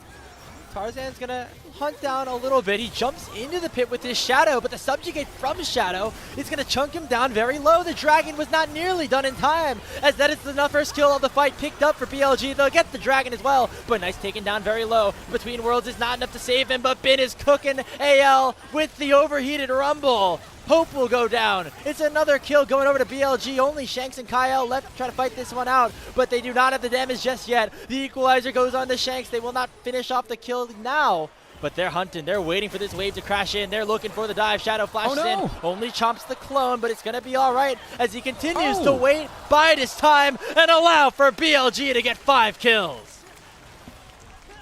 I mean, Grapes, like, why are we fighting this? Like, I'm sitting up here and, like, I don't know. I'm not these guys. I'm not as good. There's a reason we're up here and not down there, right? Oh, yeah. It's not just because we're American. We're also not from China. Yeah. Oh, that's true. But, like, what... In what world is this a winning fight for AL? Like, this is some of my disappointment of the team, because I felt like they were doing well at these things at MSI, at the other tournament, and past splits. But these are mistakes that we're seeing from AL, just not necessarily as Tarzan. Way too Subjugate early. still ticks while you're in midair, and then this chomp from Shadow was pretty thick. Like, it's so disjointed. Like, he has to be fine Knight, but the flick from Shanks doesn't have any rocks to it. Like, Hope dashing in, like, that's a one-way trip. We're going for a 1-for-1 there. Not to mention the Ambessa dashing in. And I just don't think there's any world where the items, the champs we have on paper, we're playing that dragon fight from behind where it's winning. And now we're in a world where AL, the team, we talked about some of the scaling they have. Like, Ambessa's good late, Kai'Sa's good late. You just set yourself 2.5, 3K gold behind off this play. Like, why? You can play for other stuff elsewhere on the map. Yeah, exactly. I mean, what would have been a 2-dragon lead and about a 1,500 gold lead is now a 2-dragon lead and a 3,000 and 4,000 gold lead. And oh no! It's going to continue to get even worse. His Shadow, he's a big boy this time around on the Trundle. 5-0-1. Already has his Triforce completed and working towards that dead man second. Be a huge problem here against anyone's legend for the foreseeable future. Yeah, I have no idea how Shadow has been this good with BLG, by the way. Like, there's got to be... We have to start talking about this BLG jungle situation. It's like, we've joked like they can't keep getting away with this. But at what point can they keep on getting away with this, Graves? They can't. I mean, 7-0 with Shadow. They were 9-0 to start the season, or to wrap up the regular season when Beishuan stepped in. I mean, it is pretty hilarious. I mean, you even go back a couple, last year when they swapped in Wei, swapped in Shun, and it ended up all working out for them. Something about making the vibes right. Some culture change. Definitely Shadow provides that as a large communicator, heavy on just leading these super talented players. It seems like it's not necessarily a highly mechanical jungler that BLG need. It's somebody that can wrangle up all the other superstars and make them do their job. I don't think you're allowed to play carries with Knight. It's just how it is. Exactly. Knight and Bin, for that matter. And to be fair, when you're that good, I think you can kind of ask that out of your jungler. We're going to see Shanks take the level 10 of Weaver's Wall. Headed for the hills. That's actually kind of a big deal, so you don't get the lower cooldown. cast at level 10, and this this Trundle. In a comp with minimal to no CC here, Grapes, what we can do is we can Karma Shield and empower this Trundle that's about to have a Dead Man's Plate on the next base. And he's going to do a lot of really stupid damage to everyone. Looking for something in the Pop Blossom, but it just tickles BLG at this point. They don't care at all. I don't mind that. I think that's more to like prevent the push. Because mid is also pretty dire from that. I don't think that there's ever like a real play there, if I'm going to be honest. So it ended up looking a little goofy, but... Well, they don't have it here. The Herald has been spawned in mid lane. Tower taken in the bottom side, but now Tarzan jumping down a Shadow. No shuriken over his head means that the Trundle will survive. There's just no taking this Troll King down just yet. Not yet, Tarzan. No, we see the Black Cleaver behind that one. And I think a lot more. All the objectives go over to BLG. Third Drake about to spawn, and I don't see a single world where AL can contest this one either. Because they opted to contest the last one, in which they also had no world to contest it. But now they're further behind from deciding to contest it that time around, Graves. So I feel like we just had the same script in the last game. Yeah. I mean, it's just such a stark difference between how AL have looked over the past two splits. I mean, for me, they were the most consistent team of the entire year going into split number 3. Getting rewarded for it, obviously, with their play internationally, but now seemingly lost in many senses of the word is even Tarzan, their beloved hero. I mean, what a stark contrast between him and the Zed in the LPL finals and him now. As AL looking to make a play on the top side for Bin. Equalizer comes out, it clears out the wave, and now the full tower is going to start to heat up. Don't know if AL can really continue this one, but they're going to do it regardless. Another tower shot's really going to hurt Flandra. But it will be enough for Bin to likely go down. The threaded volley and eventually the unraveled earth will pick up a shutdown for anyone's legend. But look at the trade on the other side. Ooh. It's going to be another kill going towards Elk. Actually pretty close on almost the trade found by Tarzan, but instead it is going to the map set on fire for AL by BLG as Dragon falls, bot inner turret falls. All traded for top outer and a kill on the Bin. I almost said kill Bill there. Oh my god, we're gonna get 1v1. Watch this. Trundle, baby. Oh, barrier. Buying some time. Nope, one more hit will do it. And Shadow gets kill number 6 onto the Trundle. As BLG looks like their honeymoon is not ending just yet. I mean, it's pretty fun to just drop the troll pole and just absolutely bash some of the death. You can see Shadow with a smile on his face. Don't call it the troll pole. Yeah, sorry, that's Fizz, but, you know, troll pillar. I don't like it. Anyway. Nice job by Tarzan. Tarzan Noir. Once he shadows to clear the wave, he doesn't really have an option. He's dead on my screen. The troll pillar. Yeah, but I see where you're going. Or maybe I just need to. Maybe I'm just been up for too long. But you know, speaking of up for too long, you ready for my day, Grapes? Sure. I'm gonna head over. Okay. Oh, hold on. Okay, it's nothing. He's just... Oh, wait, it is something. Shanks. Hey, I'll have something that they want to do today. That is go for a fight here and try to defend their own red buff. He got on splash. Throws out that pillar. Slows down Tarzan.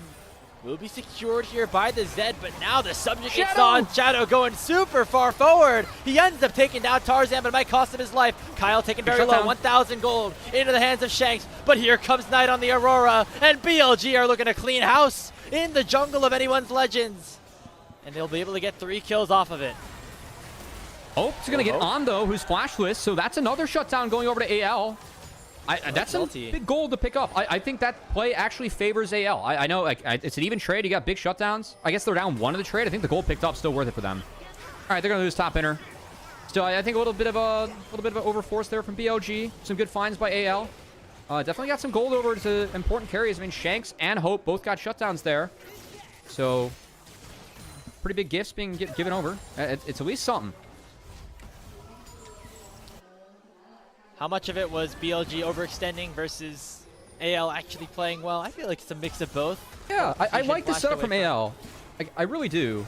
You got on splash. I think that's a good play. And I just think that Shadow overforced here. I know that Tarzan's low, but you don't need to play this. You try to contest the objective. Just go fix your waves again.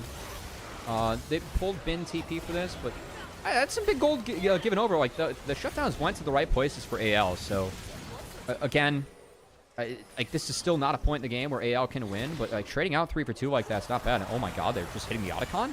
Well, go back to live LPL. You might as well. A Kaisen melted Otacon. Very low. Shadow no gonna have to get into the pit.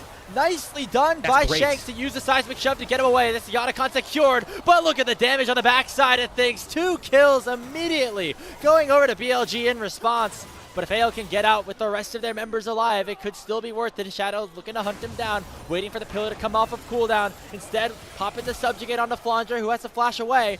And he should be able to get out here with his life. Combo not going to land here from Knight. And so AL will get away with the Otacon at the price of 2 kills. I will call that worth again. I know that they're going to lose something bot.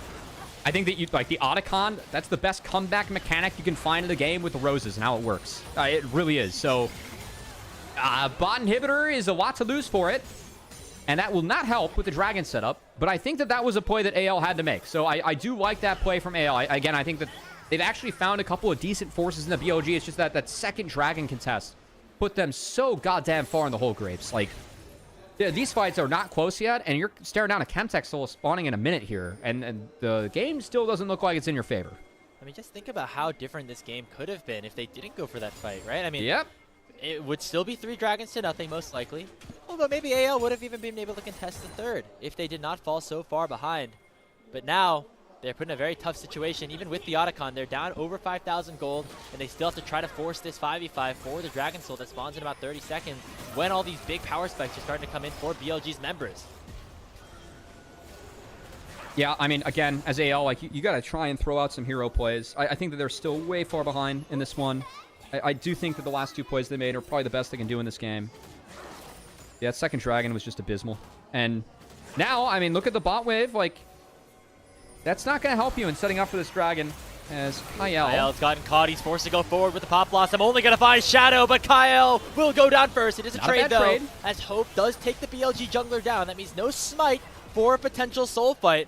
Knight hunting for a flank, gets spotted up by the control board. Now Shanks going to go forward here with the Weaver's Wall to try to close down and pike him out. But Shanks is now the one who's getting picked up as Knight gets the kill onto the AL mid laner. Tarzan and Hope now forced to flee. And even though there's no smite on BLG's side, they should still be able to claim the soul.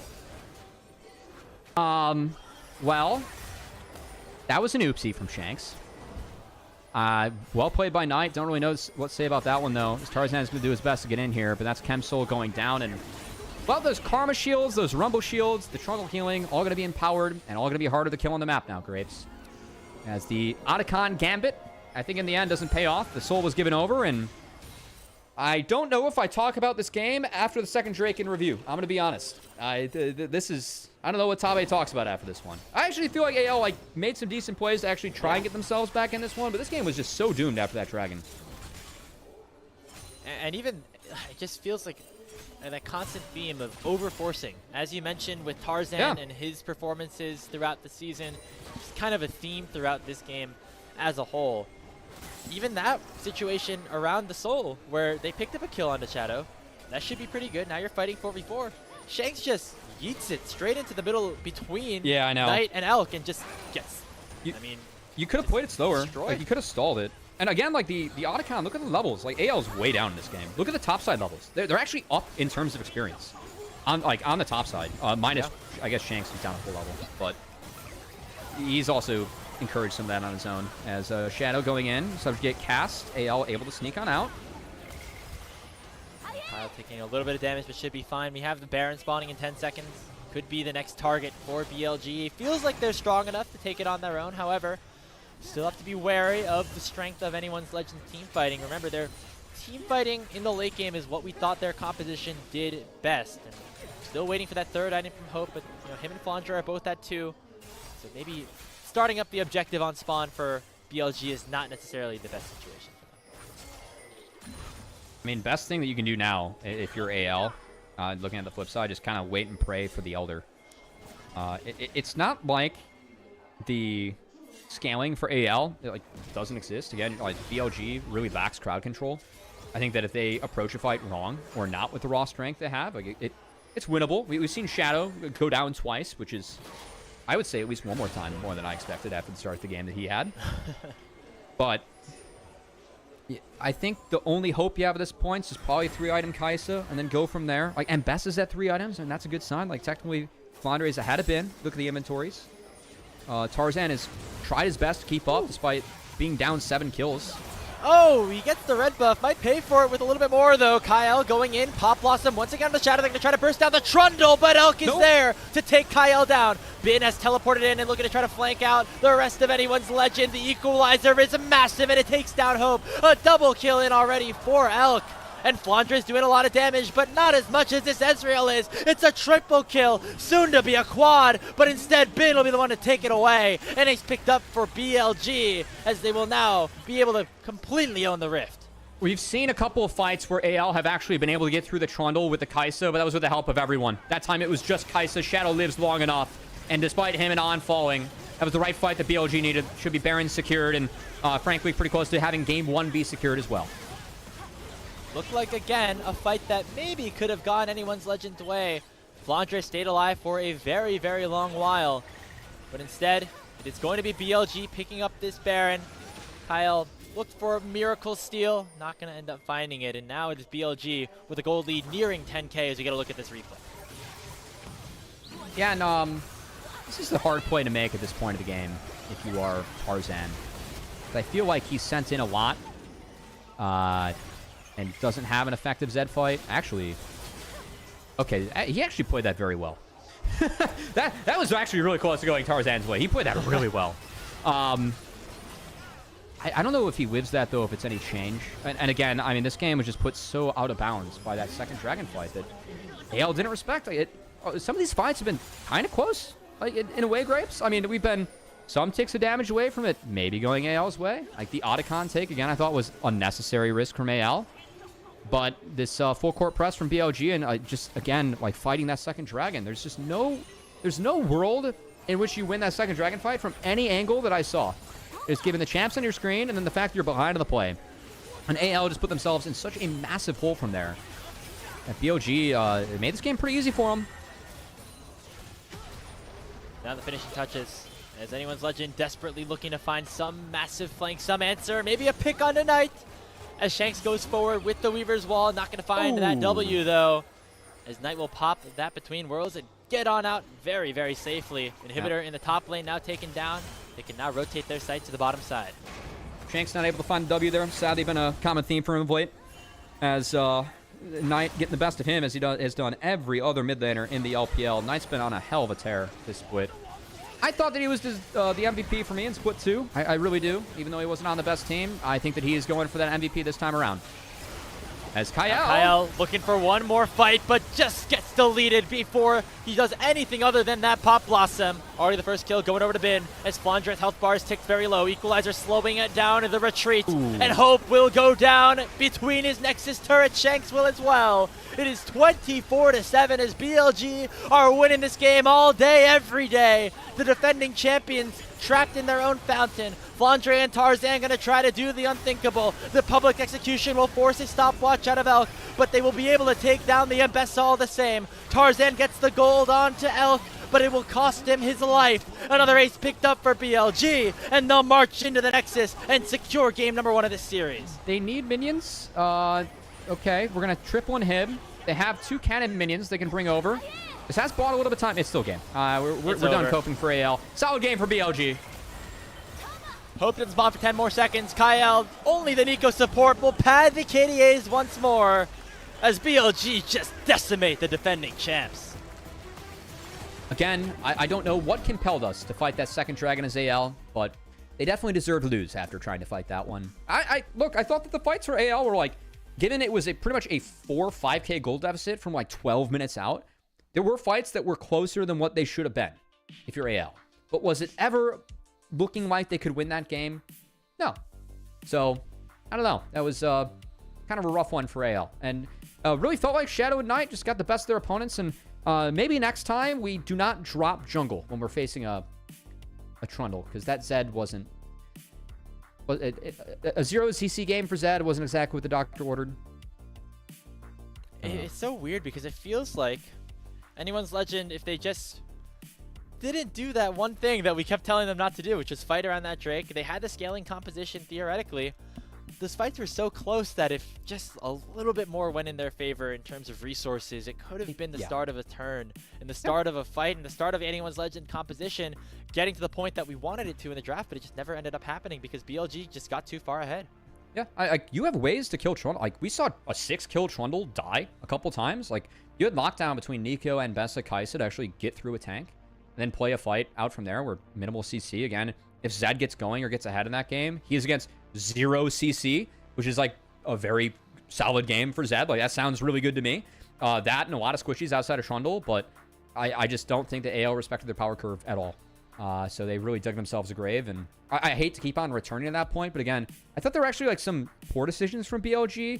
Like the push to actually get the bot inhibitor turret, that's what, or I guess that came after the Otacon. I think they still overstayed for that. Like, that inhibitor was pretty null in the game. Like, it should have given, like, we're going to go to some LS-based analysis here, you know, that actually gave more gold over to AL potentially. Yeah. The fight around the red buff was sloppy.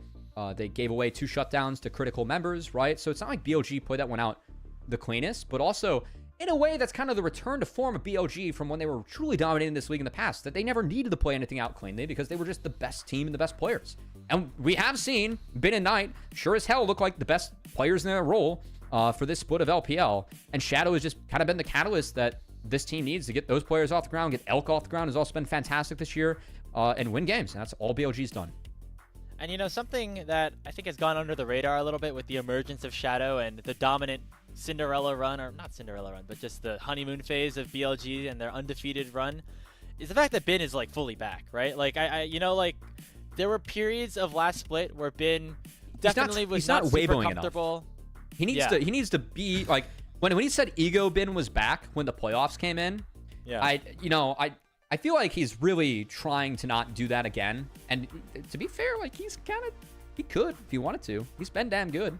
No, he's been really good. And there was a lot of inconsistencies with Bin's play.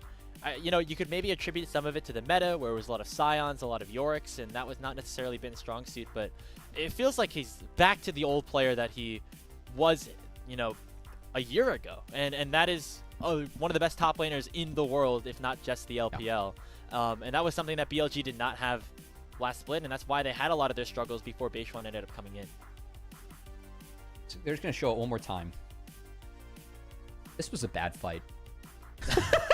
Yeah, really. Like, I wasn't sure if you thought that. This was just not good. Nothing about this was good. The game, I felt like the game was lost from here. So, because everyone died. I don't know if they're going to show the rest that died. Okay, they will. Well, just to make you feel more pain. Yeah, this is where the game's over. So yeah, good job, BLG. Now, it was an interesting situation that was opened up at the draft where both teams kind of left up a lot of these OPs, right? You see Kaisa, you see Trundle, Rumble all selected Talia as well. Definitely makes things a little bit different as we go into game number 2 of this draft. I mean, honestly, I don't think Cubby AL necessarily drafted very poorly in this one. They had a very specific game plan. They just didn't execute on it going into the game, right? Like, they were supposed to scale, and they didn't try to scale. I mean, I do think Zed Talia is kind of hard to execute, but at least Zed actually, like, had qualities in that game that were positive, going up against no CC. Like, it's just not the pairing that you exactly want with Talia, which is why I think, like, we even saw Zin Hover. I just think that if we're gonna go back, like, why did we R3 Nico and then not ban Karma? I think the bans were Rel, which is warranted. I think Rel ban's very warranted into Nico, but I would ban Rel and Karma instead of the Rakan. I don't think that you care about Rakan if you're Nico. Like, if you're gonna get comboed as Rakan, you just channel your R and it's fine, right? Like, it's kind of a handshake. Whereas Karma, like, we saw them just get bashed in lane. And also, like, why not just pick Wukong? You can actually use that counter pick for support. Like, I think, again, Zed on 5, it had some qualities, but it's not a good pairing with Talia. It's only good in the other draft. And if you get Talia Wukong, like, you can play Wukong into Trundle, into Aurora, into Rumble. Like, we could have seen Jarvan that game too, which actually does have good setup for Talia and does play with Nico well and can actually, you know, play with Talia too into the Trundle. Like, that's very playable. Again, like, I just don't think that dropping jungle, like, in hindsight, ended up being the right call. And that's just talking about draft. The biggest problem is still fighting the second Drake. But I beat that dead horse for the entire game, so I gotta dig for new things to talk about here, Grapes. Yeah, hey, you know, the best thing about League of Legends is that once you get to the second game, once this one's over, all the advantages that you generated in that first game are gone. We start right back from square one. True. AL probably going to be on the blue side now that they dropped that first game. Maybe that's enough to help them out and try to even up our series, get to that coveted 6-game day here in what is a exciting day on LPL English. Obviously, whenever you have the finals rematch, I think JDG versus TES definitely delivered. It's been a good day of games so far. Yes. All right, Graves, before we get our pog, I asked you in the last series when João came in, like what reliever for the Yankees that you didn't want to see. Yeah. Shadow coming in for BLG. What player is that like coming to the Yankees that you're just like, oh my God, you know? Oh, David Bednar locking down, closing the games out here. Okay. I guess Shadow's the closer. That's kind of crazy. I think this is a warranted pog for On. I thought On had a lot of really good roams and actually played his karma pick very well. He is a sneaky, decent Enchantress player, which has definitely helped BLG a lot in the past few years in the run that he's had with Bin on this team. Good look for On. And see if BLG can close it out in 2 in the next game, Grapes. Just like your closer over there for the Yanks. Yeah. Hey, down to maybe one more game here for BLG to jump up to 8-0 and jump back into first place in the Group Ascent standings. AL, they don't want to get swept here by their rivals at this point, the team that they beat multiple times over the past couple of months, whether it was at the domestic finals or internationally. And it starts here. Turn around here in game 2 for them, for these defending champions. Will it happen, or will BLG end up with a 2-0 sweep? We'll find out right after this short break here on LPL English.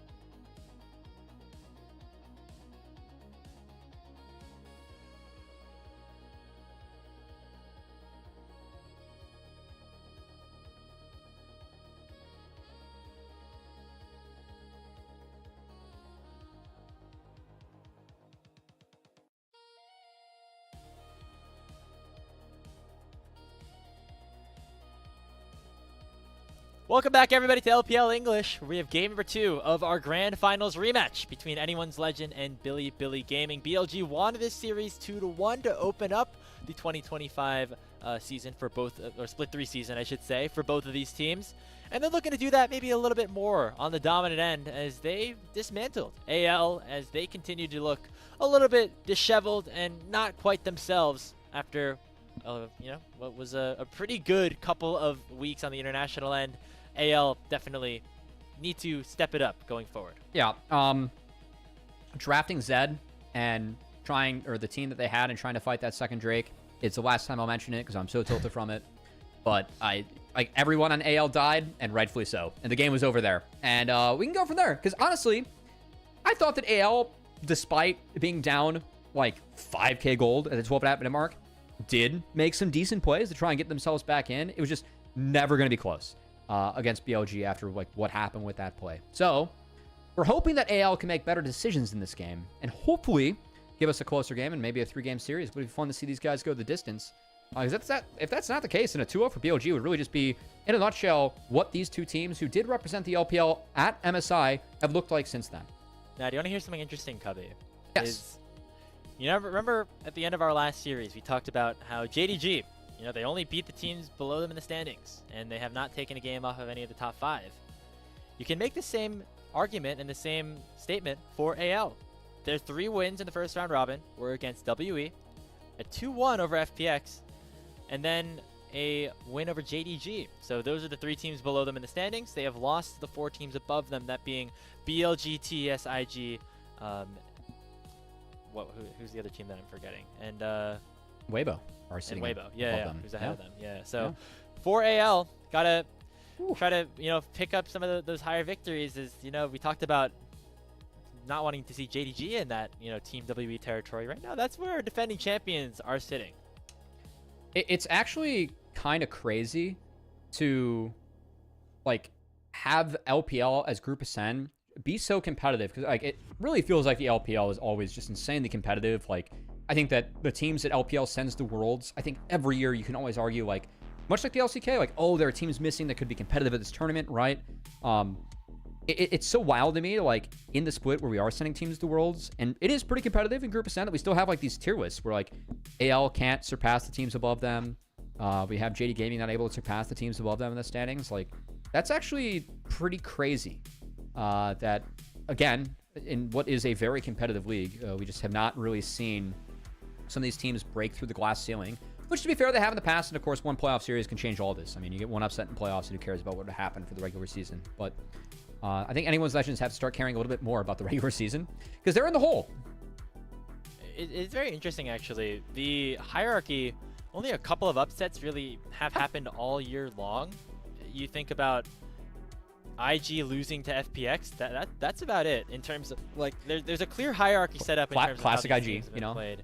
Yeah, I mean, pretty bad loss for them, but they've looked really good apart from that. If they get into the draft of game number 2, Anyone's Legend looking to try to surpass IG and the rest of the teams here in the LPL, get themselves back up to that top dog status like they were at last split. On the blue side this time around, maybe have a little bit of a better chance. Side swap, Wednesday's banned, Varus and Yunara banned, and then Annie-ban tells me that they are asking for Zir to be banned or else it will be first picked. Yep, it's going to go to the wayside, and we'll see what's up for AL. And honestly, with mid-laners right now in the pool, I think a lot of players have been looking towards Orianna, with some of the champs missing on the board. But at the moment, will be, of course, jungle as Tarzan. Going to get a little bit of a higher priority pick this game in the Pantheon. Interesting Illusion selection for Elk, immediately followed up by the Braum. So BLG want to try to push on to that lane advantage that they were able to generate in the 2v2 in game number 1 by going with another hyper-aggressive 2v2 in game number 2. I mean, if I'm AL, I'm just looking out for auto attackers for the rest of the draft. And I will say that 2 of the blinds, common enchantress we do see played against Braum, are now off the table in the Karma and the Nico. But it's going to be AL not taking the bait, not trying to answer the bot lane. They're going to answer the top side, pick a lot of strength. Shanks on the Orianna, and of course that Scion for Fondre. We'll see what Bin wants here. I think it's got to be the Yorick. Wow. So, Yorik's a little bit scary, I think, here, because the ghouls mean that Sion gets even tankier, because those all count towards his passive. And then, like, you are Yorick, but the threat of you being attacked by a Pantheon, Sion, and Change is actually pretty real in the side lane. So I think we're definitely signing up as AL to catch, and if BLG to catch engages. And if I'm AL, I'm taking away engaged junglers from Shadow, because I think that he's going to have to be the one that pulls the trigger, because Braum is a responsive support, and we have a Yorick top. So engage has to come from the jungle for me. So I think it's really important that they're going to narrow up Shun's pool. Definitely expect a Xin Zhao ban here. And we'll probably Wukong too. I don't love Braum Wukong, but maybe a Maokai ban. There's options for Knight as well. I mean, he's been practicing his Galio a lot this year. If you want to just play it like a safer matchup into the Orianna and be kind of another source of engage for your team, but you still need somebody else to follow up in Shadow, and that's been what Shadow has been really good at kind of all year long, being the initial go button, being the initiator, as we say that the Galio taken away good by shout. anyone's legend. Knight's played a lot of it this split, and having some of that hard engage would be good for them. No Callista Renata. Keep no Zyra Rakan either for AL. Kind of curious to see what options they have into Lucian. I mean, if you want to get really crazy, and this is an angle where I really like Aphelios Lulu, if I'm going to be honest. You already have engaged the Pantheon, Sion, Orianna. I think Aphelios Lulu is really, really powerful in a Lucian Braum that's showing, and we have seen Aphelios kind of cropping up in priority. It was a really good champ for Hope in the past, too. Hope really associate him with Jinx with Aphelios. I mean, a Jinx here would be fine too. I feel like if you get the right matchup, or they get the right support pairing. But I think it's Xin Zhao time. Yeah, I would not be surprised. You can always save it for R5 because there's no need to like prioritize either one of these guys. You can just see the full composition for anyone's legend first. Fine picking Victor here as well. I think that's totally fair. Doesn't really like the bot lane doesn't really impact if you want to play Victor or not. We saw Sivir struggle to auto in a past game. Sion, Pantheon, Orianna, a lot of ability to create space there. A little concerned as to see what happens to this Sivir in the laning phase, and as we get later into the game. Yeah. Because the Alistar is not going to do great into the Braum either. But if they can get to the late game stages, we saw what happened obviously for Top Esports and Jackie Love in that last game, or what could have been. Very interesting. I think AL have, again, picked themselves a late game composition, which worries me because it means that they will obviously want to permanently fight. And now that you see two immobile backline carries, a Jarvan could be good, or you just go with the classic Xin Zhao as well. Yeah, I actually kind of like that BLG waited to see the rest of the draft to pick between the Xin and the J4. I think Xin better at proccing the winner's bites. And the Crescent Guard definitely has some value here, because you can clear out space and try and attack the Sivir with it, actually, like, sneakily. And the 3 talent strikes against Sivir, the spell shield, I find sometimes it can be kind of hard to react to. And definitely not what you prioritize spell shielding at Sivir, but really effective CC against her, because Xin can oftentimes keep up. Also, good game to go Titanic Hydra Tech. You get that faster triple Q out. I know that Shadow's played around with that in the past, and I think that it has a lot more value when you go up against Sivir with a spell shield here. Very interesting composition opened up by BLG. They have a very stable mid jungle, but then the side lanes maybe a little bit more on the volatile side, not necessarily the same full 5v5 team fight comp that AL have set up for themselves. A lot of really good AoE team fighting there for them. What's going on? Yeah, I had to bless myself there. Oh, okay. Yeah. Sorry, I was thrown off guard. Okay. Gosh. Reset, reposture, Hey, power post. New game. Could be a big game for anyone's legends. They want to try to even up this series again. We thought that last series was cooked after Top Esports kind of dominated that first game over JDG, but JD Gaming bounced back in that second one very nicely. We'll see if AL can do the same, as they're trying to salvage their regular season at this point. Again, for them, not necessarily the focus on record, on full placement. It's just getting back to form before, of course, that initial international qualification is at stake. As for BLG, okay, let's keep the undefeated streak rolling. Yeah, I'm waiting for Jayo's. Talking about undefeated. Jayo's coming in. Fans, let's hear it. Game number 2 starts right now.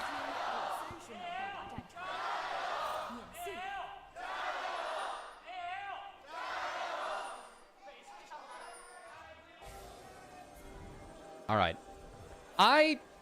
The more I think about this draft, I think Sivir, it was a bad pick this game. I am really not down for playing Sivir, Alistar into Lucian Braum. And suspect like an early swap because there's the Scion that can play in the 2v1 a little bit more. What do you think? I think they have to. My thing is that I think that Sivir is just being played and picked so early in some of these games where you can't auto-attack. And I say that, and BLG is about to get 5-man in the jungle, so it's fine.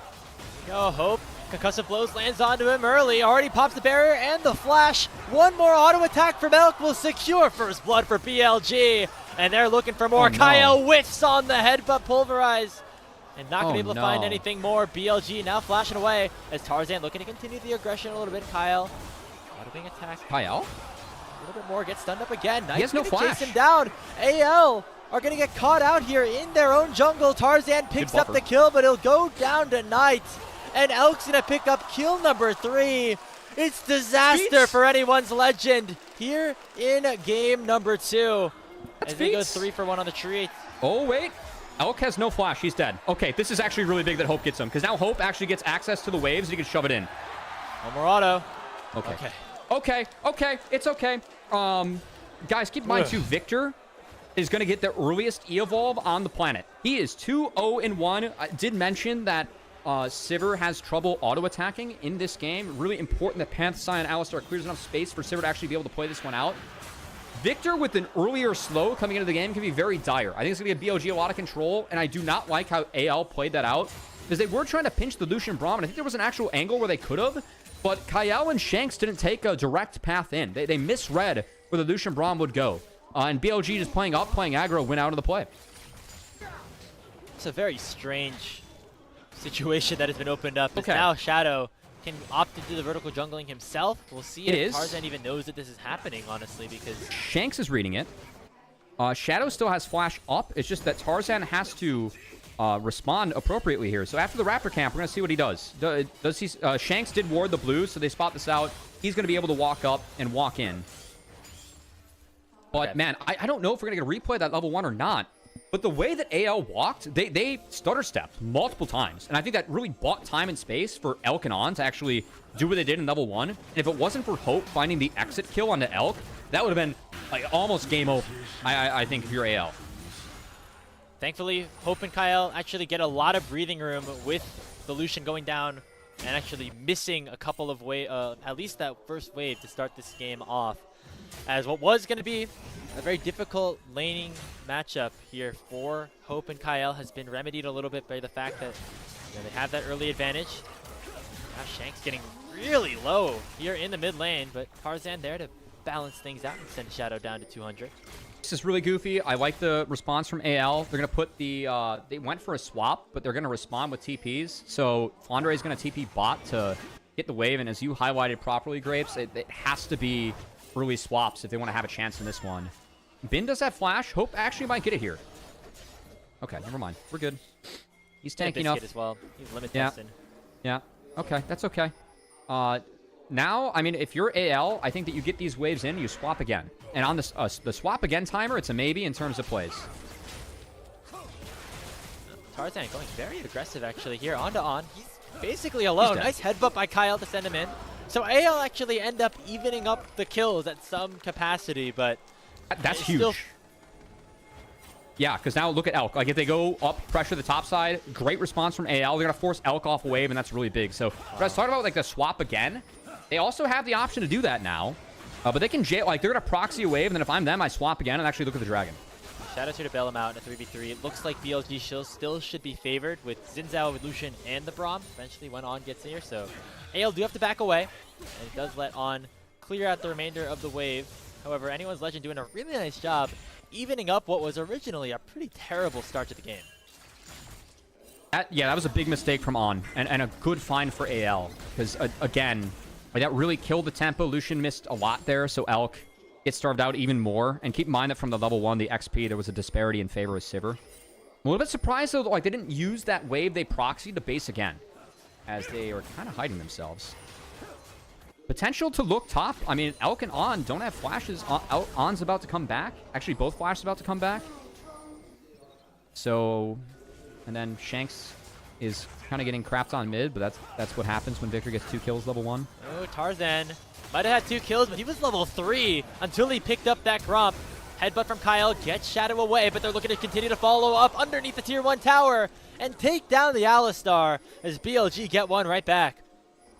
Again, you're playing like Panth, Sivir, Alistar into Xin, Lucian, Braum. I think the 3v3, you're just always on the back foot. And that's why I'm with you, Grapes. I wanted to see another swap out. I want to get Hope out of this. Get him in the 1v2. Get him killing the ghouls. Going up against Yorick. I think that, like, I don't know how much you can actually stall Yorick on that one, but you at least free up Sivir. And yes, Hope's going to get some CS, but I just don't think there's any world you win this 3v3. And mid's going to get destroyed this game. Like, Shanks is going to do his damnedest to try and keep up.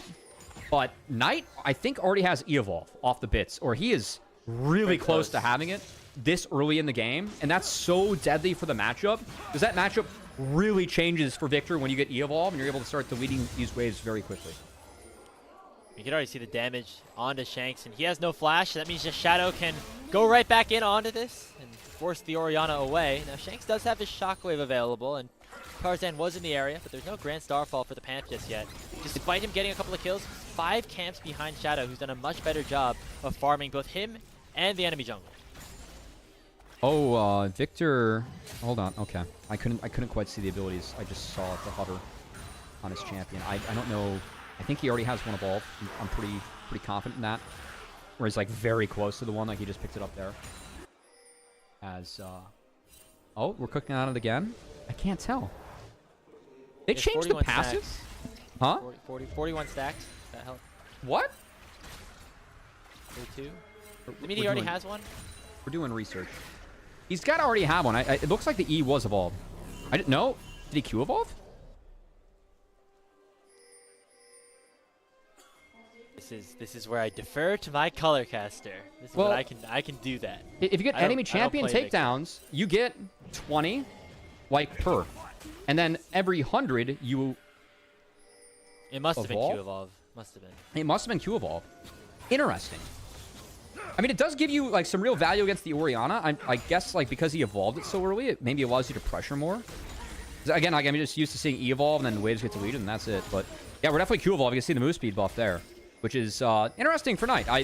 That was not what I was expecting, but gonna have to see how he uses it moving forward. I mean, definitely using it to win the lane hard, and that is going to be a problem for AL moving forward. Because like, when the Victor gets this many bits this early and gets this accelerated with ability evolves, he gets so much harder to move out of the lane. Like this is a very negative mid lane matchup now for Shanks, much more than what it would be in a normal game.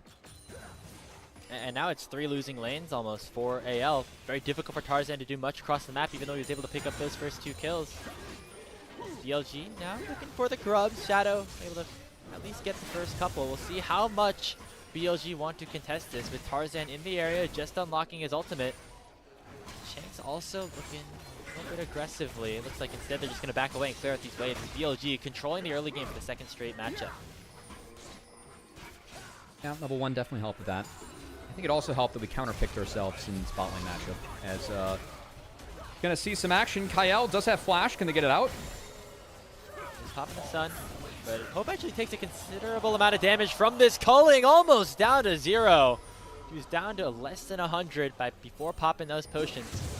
That's going to be enough to keep him alive. Nice Q from On, who's been on point in this series. I gotta say, he got caught out once, I think, poorly in this game, but besides that, he's been having a really good series. And for me, one of the big difference makers when these two teams did meet in the LPL Split 2 finals, I thought Kyle got the best of On for the majority of last year. But man, if you're a BLG fan, with On stepping up, like, I was pretty surprised they kept on changing out jungle, because I really feel like, you know, the BLG history of them versus T1 changes if they have a support that is better at match and carry up. Which I think is pretty fair to say, given how much history that these two teams do have in terms of meeting the last few years. So part of me is a little bit surprised that On has stuck around this long, but other part of me is really happy to see him playing well to start off this split, because it does feel like On has been much, much better. Yeah, I mean, so far, getting the better of Kyle, who, again, part of the reason that AL have been struggling as well. He was one of the best supports the entirety of LPL Split number 2. As we have a bit of a break in the action, I want to remind you guys once again that this broadcast here on LPL English is brought to you by prodiff.gg.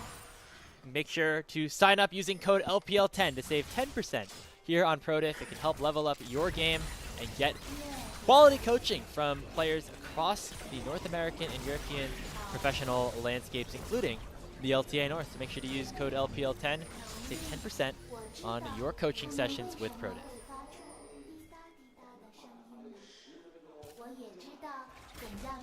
Shout out to prodiff, guys. That's been good to us, helping us out, giving you guys a good deal at home. Especially for Grapes and I, following a lot of NACL. Features a lot of those players. So it gets to help them as they pursue their dreams of going pro. It's a win-win. They can share their knowledge with you, as we try and share our knowledge with all of you. And hopefully, I can dip into some of my non-knowledge to try and find more ways that I think AL can win this game. Just but not my the knowledge Victor base, upgrade, it favors BLG. BLG, 1,000 gold right now. They're looking for the play onto Hope, who continuously been targeted by Shadow, looking for another engage. Nicely dodged away from the Wind Becomes Lightning. But BLG now have full control around this side of the map. Dragon is available. Could be theirs for the taking of it.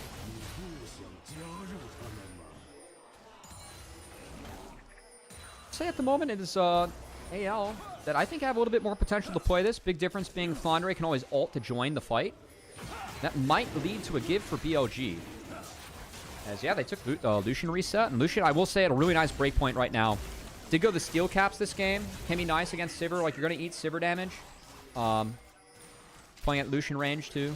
So, I think they just used him to pick up the Essence Reaver, and then we'll see if they can find a play afterwards. Because they could look for a play.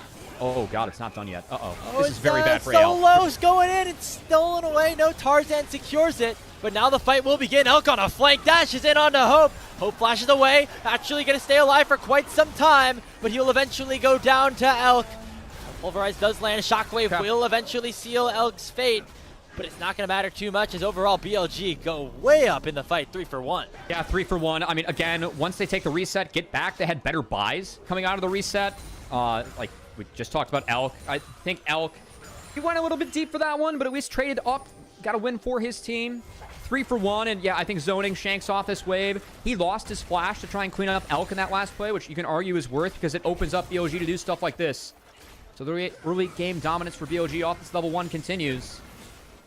And Knight is at 2 evolves at this point of the game, sitting at 4-0-1. That is 100 bits off of champion participation and 122 bits off of minion participation. And when he gets the W evolve, keep in mind he gets a slow on everything. And that's going to be really tough for AL to deal with. Shanks? Yeah, you can already see it causing some struggles here as Shanks gets caught out, taken down by Knight. That's kill number 5. Over to the Victor. Knight becoming a major problem this series. Dude, Shanks is doing his best scout impression out there. Jesus, why are we walking into that brush, man? We just saw him walk in there. Not great. Cannot say that. As AL looking desperately for some sort of a play.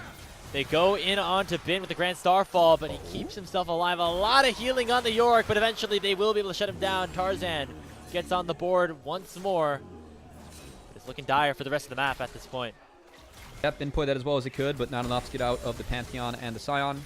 Good kill picked up, but I am looking at this Victor, and I am horrified. I think Knight's going to do a lot of nasty things in this game, Grapes, as again, not a lot to talk about in this fight, because Elk has Essence Reaver and plated Steel Caps versus Hope. No first item, no boots. And Elk does do some work in this fight. Good flash by Hope. I'll give Hope some credit. I think that the delay that he had there, like, he did his best to at least stall himself out, and they were at least able to pick up Elk on the back half, so it goes over to Shanks, but a lot invested. Like, that's the best case scenario for AL after that. I think once BLG shows that the Dragon is not dead, it's just pretty doomed for them. Yeah, and BLG now up 3,000 gold after what, at least AL got the Dragon. You could say that, but now makes it much harder for them to play the rest of these objectives. Herald, namely, going to be the target now for Shadow. The contest, remember that Tarzan just used his ulti, so no way for him to close anything down. And it's almost an impossible task for Tarzan at this point, Cubby. Like, there's nowhere for him to gank successfully. It seems like everywhere. It's just so far ahead. Yeah, you're right. I think you go Bin again. I mean, Elk is still missing Flash. Shadow's missing Flash. I do think that you win if you find, like, those Flashless members with some setup, but I think you just play towards Flandre, who is actually sneakily staying in a brush into this Victor. Okay, never mind. There's probably going to be a giant nothing burger in that top side. Again, Victor is just so stupidly accelerated in this game. I'm pretty sure that we're 2 creeps away, if my math is correct. And it's not. We're 22 creeps away from a W evolve for Knight. And that is terrifying. Gross. Because again, that's Victor Slow being accessible this early in the game, in a game where I'm really concerned about Sivir's ability to auto-attack. Like, we're playing Sivir in... We saw Sivir to Lucian earlier in the day. I think this is a self-counter pick. As Sivir, this is a pick that you have for the team. You're trusting that your Scion, your Pantheon, your Orion, your Alistar, that, all the skills we have and the beefiness we have in those champions, that's going to be enough time and enough frontline to actually be able to play a fight as Sivir. I don't know how Sivir plays a fight this game. I just think that Victor lasers, even Yorick harass, like Lucian R is just going to delete Hope. I'm really concerned for Hope in this game. Especially when you get Victor this accelerated. Yeah, you know, going to try to look for a fight here as here comes the unstoppable onslaught, but as you mentioned it, Hope just gets immediately killed upon and can't do much in the fight. It is enough for Shanks to get a kill onto On. That is just 1 kill that they got, and you take a look at the resources that they spent. It's a lot.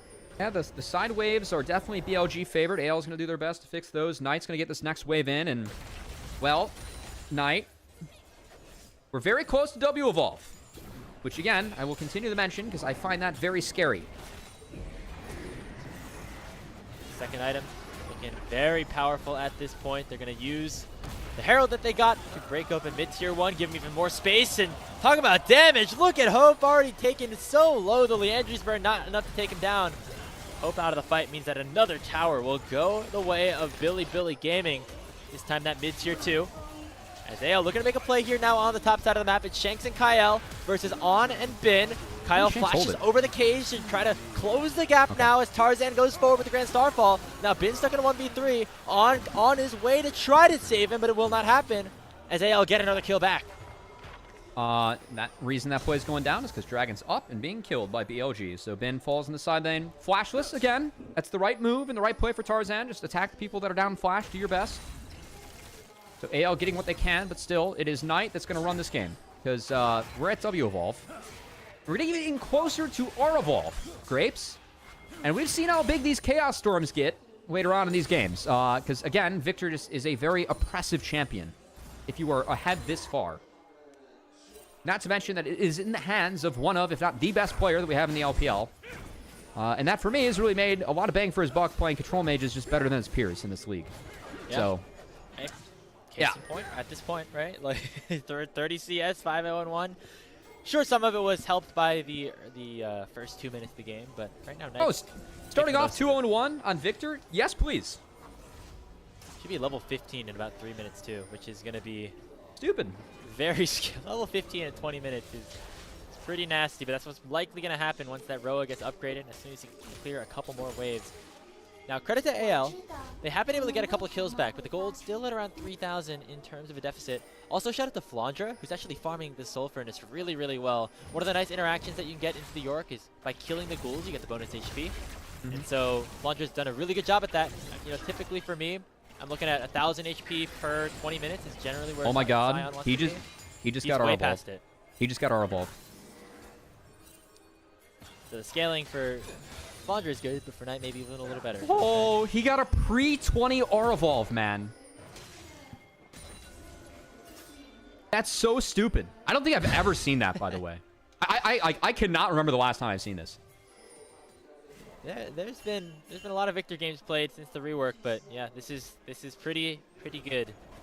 As this is a very accelerated Victor at this point here for Knight. Wave clear will be good. All the damage will be big. These team fights, as soon as you get one reset, you're going to get like the increased size in the Arcane Storm too. AL feel the pressure brewing, which is why they're very aggressively here onto this bottom side of the map, but now they're going to get quickly collapsed upon. Everybody except for Knight, but he's teleporting in.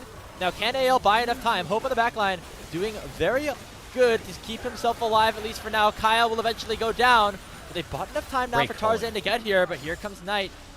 Coming in with the TP and looking very, very strong and forces AL to go back after losing their support.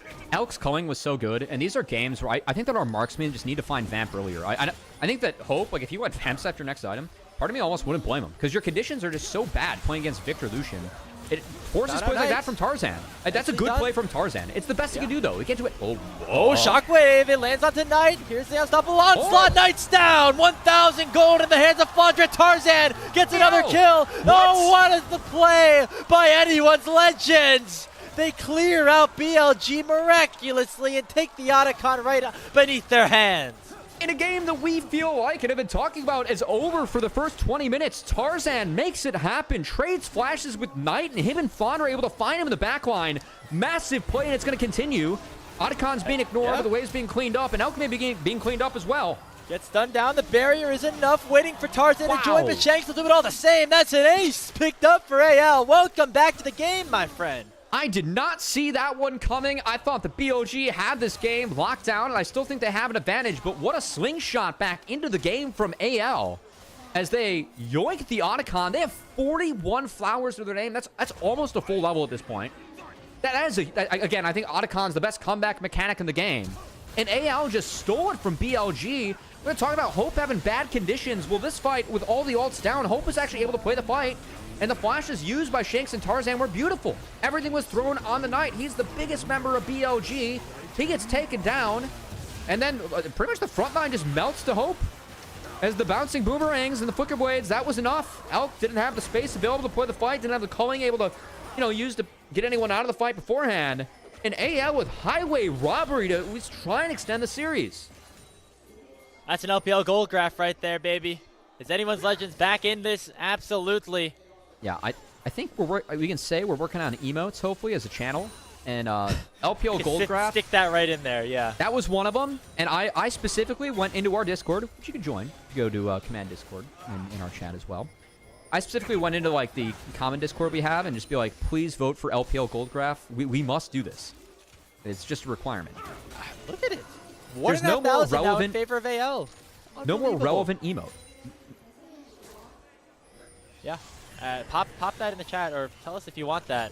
Please. I would be spamming it right now, absolutely. It's one of the few things I will campaign for in my life. Well, we got another fight breaking out of the mid lane. Here comes that Grand Starfall. Back onto Knight they go. It is Tarzan and Kyle single-handedly taking down the main carry of BLG. Shanks doesn't find much with the Shockwave, but it does not matter. Already 2 kills in the hands of AL as they win yet another fight in the mid lane. How do we speed up the game? Just attack the flashless Victor, baby. Knight's gone down twice, and we haven't seen that Chaos Storm grow once despite the 20-minute evolve. AL going to retreat from that, going to go clean up the dragon, and get ourselves a little bit of the game here. What unbelievable sequence of events. It seemed like anyone's legends just going to clearly go down 2-0 to BLG. Get swept in the regular season by them. But instead, things look very different at this point in time. We've gone right back to, and even if not winning game state for defending champions, take a look across the board. You see those Otacon flowers also doing some work. It's a 2-level lead for Flandre over Bin right now. That Sion is level 16. Again, like, I think about 60 flowers, it's like, that's where you get to, like, it's worth, like, a full level. I mean, it depends on the level. Like, every level, you need more experience. But at this point of the game, like, when 40 are picked up, I mean, again, it's worth pretty much a full level. You can definitely see it on the scoreboard. And, man, I just cannot believe this is a close game. Like, I was looking at Knight at 2 items, like, wow, this is over. And now look at the gold difference between him and Shanks. Like, with the shutdowns that Shanks been able to pick off, it's almost even. But Siver's been found. All right, BLG, they found a pick here onto Hope, and they should be able to take him down. So there's the throw right back. As AL now have their 80 carry down for the count for the next 40 seconds, and Baron's up in 20. Again, we talked about Sivir in the last game against Braum. You have a choice of what to spell shield between the Q and then the passive itself. I think that time he spell shielded the slow, which was not warranted. Like, the only way out is to try and spell shield the passive, but frankly, I mean, there was no way out without burning flash, and he opted to save it. And that's going to be expensive death, because Baron has been started. Flandre is going to have to TP in, and we're going to have a little bit of a fight with advantage BLG. It's 5v4. Remember, Hope is still down with the Baron at 5,000 HP. In goes the Grand Starfall from Tarzan. Will he be able to find the steal? Baron's at 2k. It's the cow to pick it up. Oh my goodness. AL going to lose the fight afterwards, but they're going to get the Baron thanks to Kyle's miracle. two ults out from Flandre, and they're going to get Shanks out maybe too as he flashes the Decimating Smash, helping to buy space. I think AL is okay with that. Losing 2 for a Barret yoink from the Spellbook support, baby. That's a high-value cow right there. Some Supreme meat, some Wagyu beef being earned there by Kyle. Unbelievable. This game has gone off the rails, Cubby. I thought it was going to be a simple series. We can't have that here in LPL.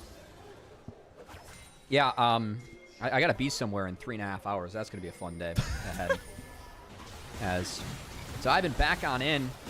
Kyle, it was indeed, you can see it. Spellbook Smite, it's up, it's available in Kyle. I mean, I gotta say, smiting Baron as a support is probably how it feels like when me as a cover caster get to, actually cover a fight as a play-by-play. Yeah. He's roll swapping to do it damn well there. Is that smite secure from AL? It looks like the smite from Tarzan connected too, so they sunk that one up and made sure to get it for themselves. As Siver's now gone in IE, I would love to, again, just see a Vamp, like a little bit of Vamp stuck in there. I think that having good conditions is so important in games where you are ahead.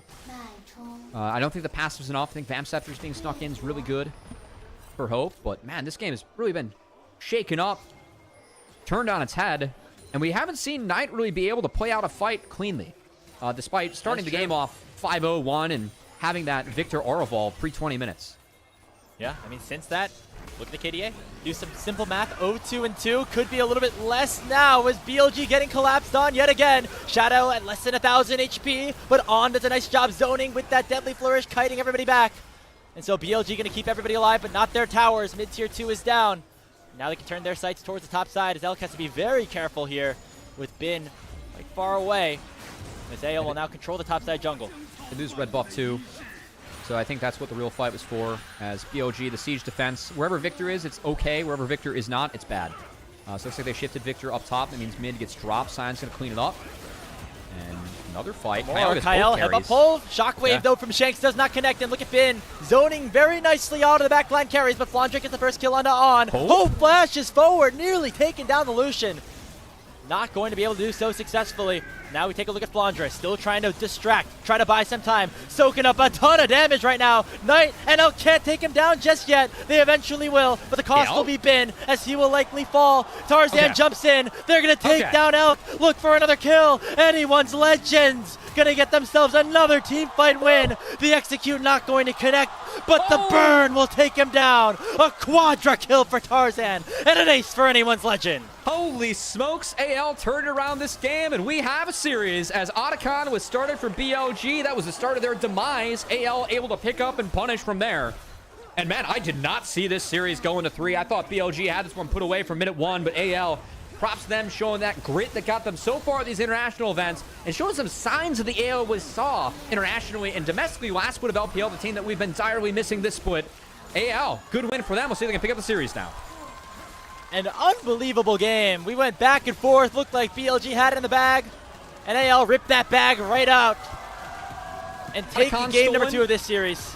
Otacon stolen, Baron stolen. What else can you ask for, man? Anyone's Legend.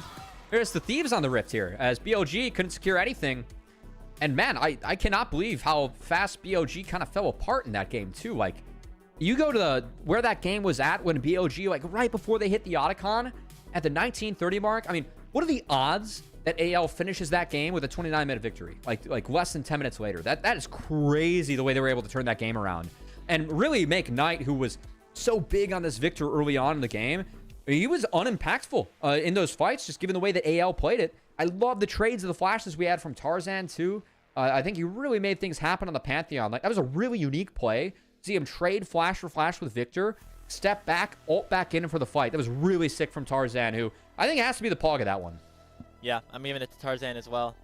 He got the quadra at the end. He was able to do a ton around that Otacon fight. Again, that crucial flash from Knight. And he never really looked the same after that play. It's Anyone's Legend. Looked like they were going to go down quietly. And if they lost the Otacon fight, they probably would have. But BLG end up throwing away some of their big advantages. And just goes to show how unrelenting AL are that they enter the second round robin. There's still that remnants of a really good team on this roster of 5. We know that this team is good. We just, again, we haven't really seen it in terms of the games, in terms of the drafts. I will say that, like, I just fighting that Otacon, like the Sivir, like looking back. I mean, we're gonna see the fights, in the replay reel. I think the Otacon shred and then the bouncing blades from Sivir was so dire in that fight for BLG. And just the speed at which AL took that game back and then turned it around was honestly pretty cool to watch. I'm really impressed they won that game as fast as they did, given how far down they were before the Otacon. Yeah, it felt like it was almost over at that point. They were down 4K. They were down 4K going into the Otacon. They had the Lucian lane working well. They had, obviously, Knight in a brilliant position. Shadow was doing his job. But at the end of the day, the scaling ended up coming in. Anyone's Legend, it was a situation where, you know, they needed to get going. Otherwise, the snowball was going to get out of control. And they found a really good fight there. I do feel like it was slightly self-inflicted, though, by BLG. Kind of getting a little bit of a taste of AL's own medicine, over-forcing a little bit on that bottom side, and it resulted in them losing a couple of momentum, losing a little bit of momentum, and then it turned into that loss around the Otacon. There we go. There's the gold draft. That's so stupid, man. That is so funny. Holy cow. It really speaks to how AL were able to turn this game around, right? But BLG, a bit of a throw from them. I think no reset before the Otacon. Definitely, the fact the game got that out of control that fast, I can't even blame them for that. I mean, I would have hit that Otacon too if I'm BLG. I think I just played the fight really poorly, and I got to give immense credit to Tarzan. Probably played out this game as he got his hands on the Pantheon. I mean, a pick that I feel like we're going to start seeing more of, just given its permaban status, and I don't think that the champ has the strength really to warrant that, personally. It looks like Tarzan thinks differently, as he proved that champ should probably be taken away from him. Because, yeah, it is an easy pog, and honestly making up for some of the sins of the last game, too, for Tarzan. As I guess that cohesive draft for AL worked out. Again, I don't love the Sivir and Braum pick into the Lucian, but I think we did see, like, that's a game for me that BLG probably should have won. But, man, I mean, one mistake from BLG, and you could see what the Sivir can do if she's able to turn things around and get front-to-back fights. Hope was allowed to fight two or three team fights, and really did some shredding in that. It seemed like things were going so well here for Billy Gaming, but it's these small little picks here. And I feel like we're setting up for a Tarzan MVP based off of how these clips have gone. There's that flash play that you talked about. It allows for Knight to get hit by the shockwave of Shanks that eventually burst it down. It's actually the decimating smash of Flandre that secures the kill, but then the rest of the fight is thanks to Tarzan. Like, that's why they died so fast, too, because they were CC'd up, like, while Otacon had the wind-up attack, where you take more damage on the outer rings. So, like, the timing of that from Shanks, I don't know if AL were planning that between Shanks and Flandre. That's really nasty. I think that's why the fight looks so one-sided, because they were already eating Otacon shred, and then the decimating smash and the shockwave really overlapped with the max damage at the edge of the resistances, like with the shred that, like, you know, Beyblade attack the Otacon does. Really trying to speak with my hands in a really ineffective way here on the cast, you know. Yeah. Usually the camera's not on us. Yeah, I get a spin, like we can have the wire now get all caught up. My headphone wire is not gonna like that. Nice. Yeah, BLG, man, just a little bit of an overforce almost around that Otacon. Felt like they should have been in a good position for that, but obviously not the case. Yeah, I'm going to give credit to AL. I'll just give credit to AL on that one. Like whether they should have started or not, I mean, they won the last fight pretty convincingly, but man, how AL took that and then won the game from there. Really, really good comeback from Tarzan. I think Tarzan... And Shanks, for that matter, like the flash shockwave was big too, but Tarzan, for me, willed their way to win this game on that first pick Pantheon. Red buff that killed him at the end? Well. Red Smite. Red Smite. Yeah, you got the Red Smite. Oh, jeez. Well, a very fun, entertaining win here for Anyone's Legends as our defending champs send us to the 6-game day here on LPL English. We wait for our player of the game. I think it should go towards Tarzan. He is such an X-factor in how this team is able to play the game. I would be disappointed if it doesn't, but that's okay. Man, what a fun day of games, Grapes. We got, it's been great. You said max 6. I think we've had a couple competitive series. I mean, JD Gaming gave us a little bit of hope. AL giving us a lot more hope here, and I think a lot of LPL fans, like, I think the strength of the region, if AL were to be able to actually take down BLG here, I think that BLG, they need a few dings. Like, I don't think that they're the 7-0 team that we have right now, but if you're AL, what better way to start a comeback and get into the second round robin by, you know, taking down BLG to kick off your second round robin? I feel like a lot of the questions that any AL fans would have, at least, you know, could hopefully be more answered by a win that we were not expecting coming into the day. So chance to do so in game 3. Hey, What a way to start off your second round robin if you're anyone's Legends, by taking down the undefeated team. That would give you some good momentum moving forward. But we'll see if that does end up happening. We're going to take a short break here on the show. When we come back, Game 6 of the day, Game 3 of this series. We'll be back in a few. Don't go anywhere.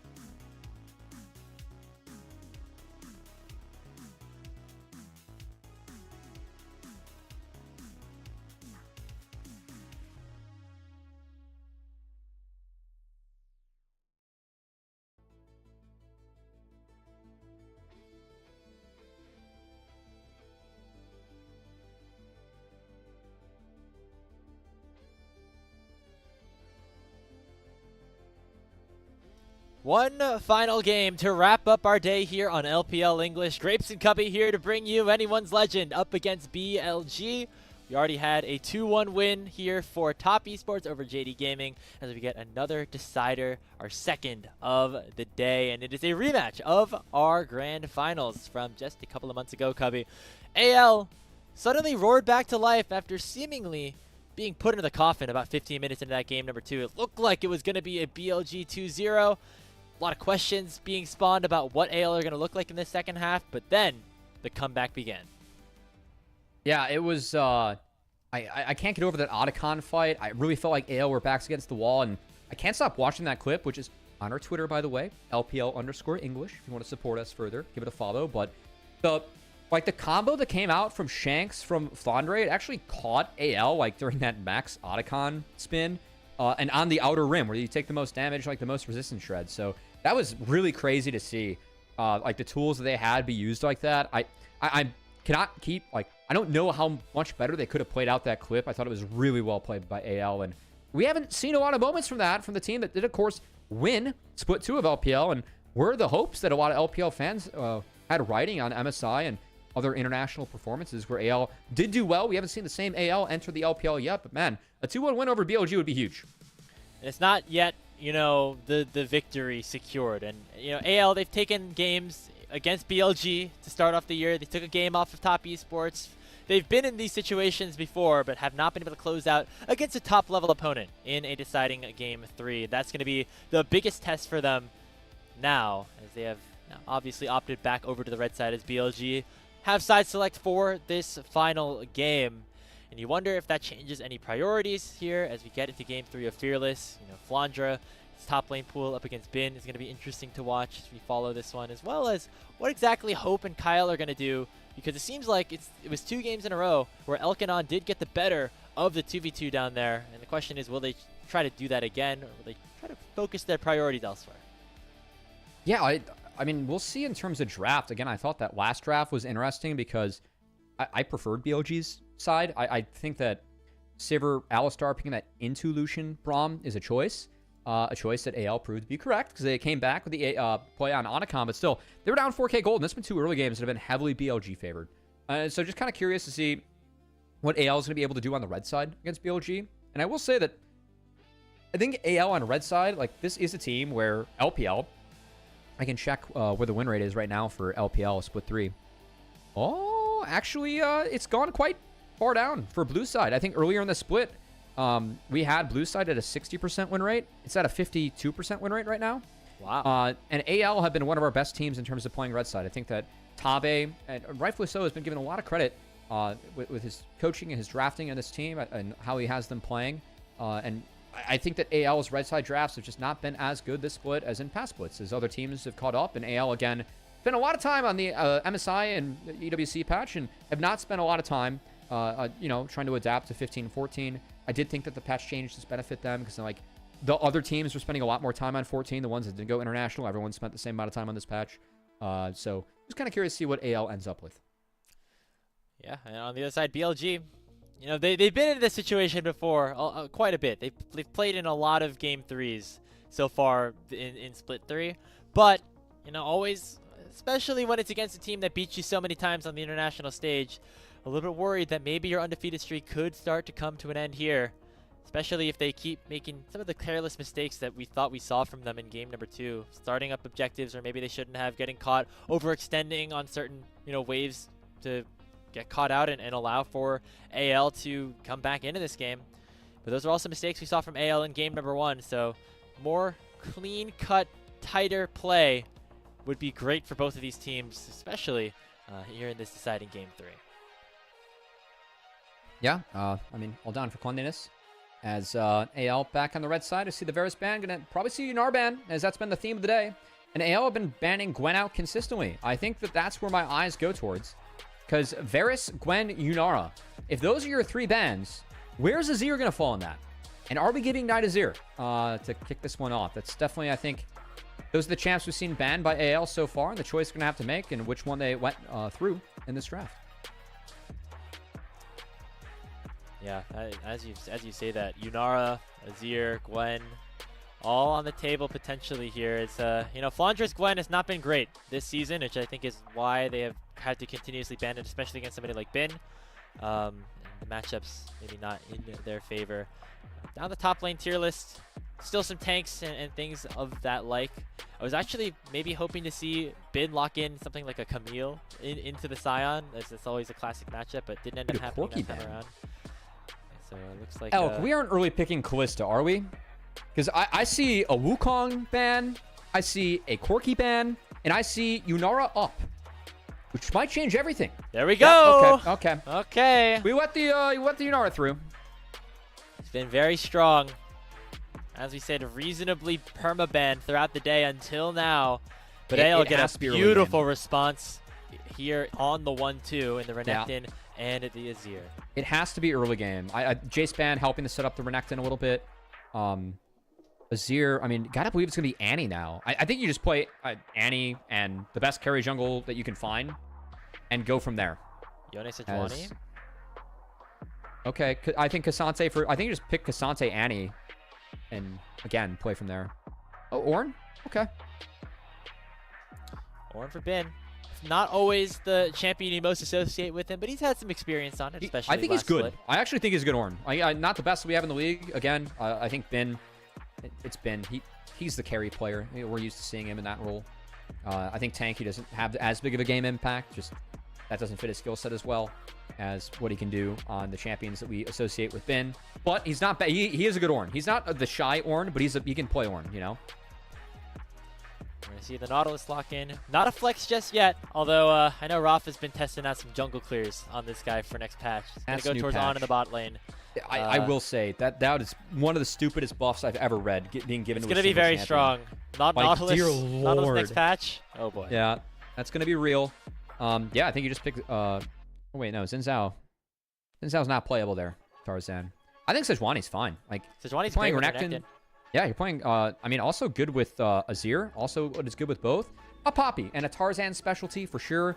Support pool very much narrowed up in game 3 too. And it's not a good matchup into Nautilus. And I do think that bot lane is very important, given it is a Yunara game. And against Yunara Ornn, you were likely going to be on the clock. But potential for flexibility here for AL. Both Tarzan and Kyle played this pick really well. I think Tarzan is just an outstanding Poppy player. Yeah, I mean, you have 1.5 dashes in the bot lane. You know, the empowered E for Elk technically would get canceled by what Kyle could throw out there in the steadfast presence. You know, not necessarily the main counter that you're looking for there on the Poppy. But as you head to the second phase of bans, we're all very curious to see what exactly BLG want to target in their mid jungle. They've left it up. I'm a little surprised they're actually going for support. I guess Rel, you can get overwhelmed. Like it's playable in the Nautilus. You just get overwhelmed. But for me, I would actually like attack ADs. Like I think Jhin into Yunara. It is not the best matchup, but at least it gives you a way to play against Yunara by using range. And you do have that Azir pairing. Oh, the Ziggs takeaway. That Knight's been playing this matchup into Azir and has been playing it really well. So I actually do like the Ziggs takeaway. I just think that Annie and then a carry jungle can actually like be enough damage to just win the game if you're BLG and like get Yunara to the later stages. So I think just take Annie to bridge and go from there. Need a good high damage champion from Hope as well, I would say here. I mean, just team fighting has to be the name of the game, or just early skirmishing here for AL, which is why the Misfortune might make a little bit more sense. We don't talk about hovers here on the show. AL still need to likely lock in their bottom lane unless they want to flex that Poppy down to the support position. Wait to see what the final selection is. It's going to be MF. We did say it's all about the early game. I think MF just further about the early game. Yeah. Yeah. You can definitely try to pressure out the Yunara early, like with the double taps and everything like that. Like it will be a good laning phase. I don't really see a way that MF gets to interact with this game later on against Ornn Nautilus. So I'm not a Giant fan, and Annie doesn't help with that. And I definitely saw Annie coming here. So yeah, I mean, you're just trying to find a mid jungle that can bridge everything else to the rest of the game. I think Annie Nocturne's fine. Nocturne's not the best pick here, but at least it gives you a little bit more damage to try and get Yunara to the later stages. And yeah, I mean, choice, where do we want to put the Poppy? Poppy definitely doesn't love her matchup as much in the Nocturne, but I don't think it matters that much. Your goal is to try and phase rush out of there. And Phase Rush and Fear actually is a fun interaction because you run faster. Can be used both positively and negatively. I think it's just Leona going to try and play for reach and, again, play for early game. So AL, all about the early game. Azir's a little bit of your late game insurance, but I think that that goes out the window when you're going up against Ornn and Yunara. And honestly, a different flavor of game from what we had from our first two here, Grapes. Just given that BLG have really won the first 15 to 20 minutes of each game hard. And AL, this is the first comp they've taken where they're actually playing to win the early game. We'll see how each team responds, being in different scenarios. Yeah, pick and scaling comp did not work for AL in game number 1, but it did in game 2 after, of course, they had a couple of things go their way towards the mid game. That's what BLG are going to hope for this time around, where our defending champions looking to even up the season series overall at 1-1 as we go to split 3, enter the second round robin. They have the composition to do so if they're able to take advantage of the early advantages that they should have in the laning phase. Allow for Tarzan to be active across the map into this Poppy and create numbers advantages with that Keeper's Verdict, making sure that they don't fight those 5v5s once you get to the late game around those major objectives.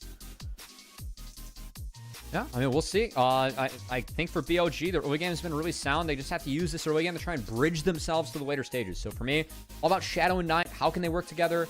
Can you take anything away from the Poppy? Is the Poppy going to be able to get going early? Definitely going to be things to consider. Whereas Bin going to try and neutralize, and of course Elk and On just there to scale in the bot lane.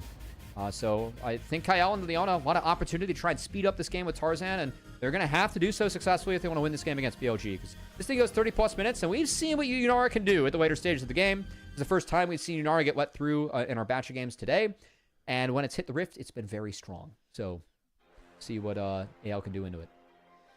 Well, here we go. One last matchup between your finalists from last season. Let's get into it. Game number 3 of BLG versus AL starts now.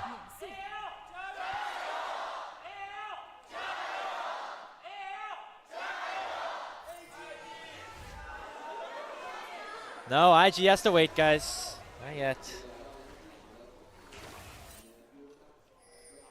I think BLG fans were just trying to remind AL who's higher up in the standings, you know.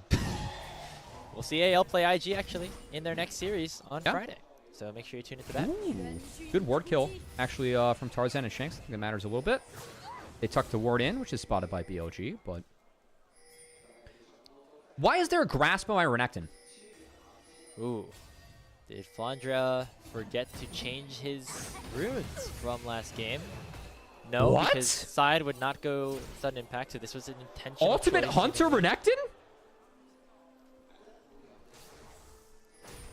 What are we cooking, I would like to provide you with an explanation. I do not have it at this point.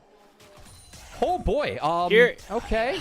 Here's the logic, I guess. You know, Bin, a lot of sustain, stays healthy. I think maybe if you're Flandra trying to stay alive in side lane, especially later on. I think his brother took Ambessa runes. Like, I don't know. That's not even Ambessa runes. No, these are not Ambessa runes. Biscuits there. Oh, dear Lord. I like Renekton. You know, one of the champs I can actually speak with. At least I play myself. You know, it can handle being bad at hands. I don't think I've ever played Grass Renekton in my life, and I've never wanted to. No, you always go PT or Conquer. Or like Electrocute back in the day, right? Yeah. It's Electrocute if you want to forefront it and try and build lethality. But this guy stacks Conquer so goddamn fast a champion. I just find it hard to not take it. Yeah. We're already seeing good trade. Elk and On once again have an early advantage in the laning phase against Hope and Kyle. We thought maybe the MF Leona would provide a little bit of value, but right now Elk is having his say of things over these first 3 waves. Really good spacing by Elk there on the Zenith Blade. I mean, that thing, like, missed by only a couple pixels, and it really helped enable Elk to step back up and return fire on this bot side.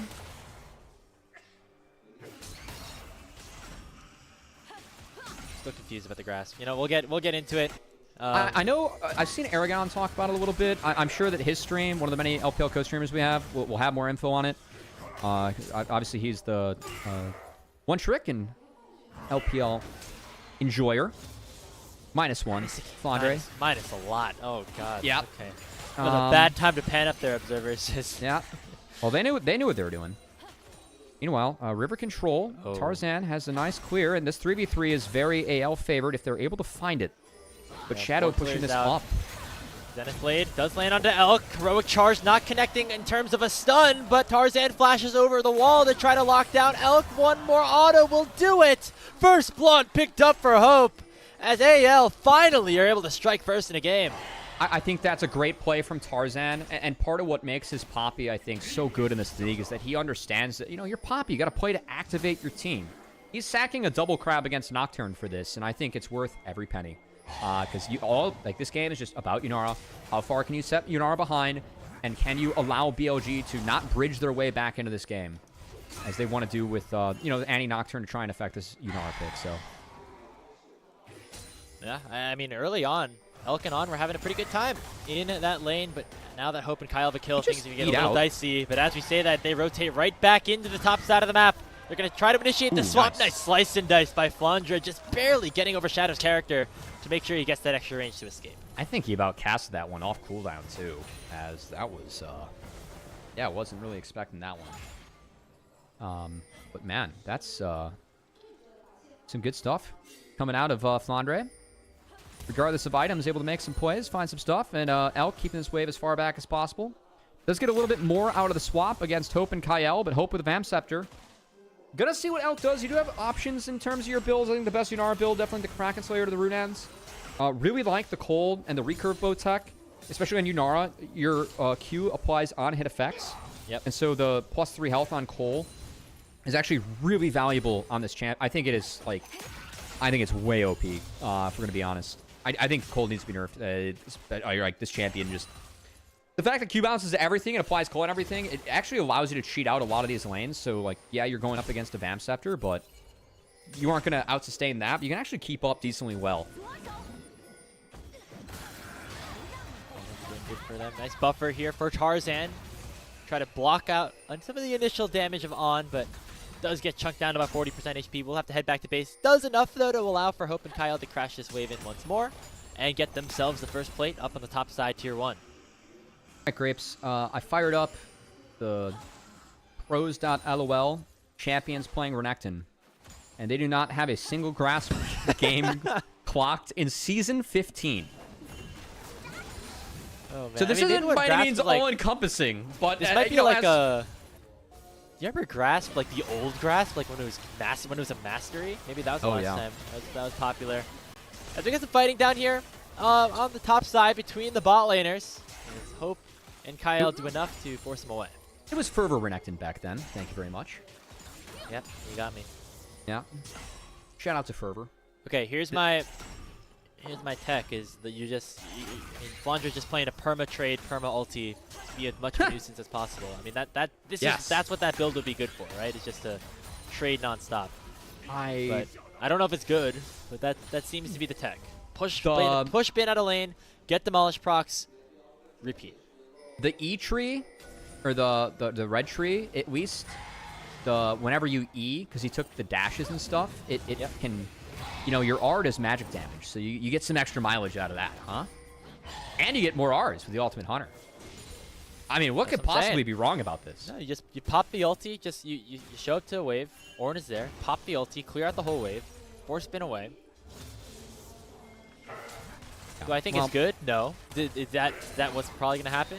I guess at this point, given the runes that he's taken. I mean, surely it's not too bad, but in terms of combat, you definitely, as a Renekton, are going to be missing out on not having the extra healing, the extra AD that you get from normally having Conqueror. Conqueror is so filthy OP on this champion. Again, I cannot emphasize how fast Renekton can proc it or stack it. He's one of the fastest champions to stack in the league. There's a reason you see it pretty much every game.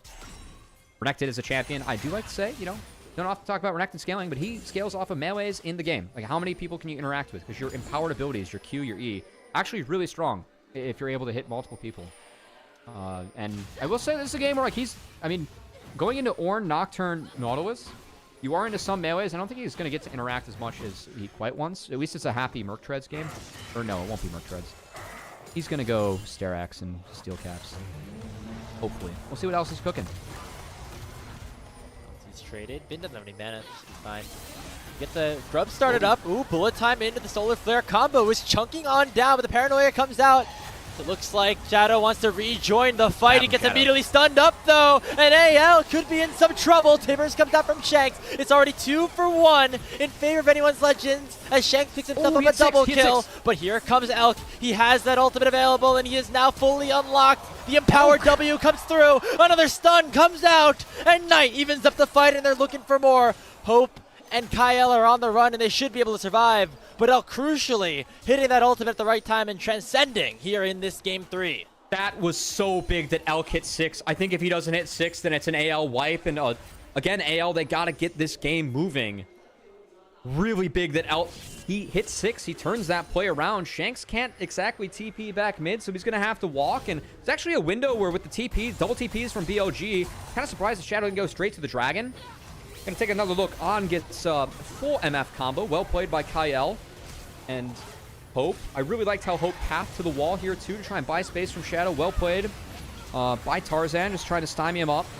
Hope, good flash to get away from Knight too. So like a lot of good things happening in this fight from AL. I think if anything, Shanks should save the R there. He doesn't need to R Shadow. He can save it for Elk because he kind of overkilled the Nocturne.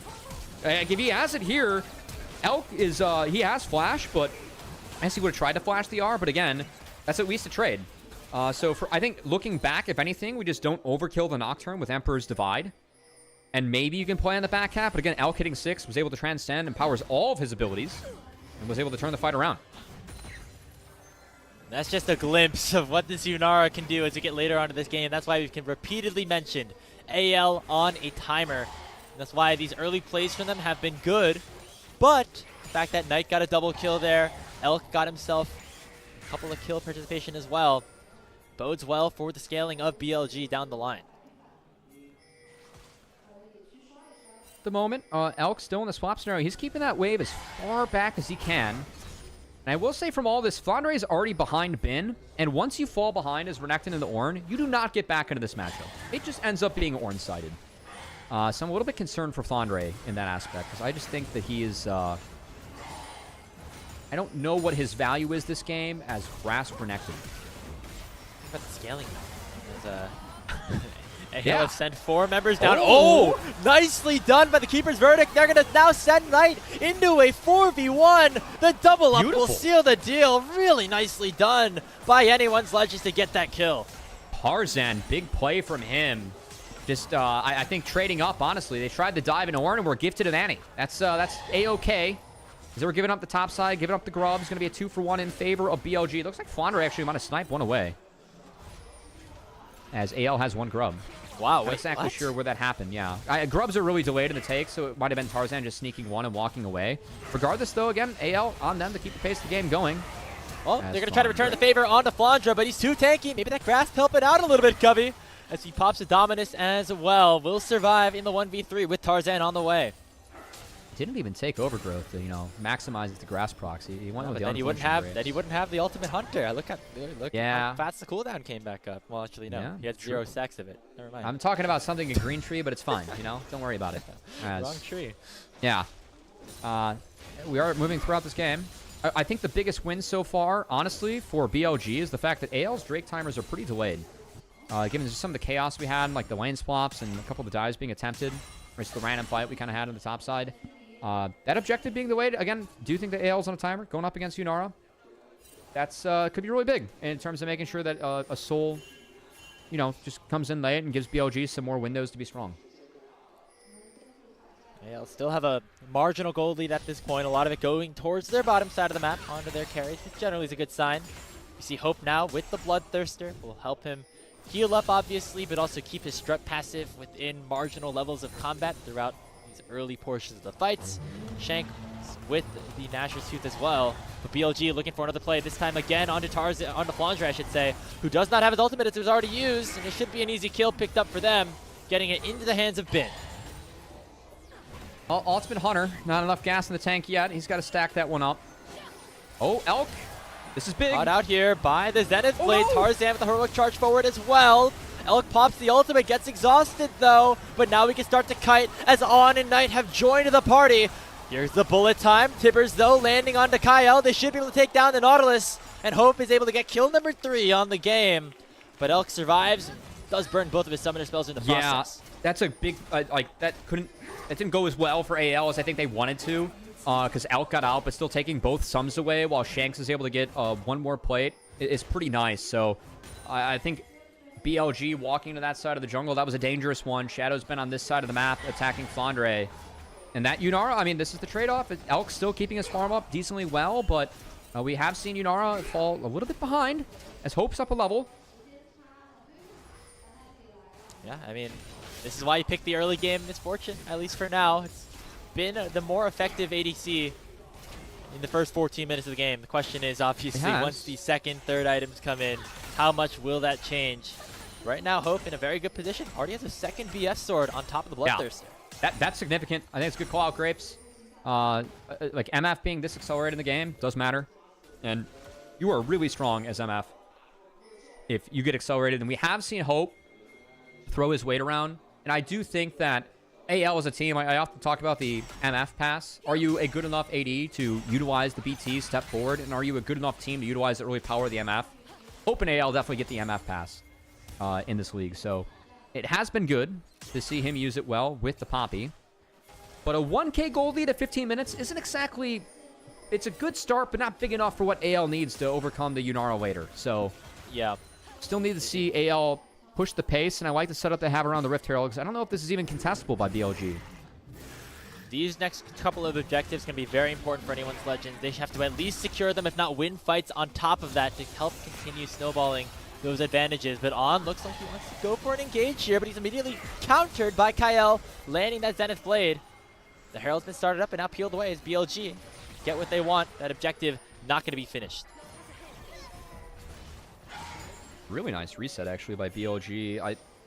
Bin's going to pick up most of this wave, and then bot wave's going to fall to AL. So I think BLG's like overall map here is better, which is nice. That's not something that we saw in this matchup in Split 2, where AL were the better team, right? AL, a lot of time, like the ways we talked about this team, is it was the brain versus the brawn. AL definitely a team that had more brain than brawn. See, BLG actually kind of matched that. Is, I think, the most positive development for them. That said, I think this fight, taking this one's dangerous. Because this is AL's time where they're still stronger in the game. Yeah, Elk's still only at that Kraken Slayer. Nothing else in terms of even a portion of a second item completed. Look at Knight's not going to be spotted. On the flank. Oh! Keeper's Verdict sends on away as the Herald's been secured by Shadow. There's Knight finding a two-man Tibbers and taking down the Misfortune. Is traded back as Shadow does fall, and Flandre's fighting a 1v3 with the Dominus, doing himself a lot of work. He'll eventually go down as Bin picks up the kill, but Shanks now has to go on the run, and anyone's Legends lose out on the fight, at least for now. Tarzan trying to hunt down Knight, but now Kyle could be targeted by the Searing Charge. Depth Charge lands in as Kyle steps way too far forward, and BLG will be able to claim themselves another. Beautiful fight and flank set up by Knight. BLG find the reset amongst the Herald and actually sneak Knight in to have just an absolutely sick angle against the Flashless Hope. Out of nowhere, looking to try to save this play a little bit. As Shanks has that lethal tempo fully procced, they'll make it a 1-for-1. Support for Jungler will still benefit BLG. Actually big that he died. I think if he doesn't die, they can actually play the Dragon afterwards, but with Smite being off the table. Probably going to be no Drake taken. This is all Knight. Just a beautiful setup. On catches this and buffers it. Ends up on that side of the wall. That's actually kind of neat. And then Knight has such an impactful fight. Such a beautiful setup from BLG. And Fondre on the flip side, like, yes, he gets exhausted, but this Renekton does nothing. He just, no conquer. He's level 10. He's behind the game and not very useful. So it's Knight and Shadow running the distraction for the Yunara. The way that we drew up this comp when talking about it coming out of Draft Grapes, that's exactly how BLG wants to play it. They executed it beautifully there. Yeah, Elk gets himself a couple of kills too, and is able to pick up that second item, the Runons that you discussed. So full on hit is the name of the game here for the Yunara as we get closer and closer to that late game moment. On the flip side though, despite Tarzan dying off of that play in the mid lane, anyone's Legend still able to pick up the second dragon. So no chance at a soul early on for BLG. And that has bought AL at least a little bit of time.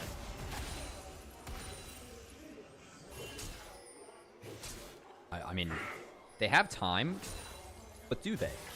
Like, where are we at this point of the game, Graves? I think the fact that BLG has a gold lead is very concerning. That is. Given, and where Yunara's at, I also find to be very concerning. Because that lead that we were talking about with Hope going into the last fight, it's gone. And Hope was not even able to be impactful in the last fight, thanks to the setup that Knight had on the Annie. So I think a lot of the momentum pretty dead here for AL.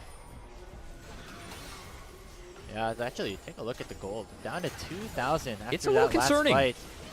As Bin and actually now Elk have really started to tilt ahead. Shanks has the lone advantage in terms of gold across positions. But as that Azir, will it just be enough? Again, with the early game composition that Anyone's Legends had set up, it's going to be rather difficult from this point moving forward.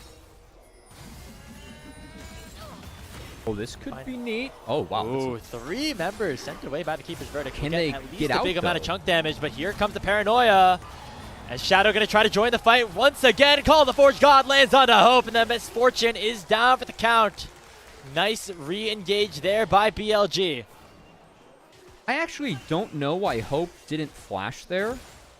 I think that Shadow going in was actually, like, if he flashes and is able to get out of an Ornhorn, like second cast, I think that, like, where the Paranoia was coming in, you might have at least been able to, like, buy some space, because I didn't see the follow-up there for BLG. Like, I think that Bin and Shadow were kind of on their own, but they really just kind of left Hope to the Wolves and didn't get anything for it. So, again, the Nocturne Timer gets another win.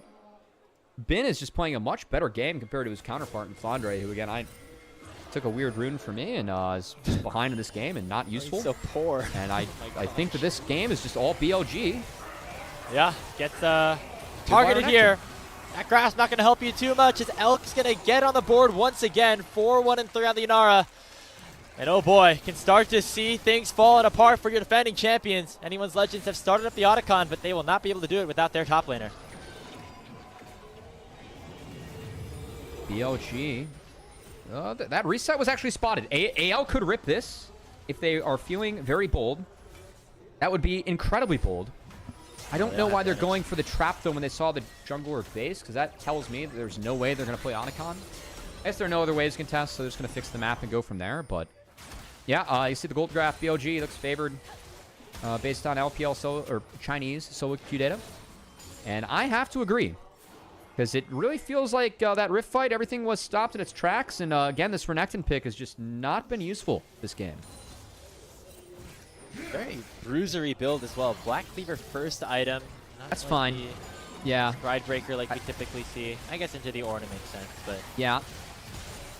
I think we're fine with that. It makes it seem like it is an intentional choice that Flandre went for, and we'll have to figure that out once we get to the end of the series one way or the other.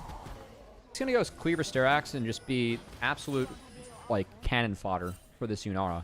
Like, look at how far behind he is compared to Bin. I mean, it's a 2k gold diff, and it's a Black Cleaver and a Ruby Crystal versus 2 completed items and a Bramble Vest. Like, that's a... Yikes. That's not good. In terms of the 80 carry items, though, both Hope and Elk have 2 completed. Elk is headed back to base. He's about to get a lot stronger. I wouldn't be surprised if even a full 3rd item comes through off of his back. Yeah, I mean, the Very IE close is to nice. Almost a full Lord Doms. Yeah, IE is nice, but again, like the Shred from Yunara with the Hurricane, keep in mind, that is applied to everyone. And because you're going up against Annie, Nocturne, Nautilus, you still see the Merc Treads coming in. And that's, I'm a little bit surprised it's Treads plus Sterax, because I really feel like Renekton kind of needs the Steel Caps. Oh, going for a play onto Shanks. Nicely timed Timbers coming in from Knight. Is going to allow for the Paranoia to rain down onto Shanks. The Azir is down for the next 40 seconds. 5v4 on the map, and BLG should own this Otacon. Necton's on the flank. We'll see what he can do as Tarzan's being forced out by Bin. Control ward and a ward across the pit. Nail, they're giving. It's going to be Dragon time. So, Otacon for Soul Point. Advantage BLG, because I think the BLG has kind of reached critical mass here. I don't see how AL can win fights in the BLG at this point of the game.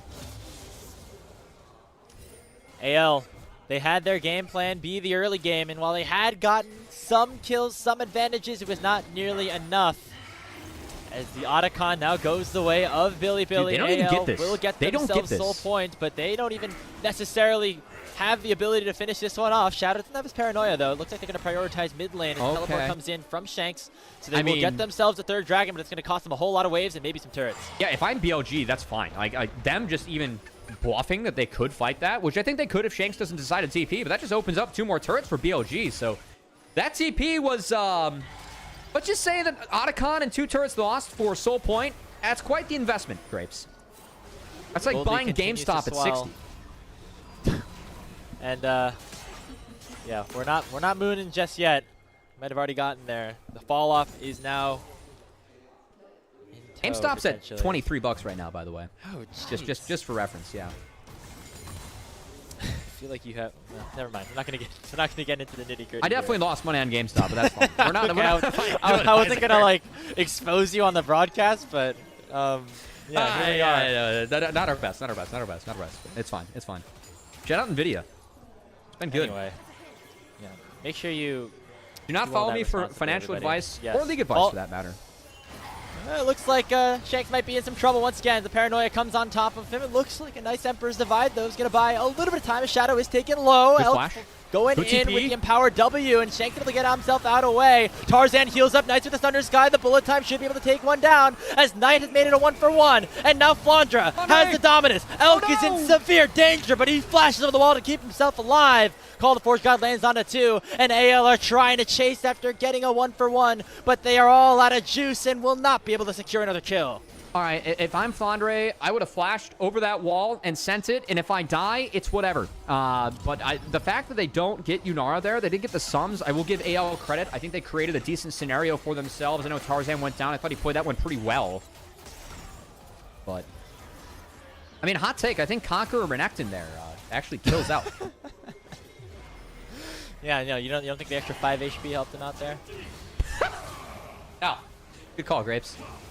We've had fun today. Speaking of fun, Knight beating up on Tarzan pretty good.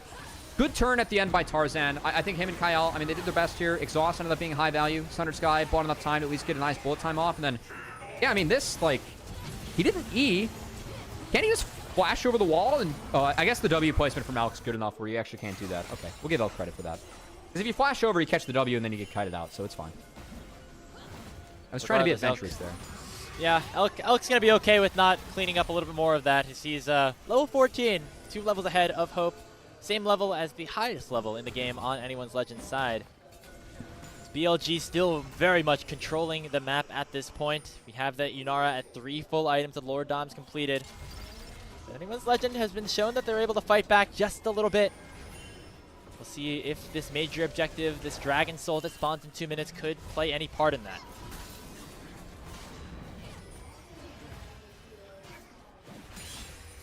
I really want to flame this Renekton more.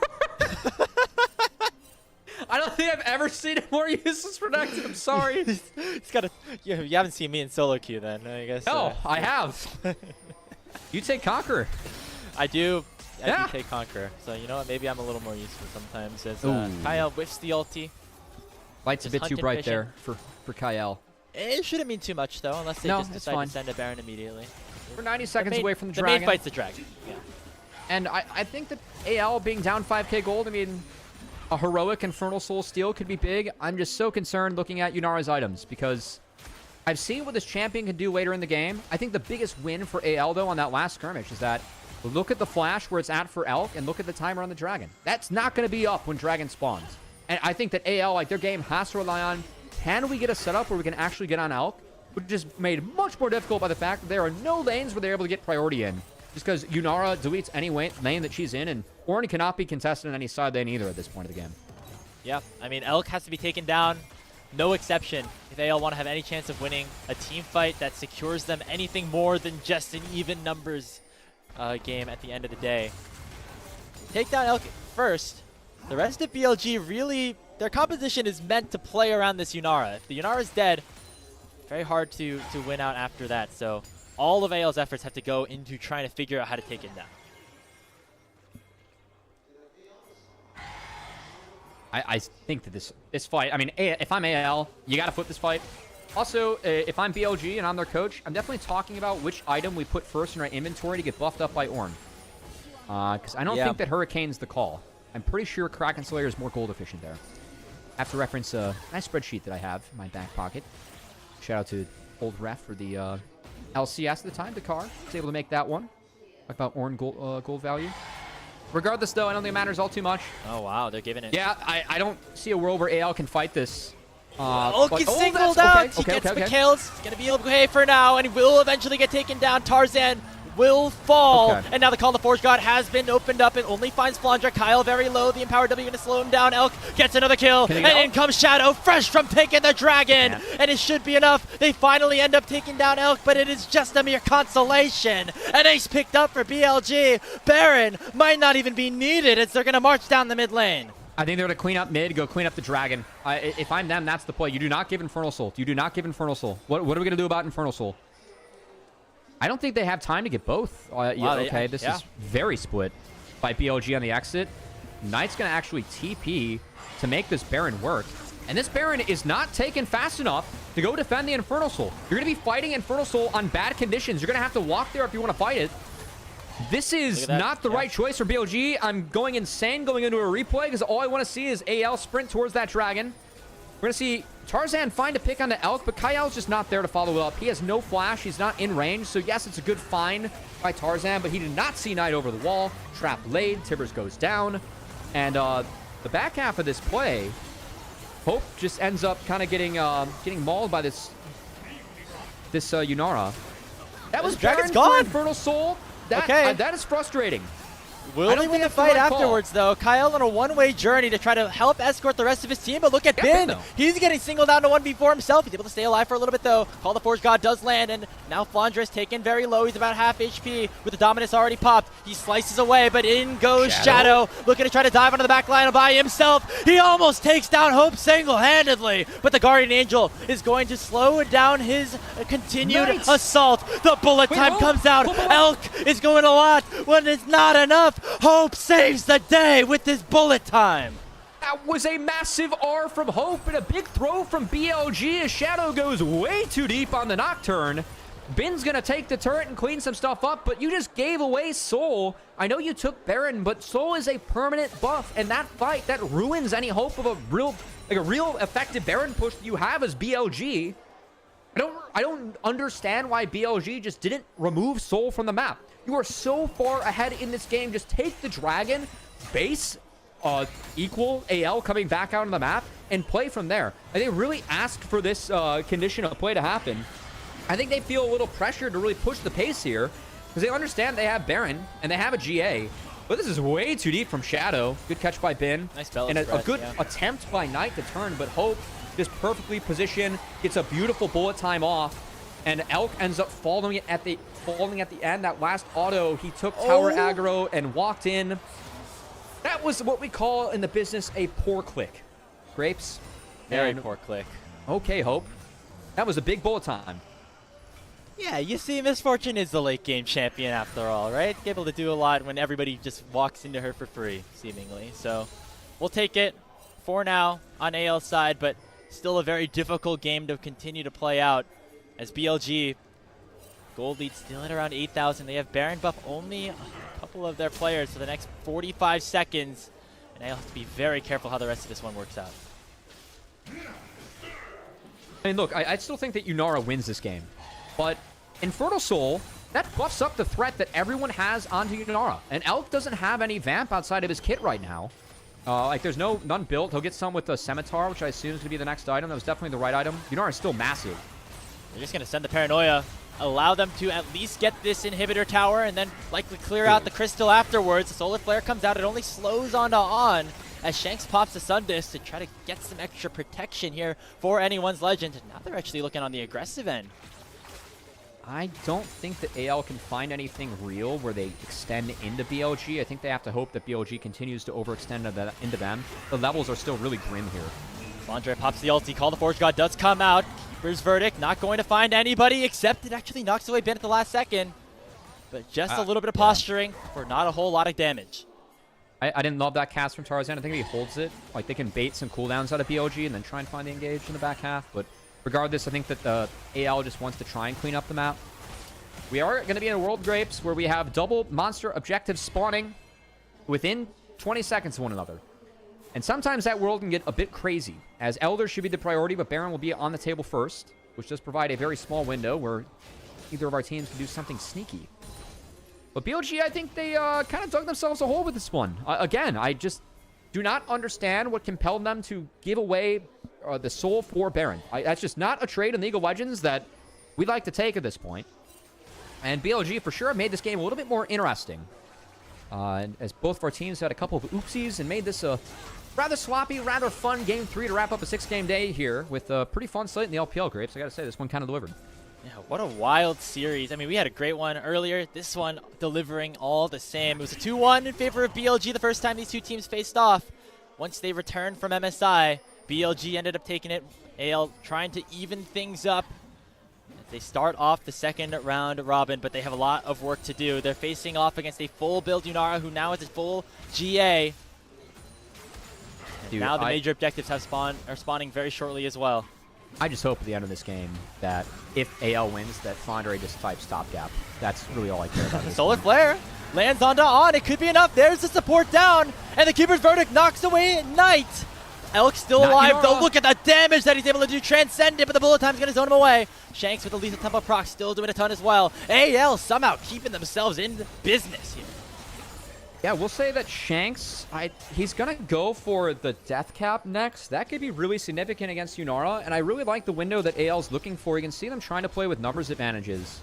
Obviously, On fell early, but I like the idea from Tarzan to go for the Keeper's Verdict into the flash play. I know it didn't work out. They didn't find who they wanted to, but still, like that's a good idea for me. We'll say update the inventory too. No Vamp for Elk on the Yunara, but does have a GA, is full build, and we'll have everything up for the double monster objectives. We'll see if Shanks wants to go get his death cap before this. They play out the rest of the map. I do think that's actually worth kind of griefing some tempo for. STP too, if he absolutely needs it. It's one of the few items where like I will send anyone back to complete that, or IE, you know. Worried though. Instead, they're going for a play on the ban. They land a Solar Flare. It is on tonight. He goes golden. Will be able to stay alive for a little bit, but surely should go down as Shanks picked up the gold. Call the Force God lands onto Tarzan. They find a stun on the Elk. The Guardian Angel though has still not been procced. Shadow gets shuffled away as it's a crazy combat in the mid lane. Elk gonna have to head back to base as the Guardian Angel will expire and send Shadow to the grave. AL win the fight with Baron spawned. And BLG with the throw again, they have to go into an Infernal Soul. Yes, they have the scaling advantage, but the setups have been better for AL. As oh no, not another negative trade. You do not want to trade Baron for Elder. I mean, they're gonna have to do it. They did. Can Shanks TP in? No. All too late. Did we just throw out the book on League of Legends macro in this series? Oh and no, Kael's dead. Oh no. Elk gets the kill. What is going on? Shanks TP is about 15 seconds too late. You are trading down in buffs. Like, you can't fight. You only have like a 30-second gap where your buff's more effective than the Elder. And this is a great find by AL, this find on the Knight. It's beautiful. He has Flash up. He doesn't use it. The CC from, or the damage from Shanks to follow up the CC was beautiful. And then we look at Elk. Kael finds him too. What a great fight from Kael to try and win his team the game, frankly. And AL just decides to take the Baron and give up the Elder. Go to the other side of the map. It's one. And so now BLG have the combat power. They still have Kyle on AL's side down for the next 5 seconds. Anyone's Legends cannot fight Billy Gaming at this point, and they might just have to. Call the Forge God lands onto Hope. Paranoia's out. This Misfortune is in so much danger. He goes down. Flandre goes down. That just might be the game, Cubby. You know what, Grapes? The only positive I can take away from this is that for any caster that'd be stupid enough to tweet that an LCK team will not lose a best of 5 to anyone else except a non-LCK team, I think that person might be a little bit happier with where things are at after watching the series. That's about it. Some very questionable plays around some of our big monster objectives in this one. And BLG, again, with the Elder, like, you can just brute force with Nocturne anytime, anywhere. Hope shows him one way that he can't. He loses the GA. He's already selling it for other items. And it just has to be still for 20. They're going to have to try to at least break open 2 inhibitors, if not finish off the game. On looking for a depth charge, not finding it just yet. Biding their time are Billy Gaming. They know they still have the scaling in their advantage. They take 2 inhibitors. Tarzan is back up at full HP. They will not be able to end the game with Hope spawning in 2. But what a big edge turned over by BLG. Doing Hibs down. I mean, we fight on even footing again. Like, who wins? Is it going to be Deathcap, Infernal Soul, AL, and Azir? Or late game Yunara? Elder forcing again. Same time, same place, right on the Hope they go. It is a trade for Shadow, though, with the Elder still available for 10 more seconds. The Burn's going to still try to come in. Bin picks up the execute, but Shanks finds the shuffle. Guardian Angel and Elk is down, but the Elder is still alive. Bin gets a double kill, but finally Hope has fallen. It is Flandre and Kyle trying to save the game, but On and Knight are just too tanky. Bin trying to dash forward. It is a 3v2 across the map. The Elder has expired, and AL will somehow hold the line. Grapes, the chaos continues. Nothing. Wait, we're TPing? Kyle? Okay, it's a spellbook TP. Yeah, spellbook. We're fine. He stopped the resets. It's chill. Everything's okay, guys. It's just an LPL game. Absolute chaos happening in game 3 between our two MSI representatives. Who we've thrown out the book on League Macro in this one. We're just gaming. And hey, to be fair with this, I mean, look at how close this fight is with Elder. And I do think that Yunara, I mean, as a champion, you have to be able to auto-attack. Elk doesn't really get to play the fight after this. Like, he can't walk in. He already used his dash. Look at Shanks. You can see him trying to find an auto on the Tarzan. He's got to flash over. And that's an instant response from Shanks. That's a great play from Shanks. I love the reaction on that. I know he goes down. That's a game-saving play. Quadra? He TP's in. He's going to try to find a flank onto Knight, but he keeps himself alive for a long time. Call the Forge God comes out. Flandre will go down. The bullet time going to try to light down a Bin, but he cancels it with a searing charge, and in comes the Paranoia. But Shanks is still alive. He uses the shuffle to get Shadow away, as still Bin is alive on the back line. Tarzan going to try to find the kill on a Knight. He has the control ward. Knight will go golden. Kyle going in on On. Knight somehow still alive, as BLG are waiting for their hero to arrive. It is Elk on the Yunara in a 4v4. Tarzan tried to do something so sick there. He was queuing and trying to get a Knight who was coming out of Zanya's to die. Was not able to connect with it. Those Nexus turrets, they do respawn now, of course. 5 minutes on that one. 45-12, folks, just in case it matters in the chat. Oh, wait, no, it's 3 minutes? Okay, never mind. It's 3 minutes on that one. Well, you know what, Grapes? At least for this time around, both monster objectives are spawning at the same time again. I really hope to see a little bit more Elder Prio, you know? Take the Elder. Take the Elder. It's worth it, I promise. Here in the LPL. I think some more Elder Prio is warranted. And if you're BLG, at least you have inhibitors down on the top side. Try and hopefully open your map up for that. By some sort of miracle, anyone's legend, the defending LPL champions, were down very heavily at the start of this game number 3. They had the scaling advantage against them. There's a level 18 Yunara, an unkillable Ornn. But somehow the Pandas, they still stand as BLG going for another push. They have one Nexus Tower available. Elk has both sums up. He's got a shield bow. I think if I'm AL, I'm looking for the Annie. And we do have a small window as Knight where he's flashless and doesn't have Zanya's up yet. So I think any fight or execute, you want to look for Annie here if I'm Kyle. Paranoia once again, just used to try to zone people away. AL playing things very safely underneath their bottom lane inhibitor tower. But Shadow uses the Paranoia to send supers into the final remaining Nexus turret. BLG back away. They have Elder Dragon spawning in 20. It is their second Elder Dragon, which will make it even stronger if they're able to secure it. If they can retreat for Elder, yeah, that's probably just going to be GG. AL, I mean, they got to exit the base for this one. As you can see, no vision here for AL on the toggle. Again, Knight is flashless. He's the big member for me. Flandre to spot him out so they know he's in the brush. Yeah, they see Bin there too. AL have to go forward because they know the game will end if the Elder goes over, as Knight is waiting with his stun in hand, looking for a Tibbers. He finds it on the Flandre, but the Renekton has gone tanky at this point. But look at Elk, he is unlocked, and he takes down Kyle. Call the Forge God will come through. Zanya's already popped from Shanks. It might be too late though. The bullet time doing a lot of damage, and Flandre takes down Elk. Knight is getting chased down by the big old crocodile too. He'll get himself a double kill before falling. Hope is still alive, but he's going up against an 8-0 Bin, but he gets yeeted away by Tarzan. Look at the still, Nexus. Where's AL the Nexus will at? survive. Both turrets are down for the Nexus. That's just going to be Elder. There are no more turrets up to kill the creeps. They're taking Tarzan's damage still on the up. Nexus. Hope just canceled his recall. They're seeing them hit the pink ward. They can. There's not a lot of damage for this. I think they're going to try and play it. Wait, the inhibs respawn. The inhibs respawn. A huge break here for anyone's legend. On, dredge lines onto the wall. That might be enough. Hope very strong at this point too. Searing charge does not connect. There's a TP in 30 seconds on Knight. Got to keep your eyes on that. as the Elder Dragon is still up. Nobody wanting to fully take it down as both junglers are available with their smites online. Shadow is all. Shadow going forward, looking for a flank. Here's the Oran Horn. His on has already fallen. It finds onto Hope. The Guardian Angel's been popped, but Tarzan now is able to take down the Nocturne. And AL can go towards the Elder. Look at Shadow, he has ult up, he's dead. Just wait for the ult if you're gonna take the fight, but Hope could win that. He has all the lifesteal in the world, and BLG find a way to throw the game again. What is happening, man? Elder Dragon secured by AL. They will turn their sights next to the Baron with Shadow down for 35. Ladies and gentlemen, this is the LPL at its finest. Baron's gonna be taken by AL. There's no chance to contest this. And BLG, despite having the Yunara, just cannot find these late game fights. I mean, Elk is fed out of his goddamn mind. He's traded out his last item like 3 or 4 times.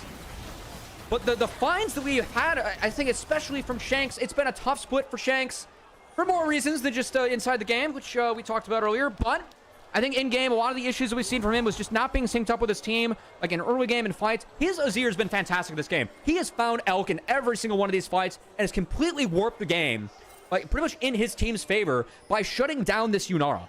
And we gotta have one more fight where he's able to find Yunara. And this time, it's both monster objectives going over to AL, because BLG did not respect the power of MF with no ults up in a late game scenario where MF has all the vamp in the world. See the Infernal Soul also doing a lot here for anyone's too, Legends. Hope has a Zanya's Hourglass just to try to keep himself alive upon a collapse from Knight, Elk, or anybody else. As now the BLG base is the one being targeted. Important to note, there's an open Nexus on the other side if AL do falter, but the inhibit mid is down, and one more wave is crashing in for the defending chance to try to take down BLG. Teleport coming in. It's Knight looking for a flank, but he's very far away. Was spotted. They're waiting for Shadow to pull the trigger here with his paranoia.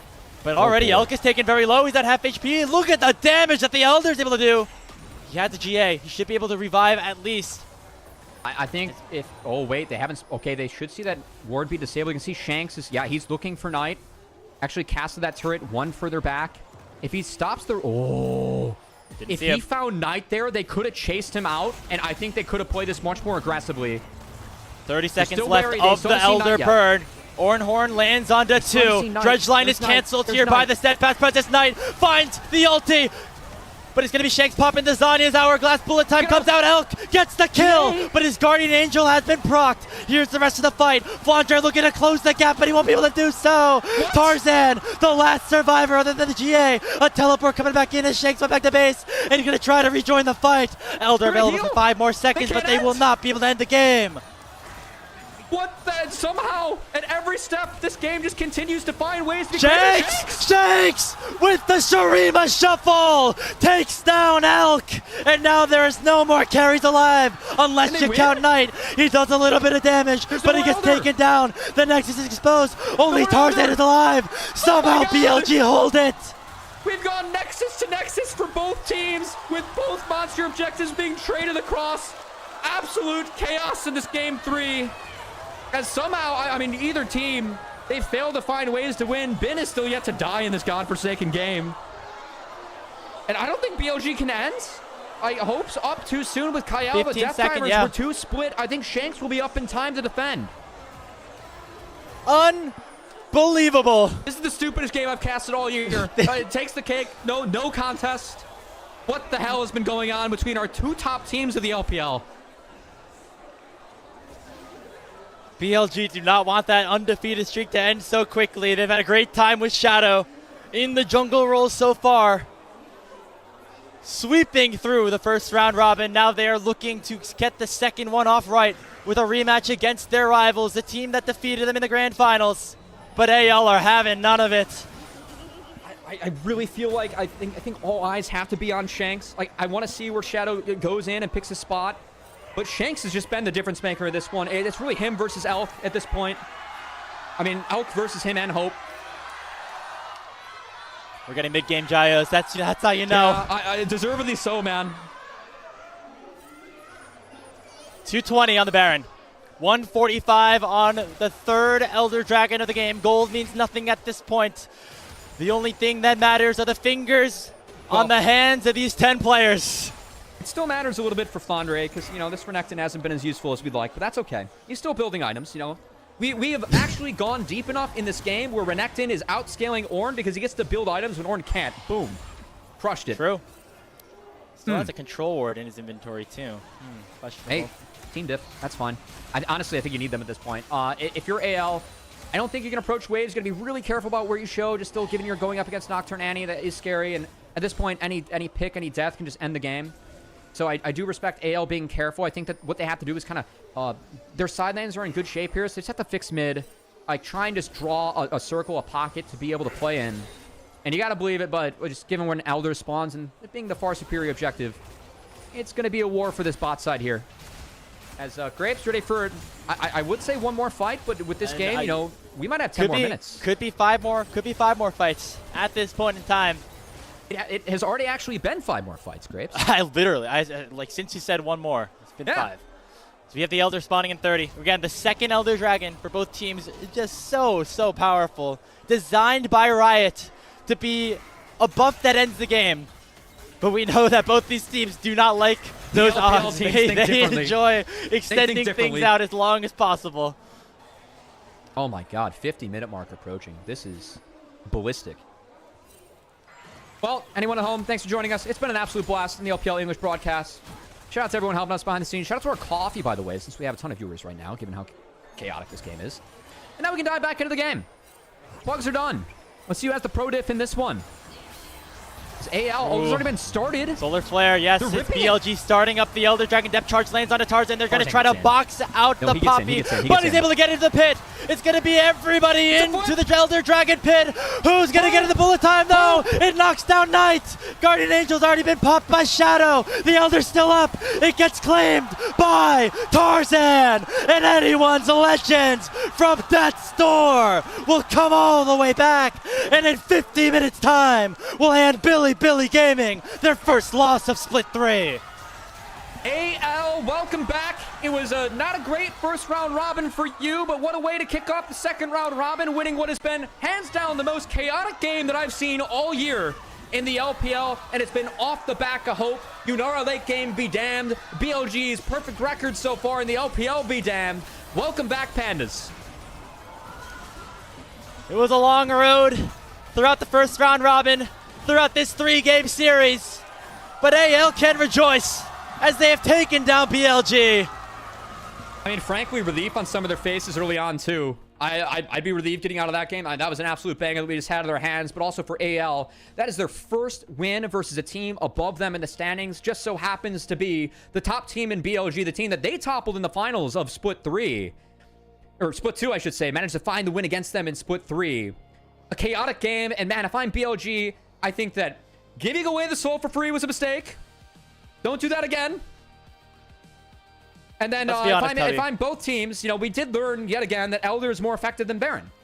So we threw out the book on League of Legends macro and then got the answers back in the end. This could have very well been a 3-0 for BLG. Winnable positions in all 3 games. Seemingly had all of them in the bag. I mean, at the end, halfway through game 2, we were talking about how this is a disaster for anyone's legend. That, oh, there's no, how are they even going to, like, you know, recover from getting swept this badly by BLG? And now they're the ones walking away victorious. And BLG get handed their first loss, and it's a loss that they know shouldn't be on their records if they just played a little bit more clean. Look, for me, I think that this should, like, BLG at 7-0, it didn't feel like they were truly a team that, like, deserved that record, even though it shows in the game score in the series. We still saw mistakes from them, and to see those really big macro mistakes emerge from them later on, saw some overextensions a little bit from Shadow and the team. Also saw them just prioritizing the wrong neutral objectives to pick up in very winning states. I think the biggest thing for me in that game, they gave away the Infernal Soul. I think that's where the game changed. Because AL get that effective buff for the rest of the game, and Yunara is taking more damage for the rest of the game. And I think that was a big difference maker. It really helped make sure that Shanks was just deleting this Yunara every single fight that we saw. Like, we couldn't really see Elk get a real fight or a real setup late game. It was Hope with the MF. It was Shanks with the Azir that was zoning out that big late game damage Yunara.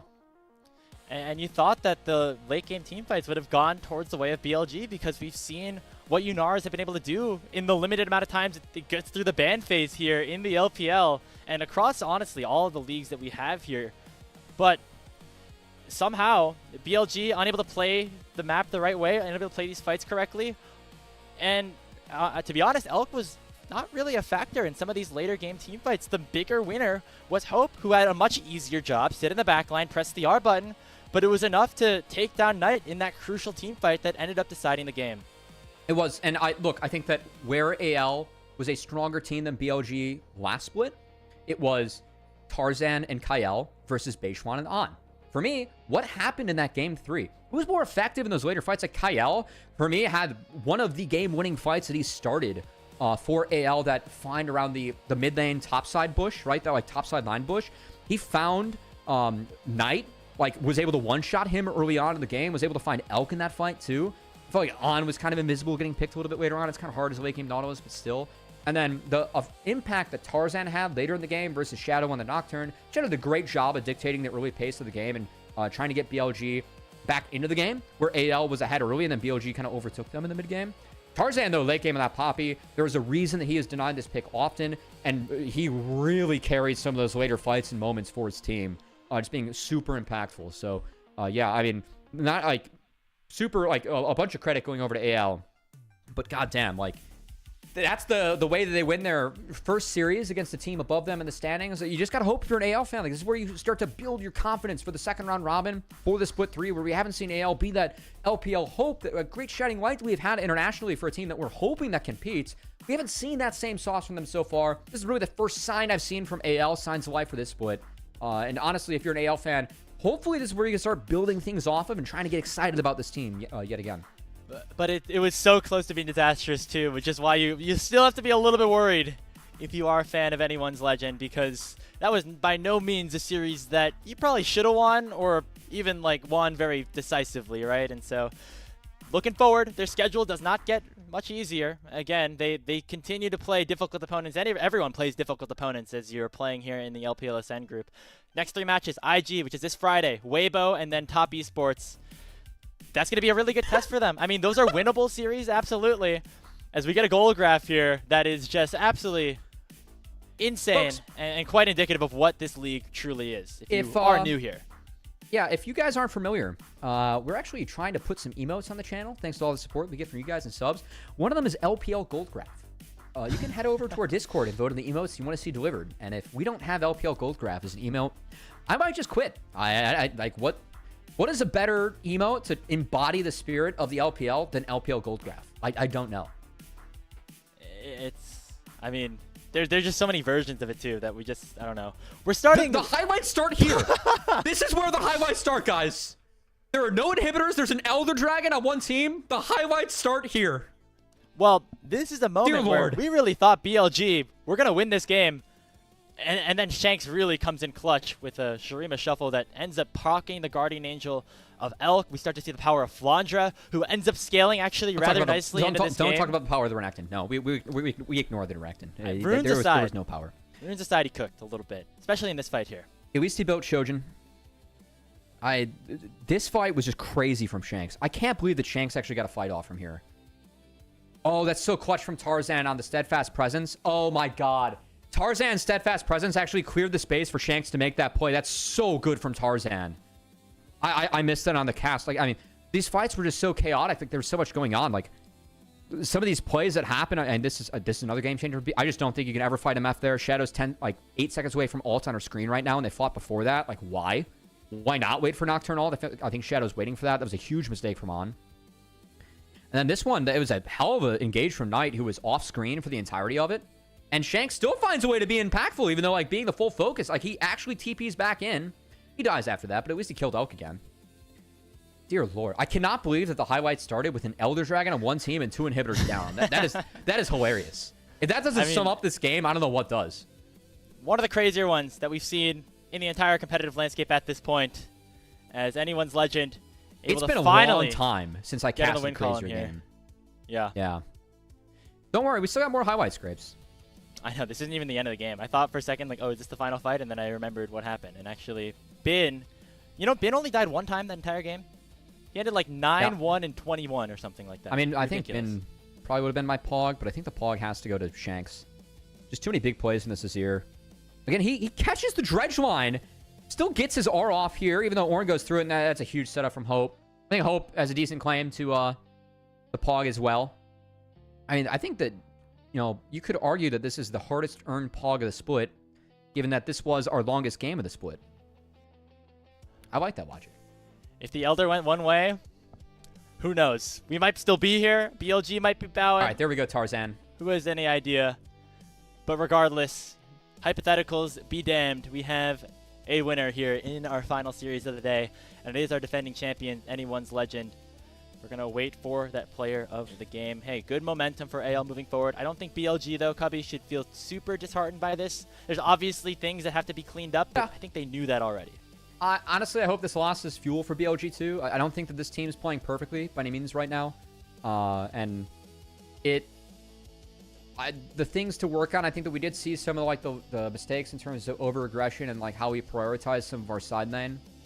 So, yeah. All right, you know what the top comment is on Reddit right now? Read it. Read it to me. Alert, alert. BLG have suffered a loss. Look for a new jungler immediately. All right, Hope Pog. I thought Shanks was Rob, but we'll play for Hope. Hey, you know what? He was the guy we were counting out. We were saying he's going to get outscaled heavily. And as soon as he fell behind a little bit, we kind of discounted him. Some of the bigger ultimates in that game came from this man right here with the bullet time on the Misfortune. So well-deserved to Hope, well-deserved to Anyone's Legend as they get their revenge on Billy. They are now even in game score, even in match score at 3 apiece as you wrap up, start to close out the regular season. Before we go here on LPL English, we're going to show you our standings, both in Group Ascend and in Group Nirvana. No movement in Nirvana today, although we will get that tomorrow. We now have a new team, theoretically at the top in Top Esports, going 8-1, just having that extra game over BLG at this point. Yeah, also, of course, Group Nirvana, a little bit more boring over there. Still trying to find out who gets eliminated for the split. Some big games to be played to wrap up that double round robin with our groups having a few games left. But Top Esports, they exit the night in first. Yeah. That's pretty big, Grapes. I know that they have a series advantage on BLG, and it's somewhere plus-minus, so BLG can easily turn that in their next series. But I do think that Jackie Love's in great form with that team. And they were able to find... they were pushed around a little bit by JDG, actually challenged, which is good to see from JDG, but did take a win. Still looking to see better things from Top Esports, but yeah, it's, you know, we're looking for everyone for the LPL to be better. As crazy as our game, and we'd like to have our game be maybe at times a little bit less crazy, but also when they do get that crazy, we get treated the games like tonight. So it was a pleasure to cover that one with you, Grapes. This game 6 to the night, and thanks to everyone joining us in chat for that. Hope everyone has had as much fun as we did up here. Because I lost my goddamn mind at, I think... multiple points. My hands can't even handle it. It's just, it was what it was. Yeah, a 6-game day. You know, those end up becoming relatively common, but maybe one of the ones for the ages here on LPL English. And in case you think the action stops today, well, you are absolutely wrong. Talk about the top of the standings. We're going to the top of Group Nirvana tomorrow, starting at the same time here, same place, twitch.tv/LPL English. 5 a.m. Eastern, 2 a.m. Pacific. It is NIP versus EDG. Winner likely claiming that top spot in Nirvana, getting a chance to play against one of the lower seeded teams in Ascend in that play-in stage. Both these teams looking very good in that group. And then we're following up with WE against FPX. Make sure you tune in for that one. And before we fully sign off for the day, we want to give a huge, huge thank you to our Elite Coffee supporters, Aaron Soup, Mung, Forest Without, and owners of Asperal. They've pledged financial contributions to help level up the broadcast and give back to the cast and crew to help give you an English LPL product every day. So a big shout out to our Elite Coffee supporters. You want to become one, you can use that link that is currently in the Twitch chat, get you access to all sorts of perks. Alongside my co-commentator, Cubby, our producer, Chippy, everybody here on the LPL English crew, we'd like to say thank you for tuning in what was a wild day here in the LPL. Final score of our final series, Anyone's Legend 2, Billy Gaming 1, and we'll see you all tomorrow for more LPL.